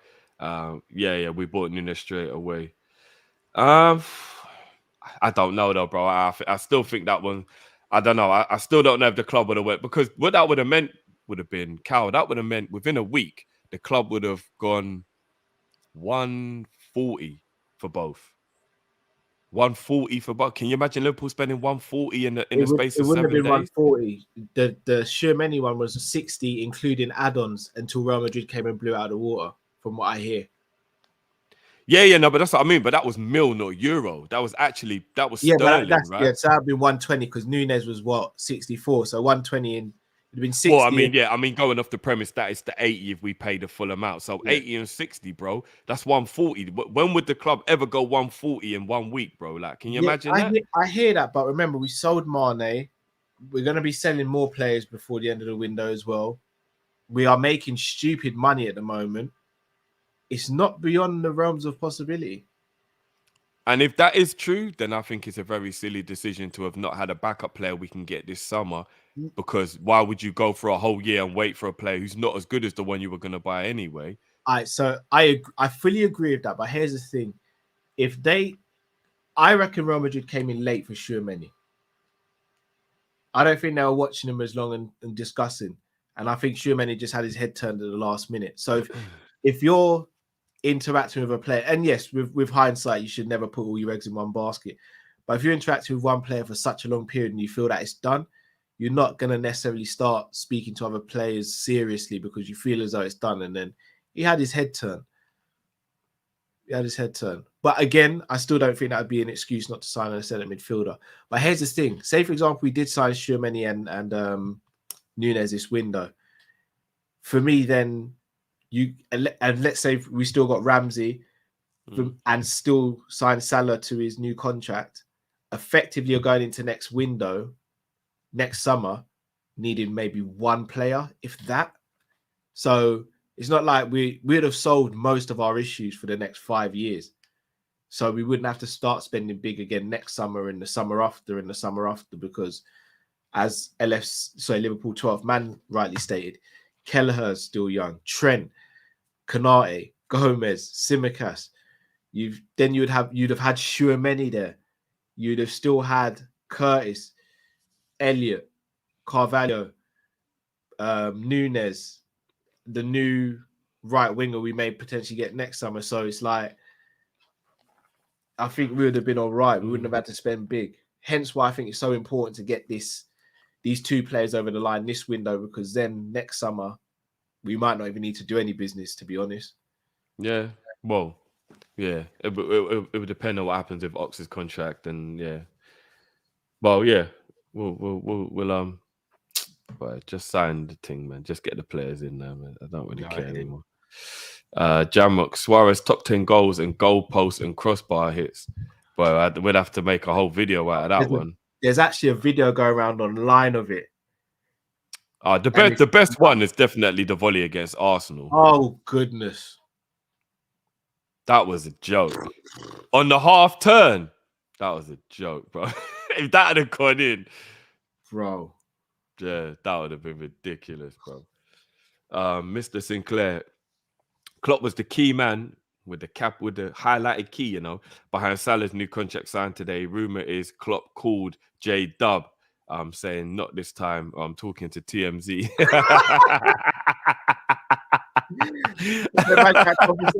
What it do, Jurgen? You want more money, huh? That boy Julian stole my wallet, my business cards, my passwords. When I catch him, I'm gonna bust his ass. What you want, Jurgen? Oh, you want Salah? What do you want? How much you want? 350? Huh? He crazy. 350? No. You TMZ? Who you know in TMZ? You don't know, it's my country. Who you know in TMZ? But they will fly someone from America to England to get dirt. Trust me. Hold on, man. Jurgen, let me call you back. LeBron, you know anyone at TMZ? Derek? Oh, he legit, huh? Okay. I'll call him back. Jurgen, yeah, we gonna release the funds. Just keep my name out TMZ mouth and then roll up on my house. I don't need that. Get that sorted. But you call me again, I'm gonna put my foot in your ass. Don't call me again this summer. Don't even think about it. Don't watch that Kopish either. Talk about sending midfielder.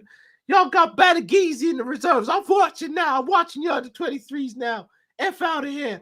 Don't call me back. I'm changing my number. Fucking J-Dub, man. Troy, still need a World 11 draft where you pick players, but in a specific season. Can only choose a player once. Can't pick VVD 2019 to 20 and VVD 20 to 21 as your centre back. That's look at high Drift. criteria. LOL show will be fire. Man's looking at me, you know. Hold on a minute. So that means that we could only pick one player from one era. No, so say from one season. So say for example, I pick Suarez. I've got to stipulate Suarez 13-14 or 14-15. No one else can have Suarez. But the end of the show, instead of judging the players against each other, you're judging the players on that season. So say for example, I went for, I'm trying to think of a striker who had a 6 season, one season. Let's say it was Shevchenko, but he got 25 and 5 assists in my season. But I've gone Suarez 14-15, where he got like, I don't know, 50 goals and assists. Then Suarez comes out on top pretty much. That could be very interesting because I could go Papa Cisse, Newcastle. Man came in and lit up the ting, blood. But that's what makes it mad. Yeah, that would be quite interesting, actually. Have you got that written down as an idea, bro? Yep. LFC, big up. Salah, 3-year deal. We need Genie back. Love you guys. Now, big up yourself, bro. We do need Genie back. I'll take Genie on the free if it was all they're willing to give us. I really would. Hold on, was that the same one? Did I just miss one? I think I might have accidentally got rid of the wrong one. Apologies if I just did that. Writing down the idea. Speaking of birthdays, when is Kopish's birthday? We need to celebrate it. We got to track down the date of the first show. It might have been just gone. We might have just missed the birthday still. Yeah, I think it was either end of June. End of June or late or early July, like 2019. I think we just had our 3rd birthday for real. Maybe we'll have to track that back still. And yeah, I can remember the first show we did in the studio, and it was funny enough, it was FSG. It was an FSG show. Yeah, it was. Big up as always, Rat. Big Come up, on, brother. Rat. Legend. Big up. Legend, Legend, man. so Big much. up yourself. Bless you, bro. Please don't be Andy Carroll at to start that one. Please don't be Andy Carroll. That was what was his? I've forgotten his name. That was Scouse R, I'm sure. Scouse R. Yeah.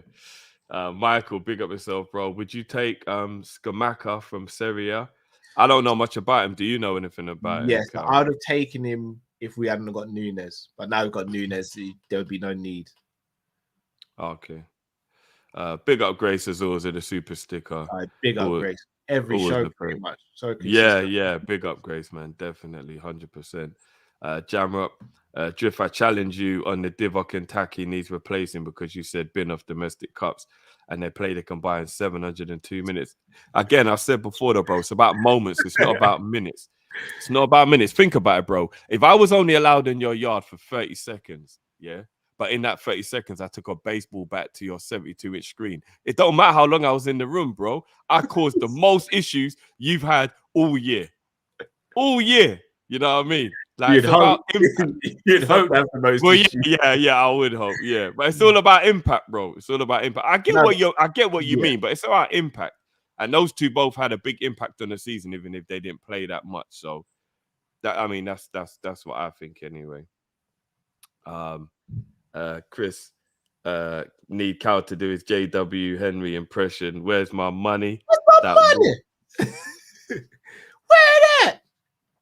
Julian Ward gets sacked in the mornings. That's what y'all sing when someone's doing bad in their job, right? Spend all my money. I told him when Michael gone, We're going to keep it low. Tax write-offs and this and that. You go splashing the cash.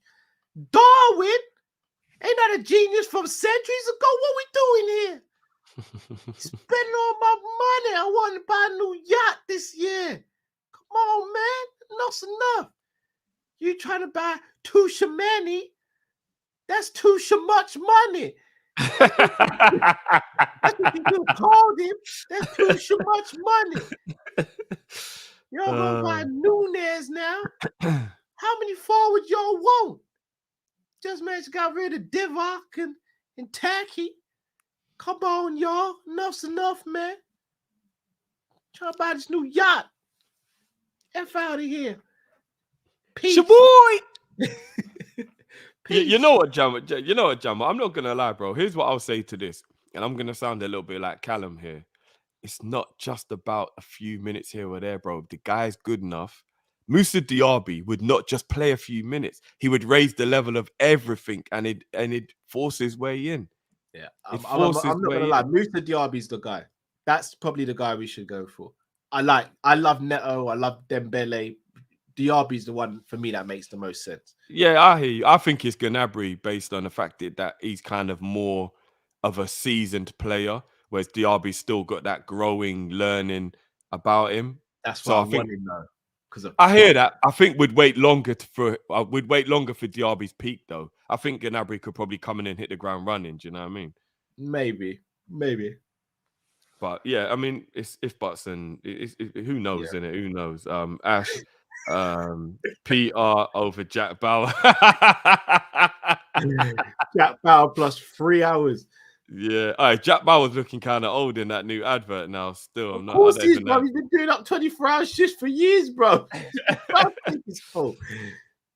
Bayesian, big up yourself. Pete, I hear you, bro. Did a 72-hour week for 2 years, and I was dead. Big up, raw. Do you know what? I say that though. I was doing that at one point. I was working, you know the rental car company Enterprise.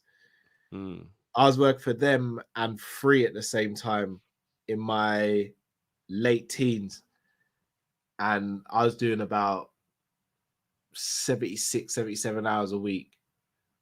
I literally had no day off I was working Monday right through till Sunday. I had no day off. That's mad. I'm not even gonna lie. Shout out to not at this age. Not at this age. Yeah. Between my work, Kopish, and 2 kids. I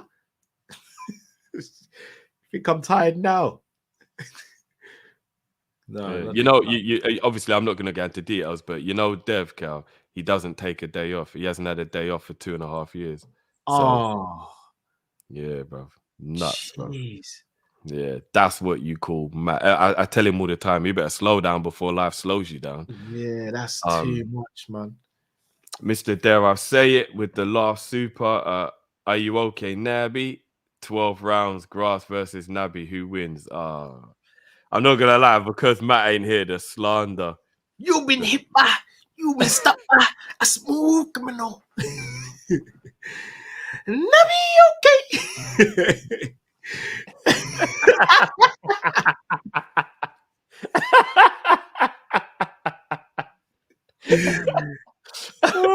Are you jealous that you don't play? Naby, okay. Naby, okay. Are you okay now? You've been hit by, you've been stopped by a smooth criminal. Oh man, that one ain't never gonna go away. We might have to get the match on that one. I'm not even gonna lie. It's not gonna lie. I feel so bad for starting some of these things as well. Oh man, it's gonna be techie in the group, innit? When we very techie in the WhatsApp group. But nah, big up guys. You had us for a lot longer than you was gonna. 4 hours. A lot longer than you was gonna. Big up as always. You know what I mean? All the callers, everything. It's been a good show, man. I've enjoyed it. Big up to all the super chats as well. Hopefully everyone was still about for the supers at the end. We even to keep the flow going. That's why we waited till the end. But we didn't think we'd go this long. But we got to bring the timer back though. Still, I'm not gonna lie. I'm not gonna lie. I'm looking at the time. Yeah, You see, we've just been making jokes about 27-hour shifts. I may actually have to do one tomorrow. Yeah, I remember you saying, bro. So I say that to say this. So Callum, are you okay? Callum, are you okay? Are you okay, Callum? Because I'm thinking about it now. Stevie's got football in the morning, so I've got to be up at like 7:30. Obviously, and then come back from football. He's got to eat and stuff. Robbie's got swimming in the morning at the same time as well. Hold on. Take him to football, so you don't make him go on his own. I thought he's not enough to go on his own now, isn't it? Cardio. What you say? Strap a Fitbit to him and make sure he's getting in the muscles. Yeah. Put a little tracker on him, and then off you go. a little what the heart monitor's doing? GoPro, no, the GoPro, so you can see where he's going. Don't cross the road yet. Don't cross the road yet. Yeah, with a little speaker in. Oh, okay, so I'm gonna give my oyster and a map. Oh man. So yeah, I've got to be up at 7:30, then got to do some decorating in the house. Then gonna be seeing you tomorrow. Then is UFC watch along. Then I've got to do a radio interview for my actual 9-to-5 job on a Sunday as well. I don't know when I'm next gonna sleep, apart from like in the next. I don't.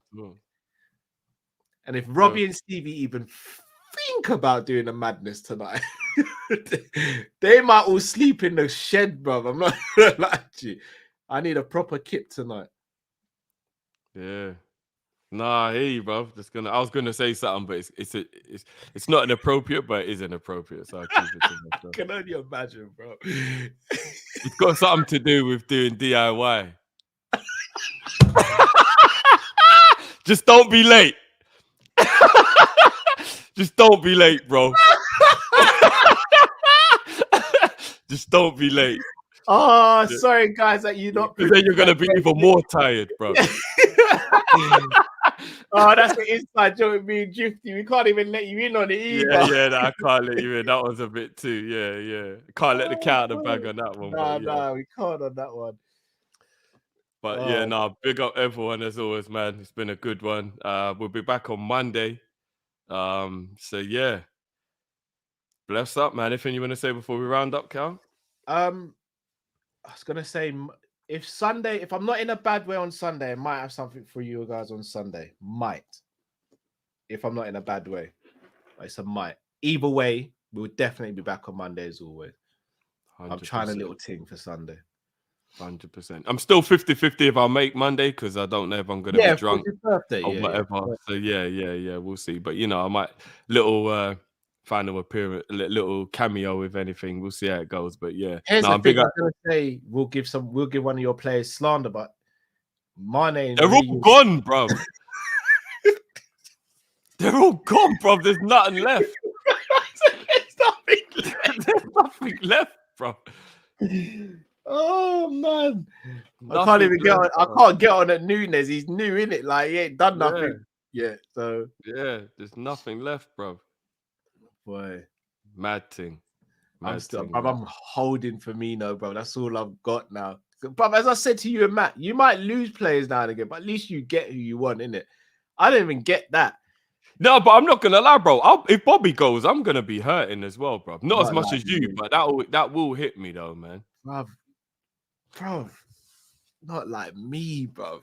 Yeah, I know.